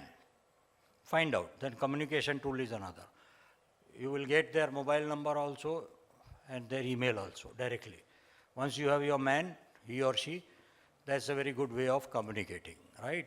It's a part of LinkedIn. And then Apollo. I will encourage all of you to check apollo.io.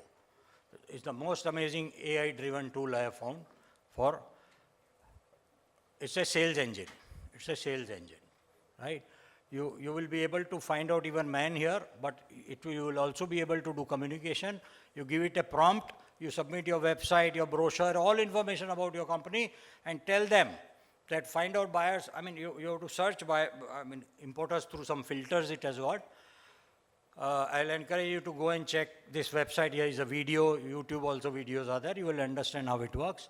And then it will draft a letter for you. You give it a prompt, draft introduction letter. It will draft a letter for you. And you will be surprised. You may be in this business for 20 years. It's my challenge. The way it drafts, you cannot draft. Right? And then you give it, you say, okay, send to all these people. It will send through your email ID. You have to integrate. You can say, send LinkedIn request to everybody in this database, the database which you have prepared for your likely importer. It will send LinkedIn request in such a way, each LinkedIn request will go in a very designer way, that it will first check the LinkedIn profile of the one it is sending, and it will write in the content such things which will motivate that person to accept the request based on their profile. We cannot do that, right? That's AI, right? And then you can put a 3-day reminder, you can put a 7-day reminder. When you put a 7-day reminder, it will ask you, do you want the reminder to be mild, moderate, or aggressive? And if you say aggressive, it will write a reminder, I have sent you introduction mail on this date, a reminder on this date. If you are not interested in doing business with me, please reply no. As a human being, I can never write like this. My parents have taught me to be cultured. Kolkata is the cultural capital of India. There is no question we can write in Kolkata, but AI will write. Right? So, and 90% of the time I have seen people have replied, no, not interested. Good. Good. You are not going to waste your time. But then those 10% will reply, yeah, I'm interested. Good enough. Right? So see the use of technology. And it will also do, it will show you some sentences. You read those sentences, it will record your voice simulation. You can make phone calls from Apollo. And it will speak like I am speaking. My bot, I have got a bot for last 2 years. If I make a call to you, I challenge, you cannot say it is not me. And when you ask a question, it will reply faster than me to you, because it has got all my information. Whatever you ask, it has got faster than me. Even I will have a memory failure. It will not have, right? So look where the things are going. And lastly, how many of you buy like, not many may be doing, but like there is a lot of data available which you can buy for importers. Anybody buys? No, okay, yeah, some of you. That is called historical data. Now the AI is coming with the predictable data analysis. The same Apollo tool, it's in beta testing. It will tell you this particular product will be imported by this company around this time at this price from this company, based on historical data analysis of shipments. How much empowering it is. Of course, it is dangerous also, because your product buyer's information will also go. But if you are a new exporter, look at how empowering it is. So technology, that's what I'm saying. And there is no big cost. No big cost. It is $39 a month subscription if you take it for a year. And first month is free, you can take a free version and see. What is $40 a month? It is what, like 4,000 rupees? I mean, you are getting a virtual assistant, right? It's a sales executive who is even making calls. A sales executive after 30 calls will get tired. This guy, AI, will make 500 calls, right? Technology, if we use smartly, it is amazing. I will encourage you to check indiatradeportal.in, Government of India is very interesting. Those of you who are beginners, there is no question related to export which is not answered in this portal. My challenge. You tell me, oh, this is my question, it is not there. I'll show you the link where it is there. Very amazing, amazing. I have not found a better tool than this anywhere in the world about exports from any country, which is Indian, right? My very closing statement, an entrepreneur should not run the business, an entrepreneur should grow the business. If you are doing operations, it will not grow, right? That's not your work. Operations has to be done by others.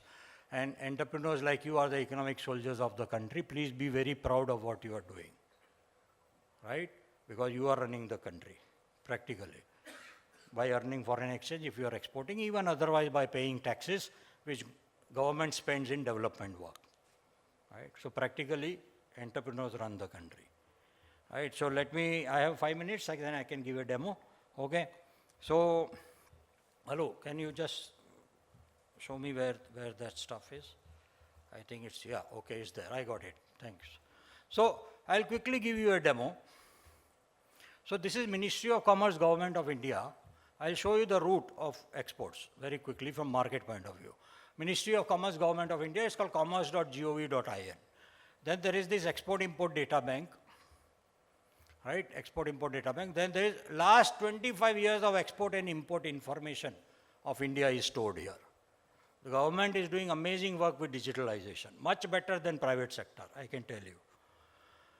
I go to commodity-wise all countries, and I say, for example, I want an HS code. HS code is a product under which every product, a number under which a product is known in every country, okay, in the customs. So I say jute, for example. So it says jute handbags, okay. So this is the HS code. And then I go to the full year data, and I go to current year, and it says highest export of jute bags, jute handbags, 8-digit, very, very detailed HS code, is to France.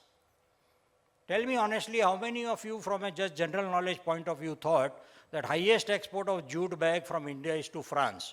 How many of you thought? This is the power of science. This is the power of science. This is science. If you can change customs data of last year, it is an art. Science, suspect which country can be buyer of a product, data-based information. Spenco, suspect. Which country? France, USA, UK, all developed countries. How much total export? Someone is here, right, jute? Who was in the breaks? Who was asking me jute? One of you, right? Oh, look, I did it for you only. Right? Because, of course, it is known from this region, that's why. But, of course, from a marketing point of view, I did it for you only. 654 crore rupees, 251 countries. How many countries you want to export to? Right? This is called direction of export. Every product has a HS, every service has a HS code. And you can find out which country is importing how much. That is suspect, suspect. 5 countries you shortlist. Now, this is only India. If I go to, there is another portal of International Trade Center, Geneva, which is part of United Nations, called trademap.org, trademap.org, right? And if I go to 420222, right? You have to be registered. My name is there, that's why it's registration is free. And I say handbags, and I say trade indicator. What it will tell me, that earlier was Indian data, now this is in the whole world, which country is importing highest? Highest, not just from India, but from where? So now you will be surprised. China is the largest importer. We always think that China is our competitor. List of importers of selected product in 2023 handbag. China is the largest importer. US is second, France is third. But this is from anywhere in the world. Now, if I want to know France is importing highest from where? I just go to France. It says it imports highest from Italy. And China and India is 1, 2, 3, 4, 5, 6 number is India. And if I want to check which company in France imports, I go to companies. It will give me list of companies. Is it science? Is it science, yes or no? Yeah, so that's prospect, P. Which company can be buyer of your product, right?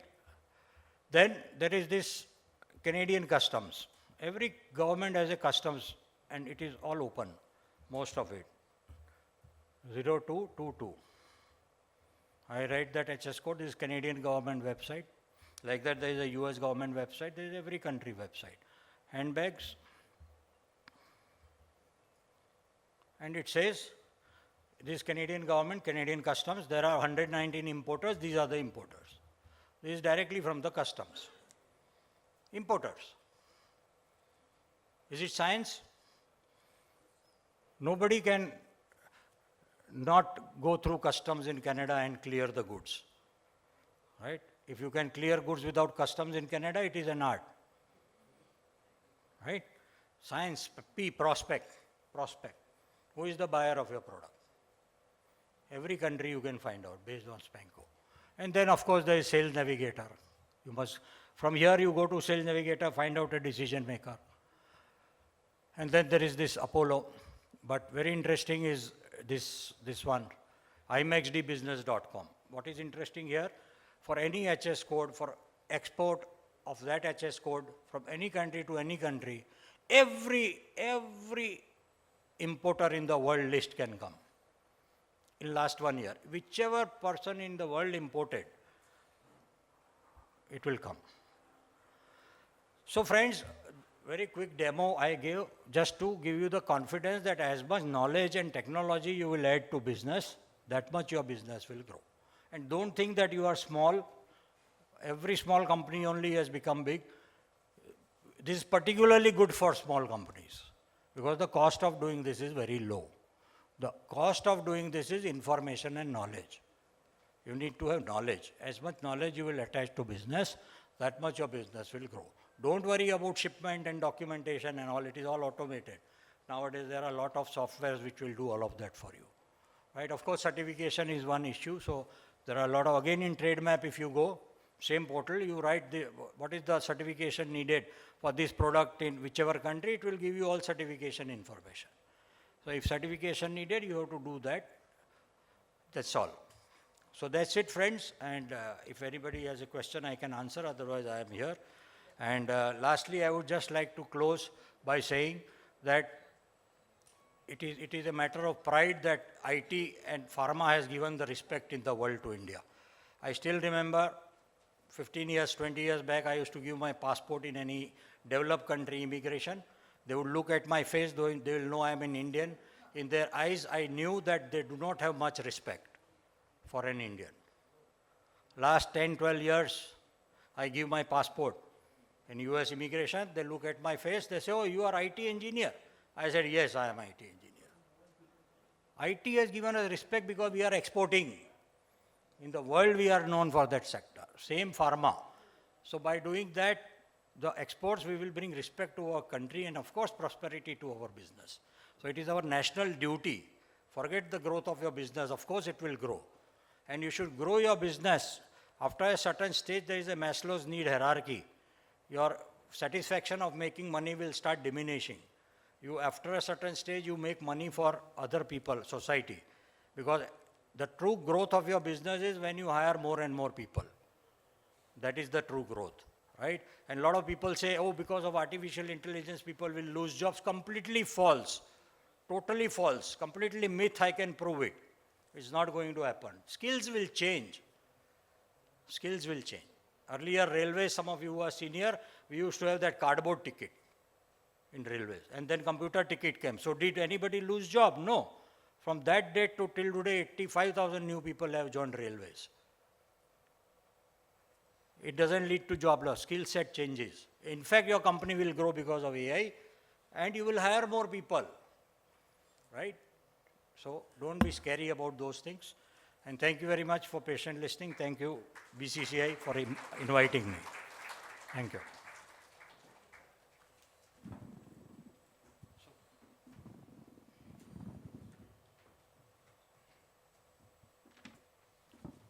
Thank you, Mr. Shah. Mr. Shah is with us for some more time, so please do get in touch with him and learn more about the art of exporting and the science as well. Now, I would like to request Mr. Neeraj Gupta, DGM and RMER, ECGC Limited, to kindly come on the stage and deliver his address on mitigating export risk through credit risk insurance.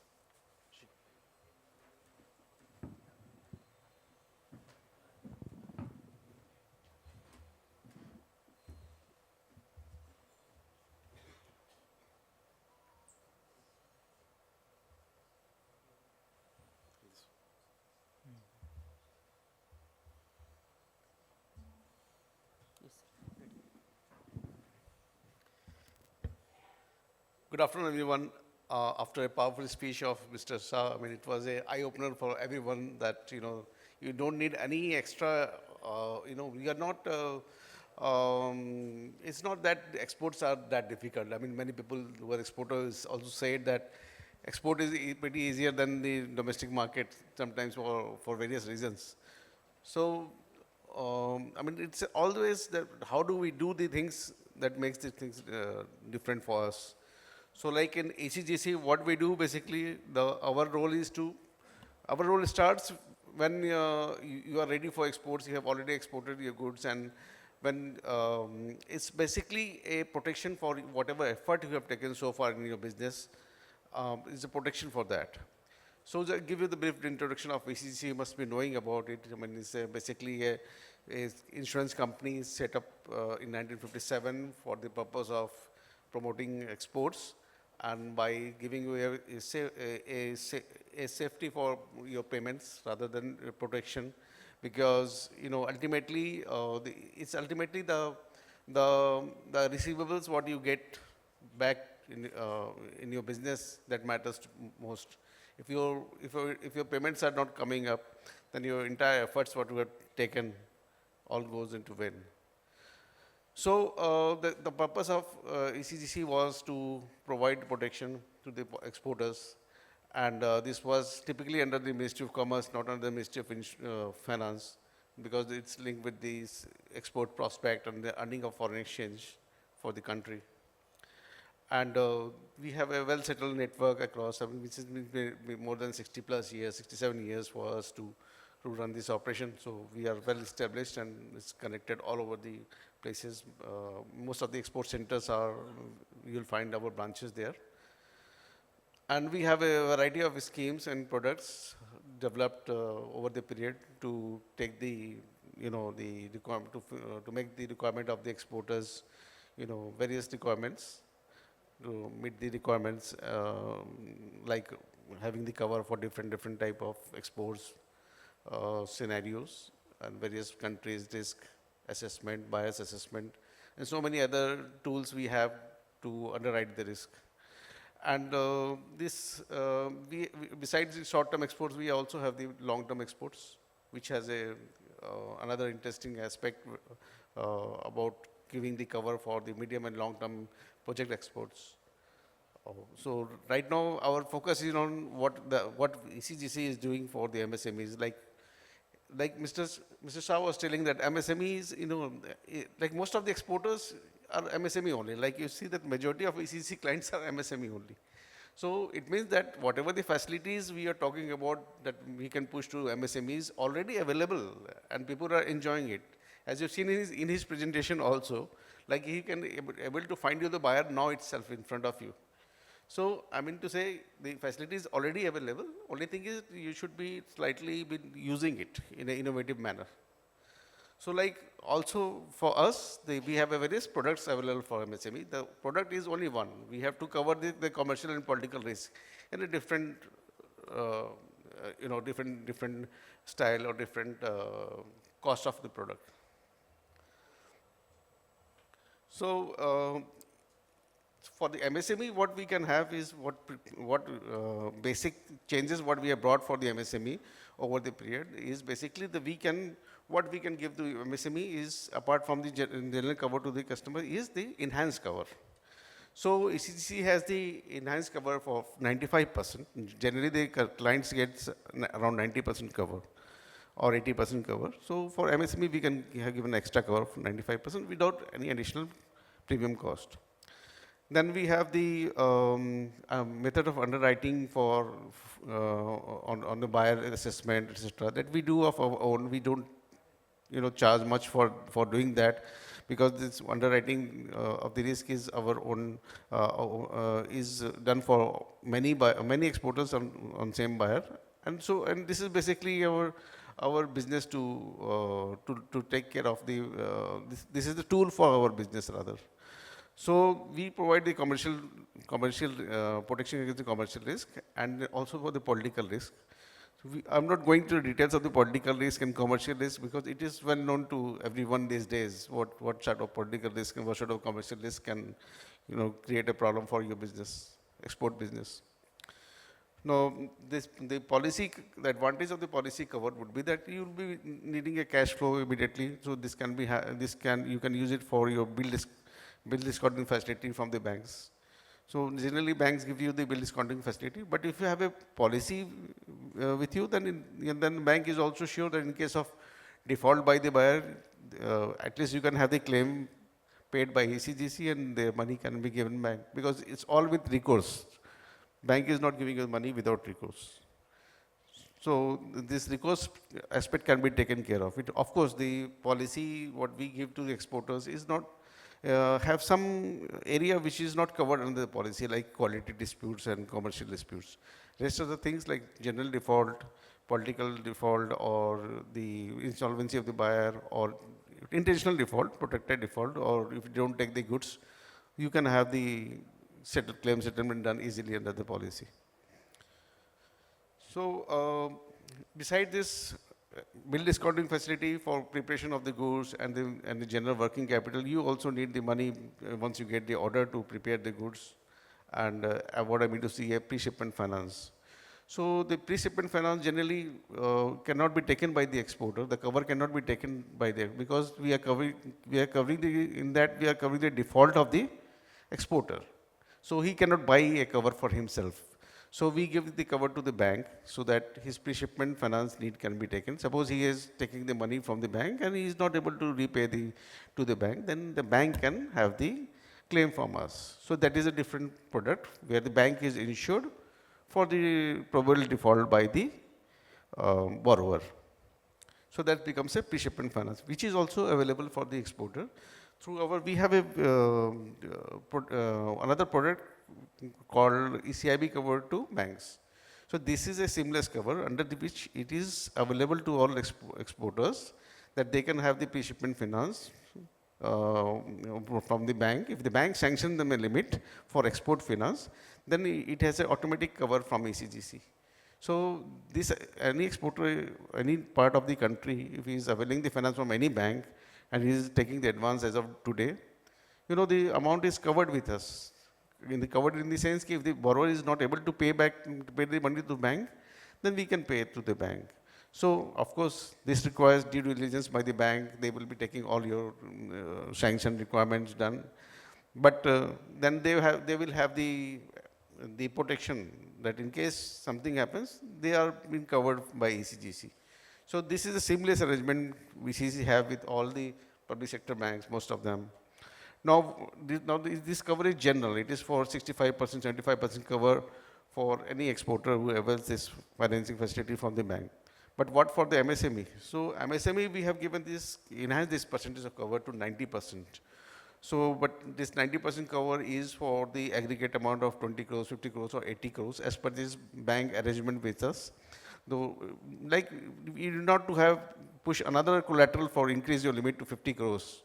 Like bank can give you, if you are having a 20 crores of limit with the bank with the existing collateral, bank can probably give you 50 crores because they know that we are giving the cover for 90% for this particular thing. So he is not bothered about securing 10%. He has to secure only 10% left over by the collateral, and that leverage they take.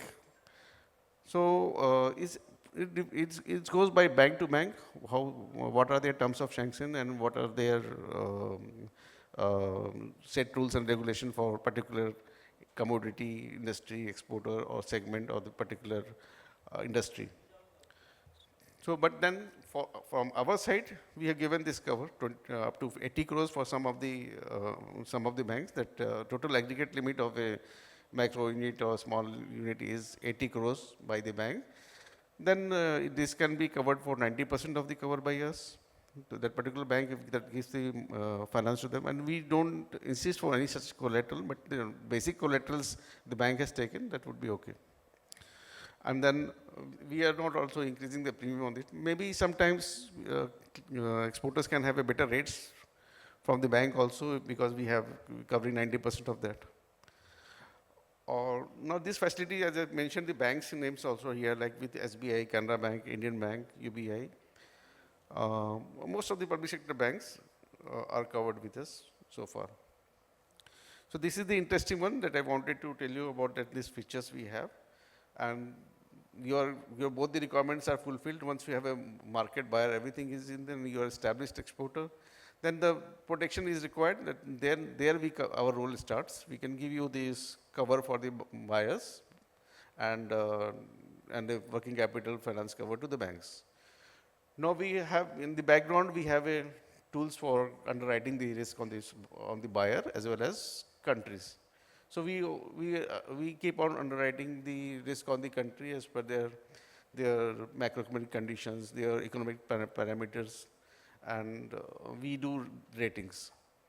That is the one standard practice of rating the exposures.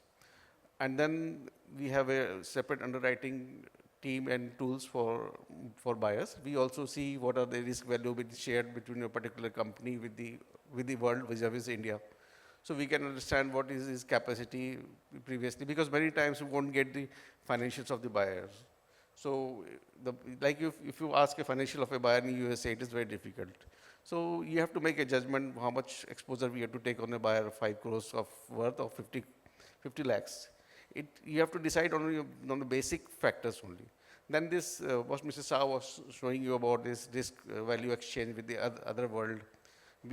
Buyer may be new to the India, but may not be new to the world. So this particular trend we evaluate, and we also do some due diligence on that aspect, and we also take cognizance of the information as a collateral, and then we underwrite risk. So this way, the the risk is being underwritten, and this is going to be helpful for you. Once you are in exports, ECGC will be a helping tool for you. So that would be my presentation. Thank you very much.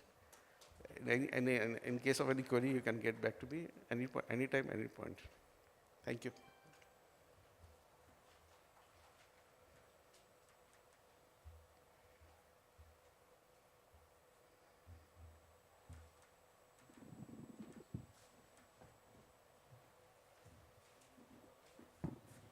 Thank you, Mr. Gupta, for enlightening us on the credit risk insurance schemes.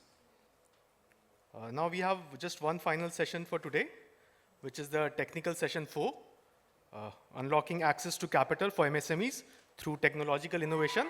We'll just take 1 minute to change over, and then we'll start the session. Also, I would request Mr. Indranil Datta to kindly hand over a memento to Sri Gupta, token of appreciation for his coming today.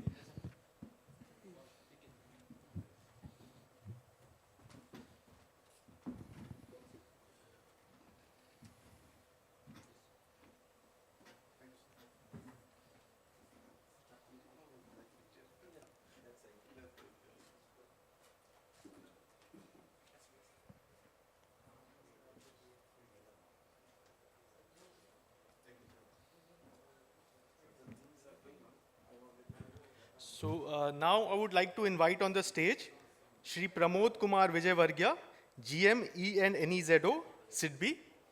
Shri Vijayvargya, if you could kindly come on the stage, please.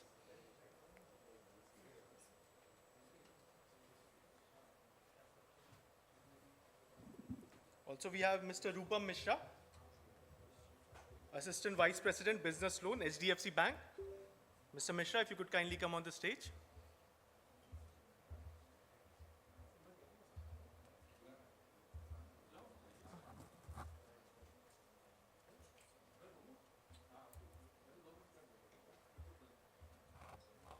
Also, Mr. Kaushik Gupta, Senior Vice President, HDFC Bank.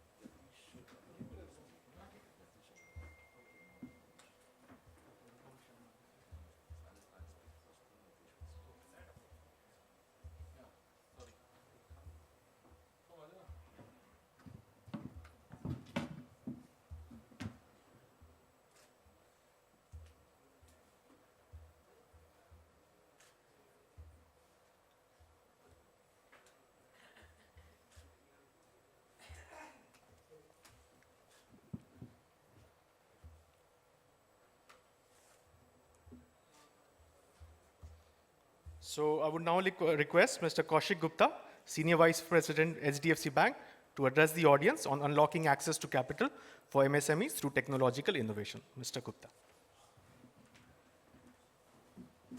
PPT is run.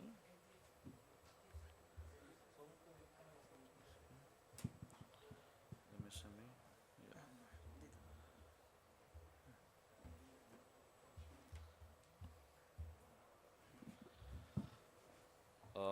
Good evening, everyone, and thanks to BCC and I to organize this at such an important day, which we all celebrate as a MSME day globally. And as a bank, we are quite involved in this segment, and where we have a large client base in MSME. Since we're in West Bengal, we are #1 private bank any which ways with regard to a lot of our segments. But specifically in MSME in West Bengal, we have been doing something innovative over the years and are the largest bank here after SBI. In terms of our solutions, the USP for us is quick processing, where we have a defined turnaround time, and it's not dependent on any specific individual. The processes are quite clean. We have a person who will take care of your entire needs from the time you come to us, from the time it gets disbursed, and also post-disbursement monitoring. As you can see, documentation with us are simplified, rates are quite attractive. While there are certain plain vanilla offering for MSME segment, but we also customize based on your needs. While the normal thought is that being a private bank, we would be asking for collaterals and all. While collaterals are there, but we all know there are schemes of government like CGT, MSC, where we have up to 5 crores we can avail without any collateral also. So these are the segments typically which we operate as a bank, where we have a large presence in terms of lending. And while these are indicative in nature, but these are mostly where we are present as an institution. So if you look at our product offering to MSME segment, these are standard products which we all avail, and cash credit is a common term. And as Mr. Shah and Mr. Gupta also explained from ECGC and all, we are largely into export finance also, and as Mr. Shah mentioned, that the country's strength is known by the level of foreign reserves which we have. So MSMEs do play an important role, and as a bank we are also playing that role to strengthen the MSME segment. These are some of the schemes which are there of Government of India, where we participate as a bank and have a wide range of customer base. In Bengal, since we'll talk about Bengal only. So across every city, every district, we have a wide presence in terms of lending. And each of our branches are well equipped to handle any of the government segment schemes which are there. The state where we are in is led by MSME segment, and this segment happens to be the largest job creator, and hence our bank's focus in this is a topmost priority as we speak. These are some of the information which we have in terms of what kind of sourcing which we do as a bank, which are the entities which we lend. Now, as a bank, as we mentioned, we are not a bank we are a bank which is fully transparent in our dealings. From the time you come to us, from the time we assess your proposal, and the time which we take for disbursal, there will be the complete discussion which takes place, and every single term which we place on the table would be written clearly to you for you to understand and take an informed decision. Now, one of the point mentioned for today's discussion was that technological innovation for SME lending. Right? For SME segment, you need not come to the bank to avail of a disbursement of your working capital loan. We have a digital platform where you can upload all your documentation. It will flow to the bank. The loan will get sanctioned. Till the time of post-sanction also, when the disbursement takes place, After that, you need to submit your monthly stock statement, other things.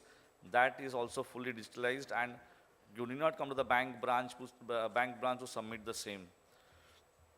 Uh, Talking about being present in the forex business, we have something called Trade on Net, where opening of a LC or a bank guarantee or rate booking you can do sitting in your home and office.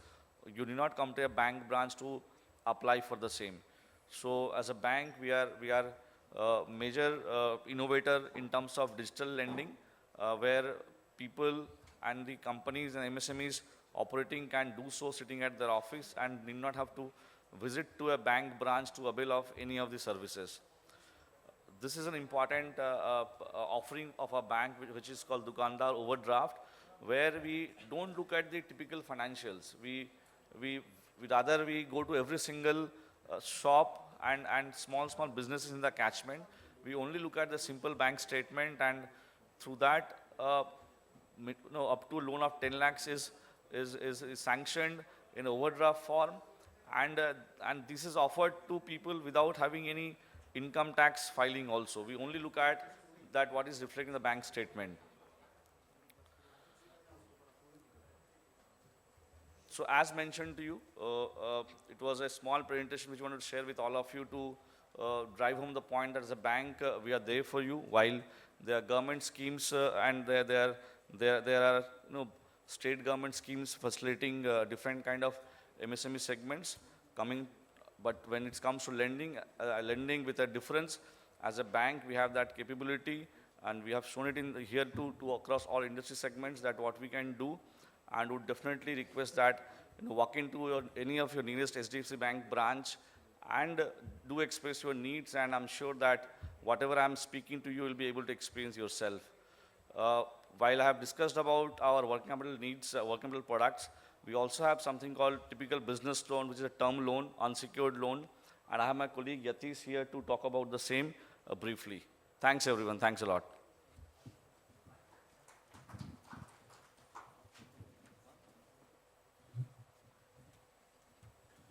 Hi, good afternoon everyone, right? So I'm Yatish Agarwal. Although my name was not there, one of my colleagues was supposed to present Rupam, but somehow I think I got a chance to speak to all of you, right? So first of all, thank you all. Thanks to all of you that you have given us your time, and thanks to this organization who has allowed you to speak in front of you, right? And such kind of opportunities do come very less in front of us, right? So we are very lucky that we have got time here. Thank you so much to all of you. So I just wanted to tell you about myself first, right? I manage one of the product for HDFC Bank, which is called unsecured loans for businessmen and self-employed professional, right? This is one of the product I think which has been the need of all businesses since long, right? And this is one of the product where a businessman is not supposed to be worthy only to take this product, right? For unlike working capital, unlike loan against property, right? This is a product which is easy to take. This is a product which is easy to avail. This is a product where your business vintage, your net worth, all these things are not required. And I'm saying this, that doesn't mean that this product is only for the small businessman. We are offering loan here up to 1.5 crore rupees to business people. So any businessman who is a basically SME, right, mid segment enterprises, everybody can take this loan, right? It's a short-term loan, right? And you all can take the benefit in case you need it, right? Right. So I'm just going to tell you few more things about our product, right? So as Kaushik just said it to you that HDFC Bank is undoubtedly, without a doubt, is #1 private sector bank in India in terms of size, in terms of distribution, in terms of its processes, in terms of our technology, right, and in terms of our people, right? So I just want to give you an example, right? HDFC Bank since ages, right, is the only bank in the country, right, where any kind of high value transaction does happen in anybody's account or HDFC Bank credit card or any such things, right? Such kind of information always do flow to us in seconds, right? And we get We give a call to the customer to verify whether this information or transaction was done by him or not. It is in information or not, right? And we were the first bank to start it, right? So this is the kind of sensitivity that we have for our customer. So our customer money is safe, whether they are keeping it in the form of deposits or whether they are keeping it or they are taking loan from us, right? So we are very sensitive, safe, right? Good distribution, good people, good processes everywhere, right? Second, unsecured lending, right? Which I'm going to represent, which I basically manage in Eastern India. Of the unsecured lending, as I said you, it is a loan where we don't take any collateral, right? And it is a loan, anybody can take it. Anybody who has a business of more than 2 years old can take it from us, right? So no net worth, no property, nothing is required, right? No security. Okay? And being a bank, right, it is not that we are only offering this product, right? There are a lot of institutions which are offering this product, including a lot of NBFCs, right? But one thing I want to assure you that because of the low-cost deposit that we have and the kind of distribution and efficiency level that we manage in the bank, our pricing is the best in the country, right, among all institutions in India. So that I can assure you, right? Yeah, and this program, this product is especially, what is written there, I'm just reading it for you, especially curated program to see different business profiles with very minimal documents. Very low number of documents, 3 दिन में approve कर देते हैं, right? And we disburse the case, right, 4th day. So very simple process, right? No complications, some verifications here and there, and things are done. Our people just speak on phone with all of you, right?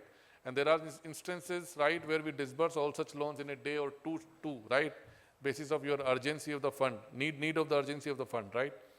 So that's what we are doing, right? And as I said earlier also, this is not limited only to few of the segments, right, in businesses. It is for normal retail store, any manufacturing unit, architects, facility management, right? All these businesses which I have just mentioned, these are only small, right? A very small, just a representation of the entire business community I am representing, but every kind of business can take a loan from us, except of the people who are into speculative activity. A speculative activity means anybody who is doing the business of gold, anybody who is doing whose business is basically into stock market, commodity markets, right? I think those are speculative market which are little bit of restricted in a bank. Otherwise, rest of the entire business community can take this product from us, right? And this is what exactly the product is. So right now, I have just mentioned we give a loan amount up to 75 lakh rupees, but I can assure you that in next 7 to 10 days, right, this 75 lakh rupees is going to become 2 crores, right? So you see the jump and kind of expectation and the kind of our approach in this particular segment and how aggressive we want to be, right? This 75 lakh rupees is going to become 2 crore rupees very, very soon. I think in next 7 to 10 days. It is not being launched as of now, so I have mentioned only 75 lakh rupees. And the good thing is that if you take this loan, right, the tenure right now that we give is 48 months. So it's a small tenure loan. You take it for the short-term requirement, you pay it and become loan free, and it will help you. Anybody who takes this loan up to 50 lakh rupees, right, there are no foreclosure charges also after 6 months. So those foreclosure charges are also completely free from our side, right? So that is a good benefit. In case you have a requirement only for 6-7 months, you take up to 50 lakh rupees and you can close it right after 6 months. You are not going to pay any kind of charges. So it would be very, very helpful for all of you, right? Target profile I have already spoken, so I don't want to repeat it, right? Documents I don't want. As I said, it is only business registration, few documents, banking, your KYC and all these things, do we take it? Your company financials, if required. In some cases, we do not take financials also. We only take banking and approve this loan, right? Being a short-term loan, and few of you must be asking, how do we analyze that, how much profit you are earning and how much loan do you deserve, right? As I said, it is a short-term loan, right? So basis of your last 1 year, 1.5 years of banking, we can analyze very easily that where your business is going, right? And basis your banking is a lot of things about you. The only basis of banking, we approve so much of loan, right? So that's a good thing about this particular product. And I'm assuring you, accept this product, right? Businessman को कोई भी product 3 दिन में नहीं मिल सकता. Loan against securities मिल सकता है, that's a different thing, but that also takes time if you're taking in the name of the firm, right? और कोई product आपको 3 दिन में नहीं मिल सकता, I can guarantee it, in India at least, right? And it is not that we are giving in 3 days. If anybody is a customer of HDFC Bank, right, we can disburse in 10 seconds. That option is also there. If your account is there with us for last 2 years, 1 year, 1.5 years, and you are doing a good transaction in your banking, there are very good chances that you have an offer with us and that you can take in only 10 seconds, right? We were the pioneer in 10 seconds in 2015. I think a lot of banks have copied to us, right, after that. But I can still assure you that the kind of offers that we are giving to customer, none of the bank can match it till now. So that's a good thing about this.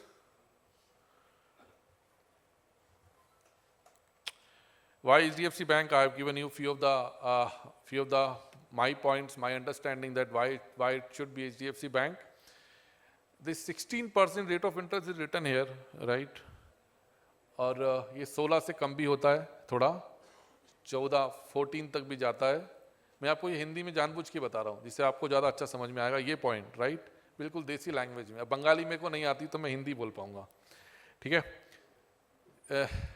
आपको मैं, कुछ लोग मुझसे बोलते हैं, right, sir 16% का loan लेंगे हम, 16%, मेरे जैसा आदमी जिसके लिए इतने सारे ऑप्शंस अवेलेबल हैं, मैं 1 साल में 16% का रेट ऑफ इंटरेस्ट पे करूंगा आपको? तो मैं उसको एक बहुत बोलता हूं, सर अगर आप इस लोन को, for example if you are taking this loan for buying of stock, right, आप एक बार स्टॉक खरीदोगे, अगले महीने उसको बेच दोगे, तो 16% पे लोन लेकर आपने उस पे हो सकता है 2 महीने के अंदर 10%, 5%, 8% बेसिस योर मार्जिन, और माइट बी 15% और माइट बी 4% कमा लिया हो.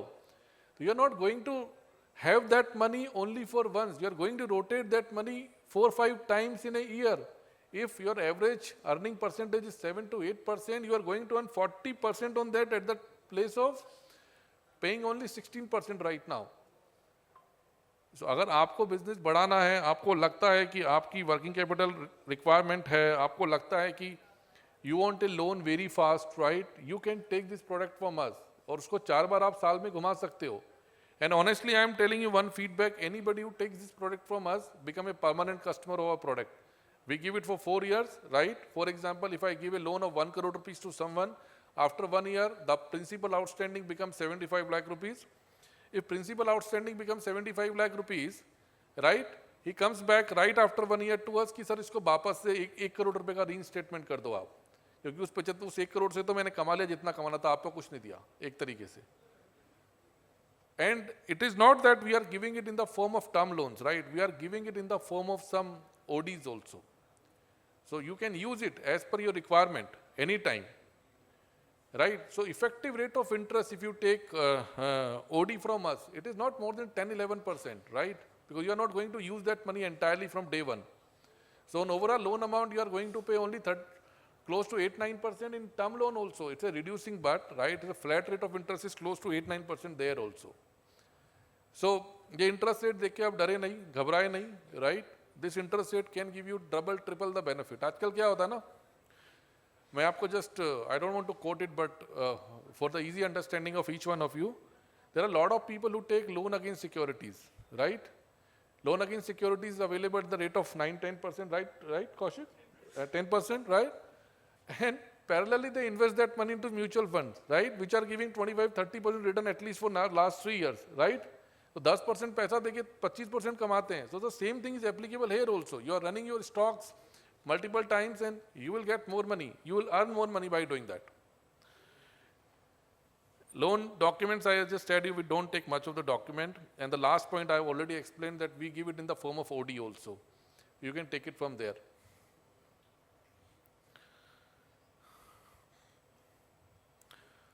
I think that's the point from my side. Anybody who has anything to ask, I am very open to answer all of you, right? And I am looking forward that we will have few of you, we will have association with few of you, I think, going forward, right? In case you don't have that association right now with HDFC Bank. Anything, anybody wants to ask anything, not only this, anything you want to, You want to ask about bank, you want to ask about this business, you want to ask about any other product also, trust me, I am ready to respond it to you. Yeah.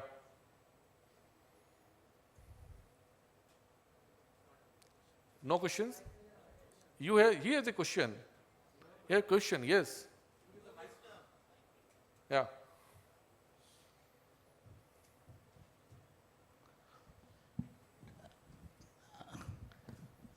Actually, I don't want to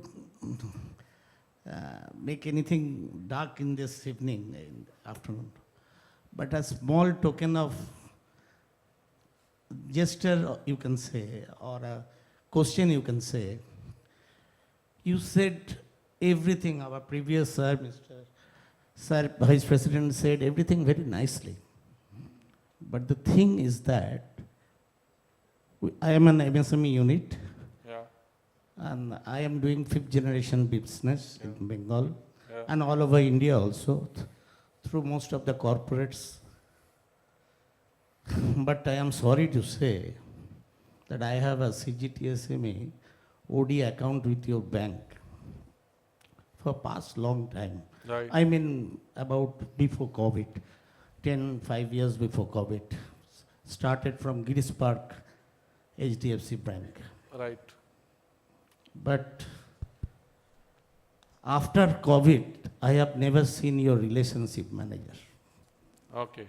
And frequently, very frequently, your HDFC Bank CMI relationship managers changes very rapidly. Whenever once a gentleman call came that I am coming to your unit, I am appointed as a relationship manager, but he never came turned down. This is the 6 times I observed. Right. One lady also called. And like this, and your branch manager never comes to our unit. Whatever I am saying, you can take it into consideration. I Right, can right. record it. Right, sir. And that CGTSME loan, which was started for past 15 or 12 years, staying as it is, and I think your rule says that an MSME unit can get 20% of the turnover. Right. Am I right? Right, perfectly right. But none of your bank manager, none of your relationship managers came down after COVID to our branch, Right. to our unit to do so. Right.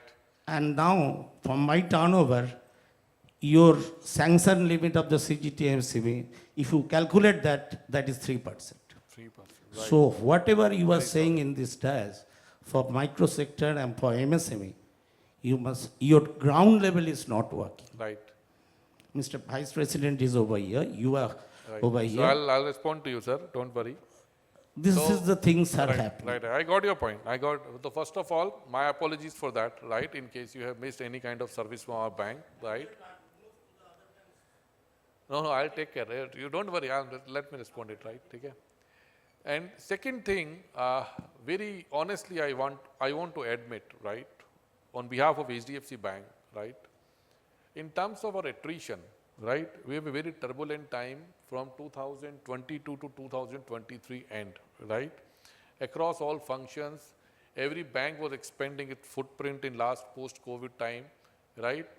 And you must have heard about a great exit in IT technology companies, right? The same thing happened with banking sectors also between 2022 to 2023.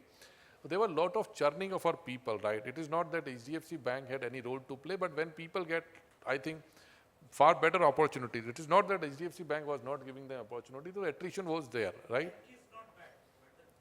Right. I'm coming to your point. So this whole attrition cycle, I think, has created a little bit of disturbance, especially for those customers who are managing or whom we are giving such kind of loans, or we are supposed to manage it. But I've taken your feedback into consideration. Surely this feedback from my side or from Kaushik's side will go up to the best possible person in the bank to take care of this, right? And it is our unfortunate situation that we are having right now, that our limit is only 3% against the 20%, right? So I'm expecting it should be minimum 6.5 times more if we would have taken care of it. I admit, and we'll take care of it. I take your feedback positively, so don't worry for that, sir. But I just want to, Swami, can you take his number, phone number, and Madam, okay, right. So we'll take care, sir, you don't worry, right? We'll surely take care of it. But you will, I on behalf of HDFC Bank, I want to say one thing to all of you, right? Actually, we are stepped down for one reason. Since our customers are all corporate bodies, you know that is all internet banking. Right. And we have to, for enlistment, we have to go through a long process for the bank payments, internet banking, due to the banking. So we can't change because we have customers that enlisted throughout India. Sir, आप तो businessman हो, मैं नहीं change कर पाता अपना account, right? Sometime I wish to have another account also. हाँ. Otherwise we have changed. Right. वो आदमी fix हो जाता है, right? बहुत मुश्किल होता है bank change करना, right? I understand that. I know the pain. So guys, thank you so much for giving us time, right? And wish you all the best on this great day of yours, right? And we wish you all the best for your future and future business growth, right? India is in a right direction. I think we'll have a great time in next 10, 15 years as a country, and MSMEs will be the backbone of the business. Thank you. Take care. Have a good day.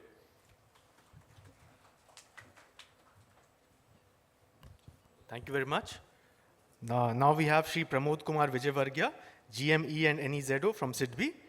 Mr. Vijayvargya, if you could kindly deliver your address.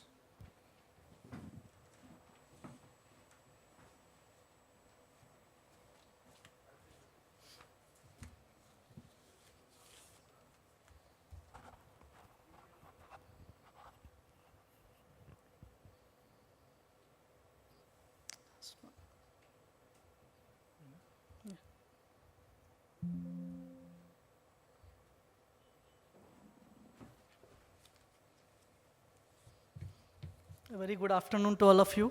Good afternoon to the organizers, and thanks to Bengal Chamber of Commerce and Industries to have given us this opportunity to be associated with the World MSME Day celebration in Kolkata.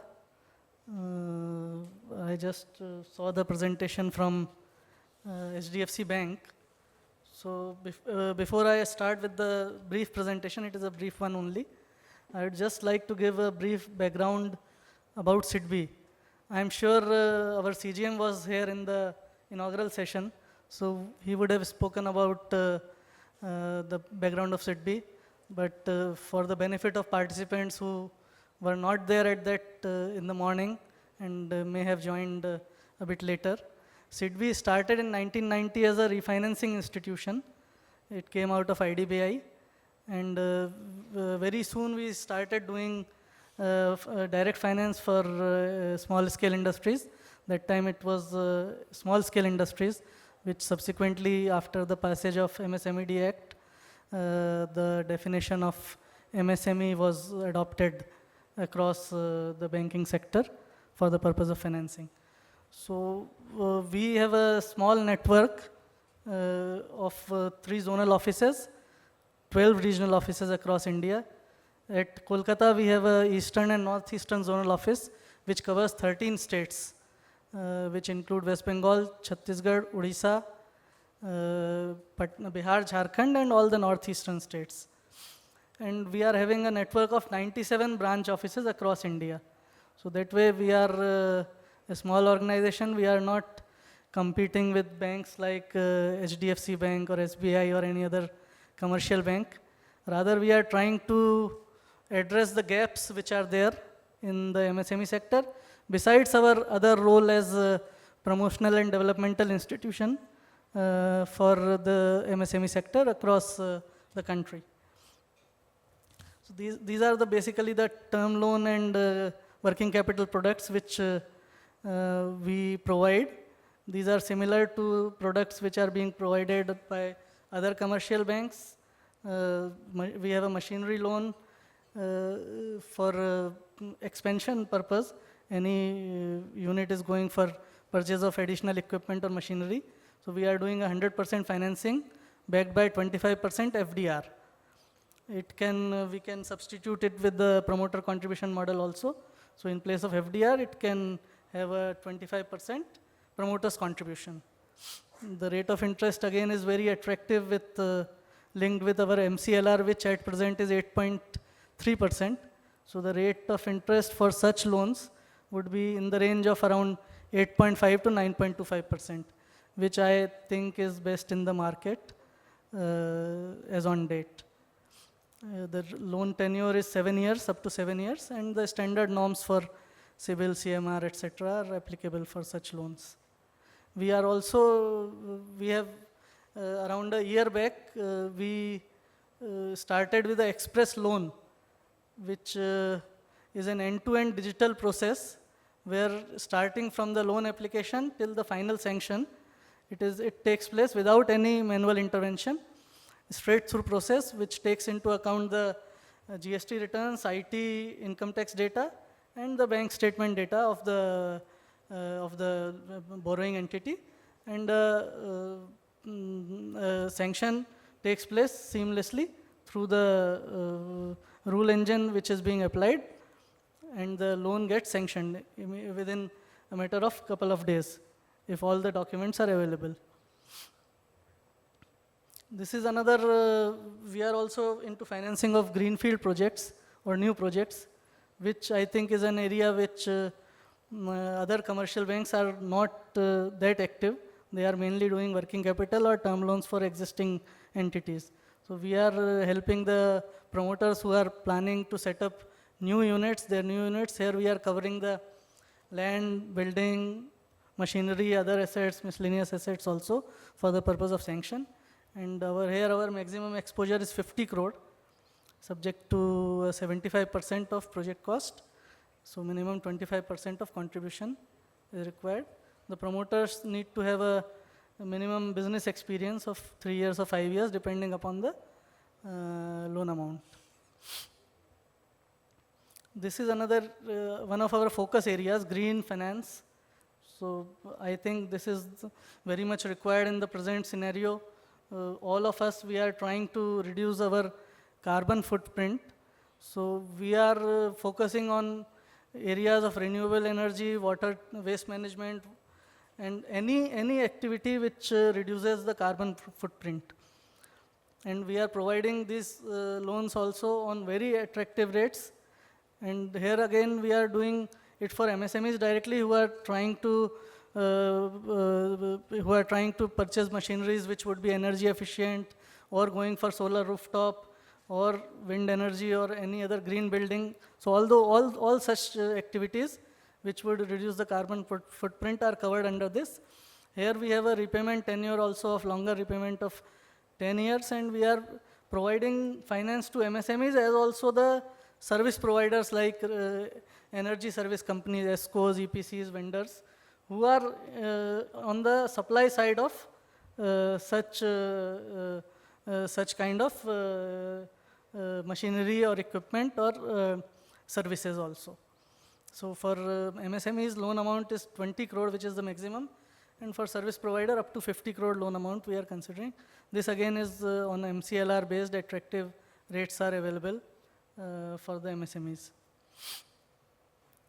This is another green financing scheme which we are, so here what we are doing, we are engaging energy, we have certain tools which analyze the present energy consumption of MSME unit, and then whatever machinery, energy efficient machinery they are proposing to install, and based on that, what kind of energy saving they are doing, we are assessing that with the help of either automated tools or with the help of any energy auditor who would conduct an audit at the MSME unit. And depending upon the audit, whatever machinery is being suggested or is proposed to be deployed, so we are doing it, financing such kind of project requirements also under our 4E financing scheme, which is for end-to-end energy efficiency investments in MSMEs. We are, for our term loan customers, we are also providing working capital.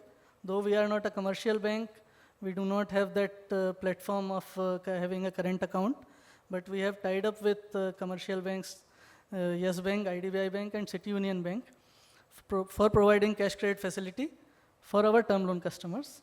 So it is a basic rupee cash credit facility which we are operating through these commercial banks. We have also, like my friend from HDFC Bank indicated, they have gone totally digital. So we have also totally digitalized our entire process, starting from the application which promoters can fill in from our website, online application, and then thereafter our entire appraisal process, and finally the documentation also. We have a facility for e-signing and e-stamping of digital documents. Promoters can execute their documents sitting from their home or office. E-stamping, I suppose, is still to start in the state of West Bengal, but certain other states that is also there. So right now our document can be e-signed by the promoters, and then it can be executed with the help of the stamp paper, which is there. So this was a small presentation on our schemes. I would just like to, because today's topic again is on the technology side. So one more innovation which we have, after getting the approval from Reserve Bank of India, we have developed a mobile app called GST Sahai.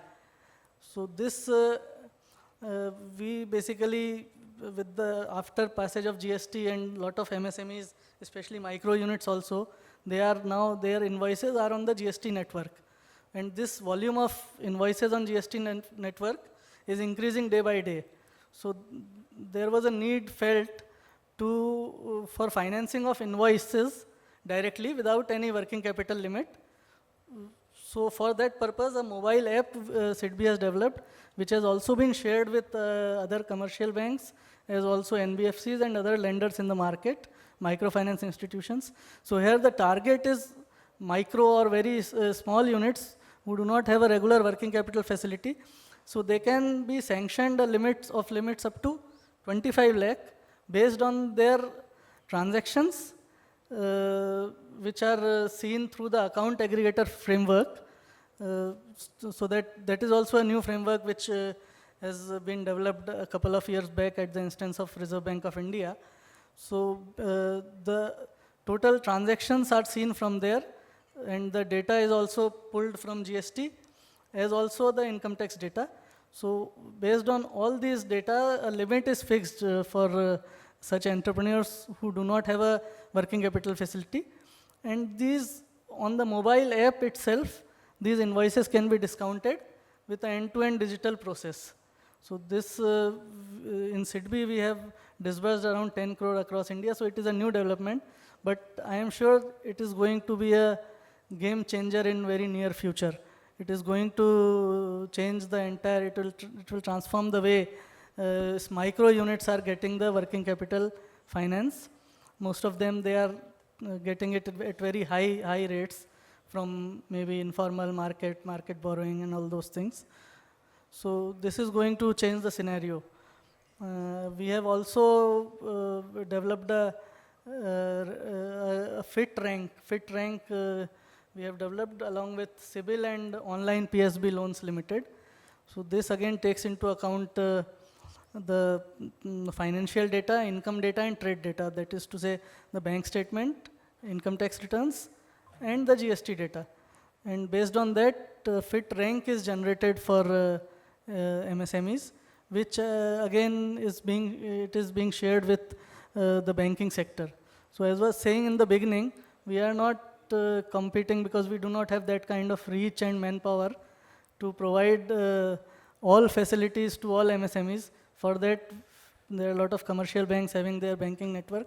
But we are trying to address the gaps in the MSME ecosystem, which would, I think, take care of their future requirements. And a lot of the things which we have done would then be replicated or adopted by other commercial banks, which would benefit the MSME ecosystem as a whole. So I think with that, I would stop here.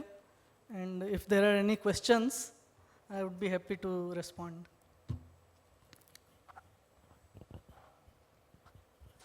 Any questions?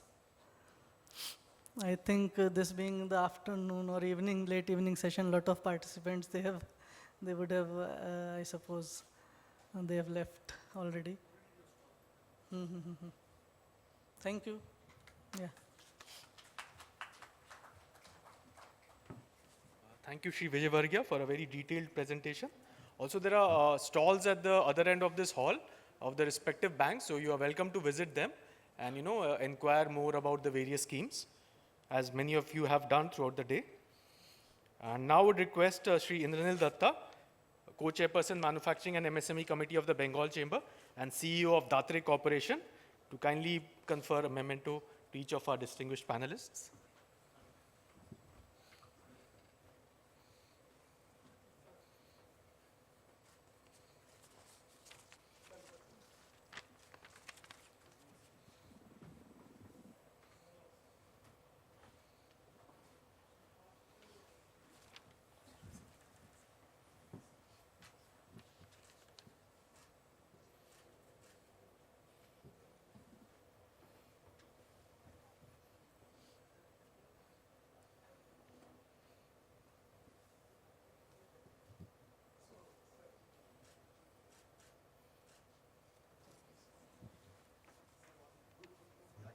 We'll take a group photo now.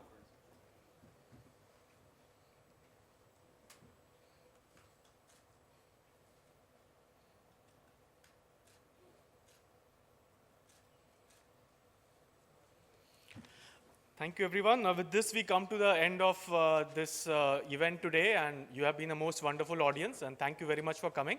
And do stay connected with the Bengal Chamber, and we will tell you about more such events in the future. We will mail the presentation that was,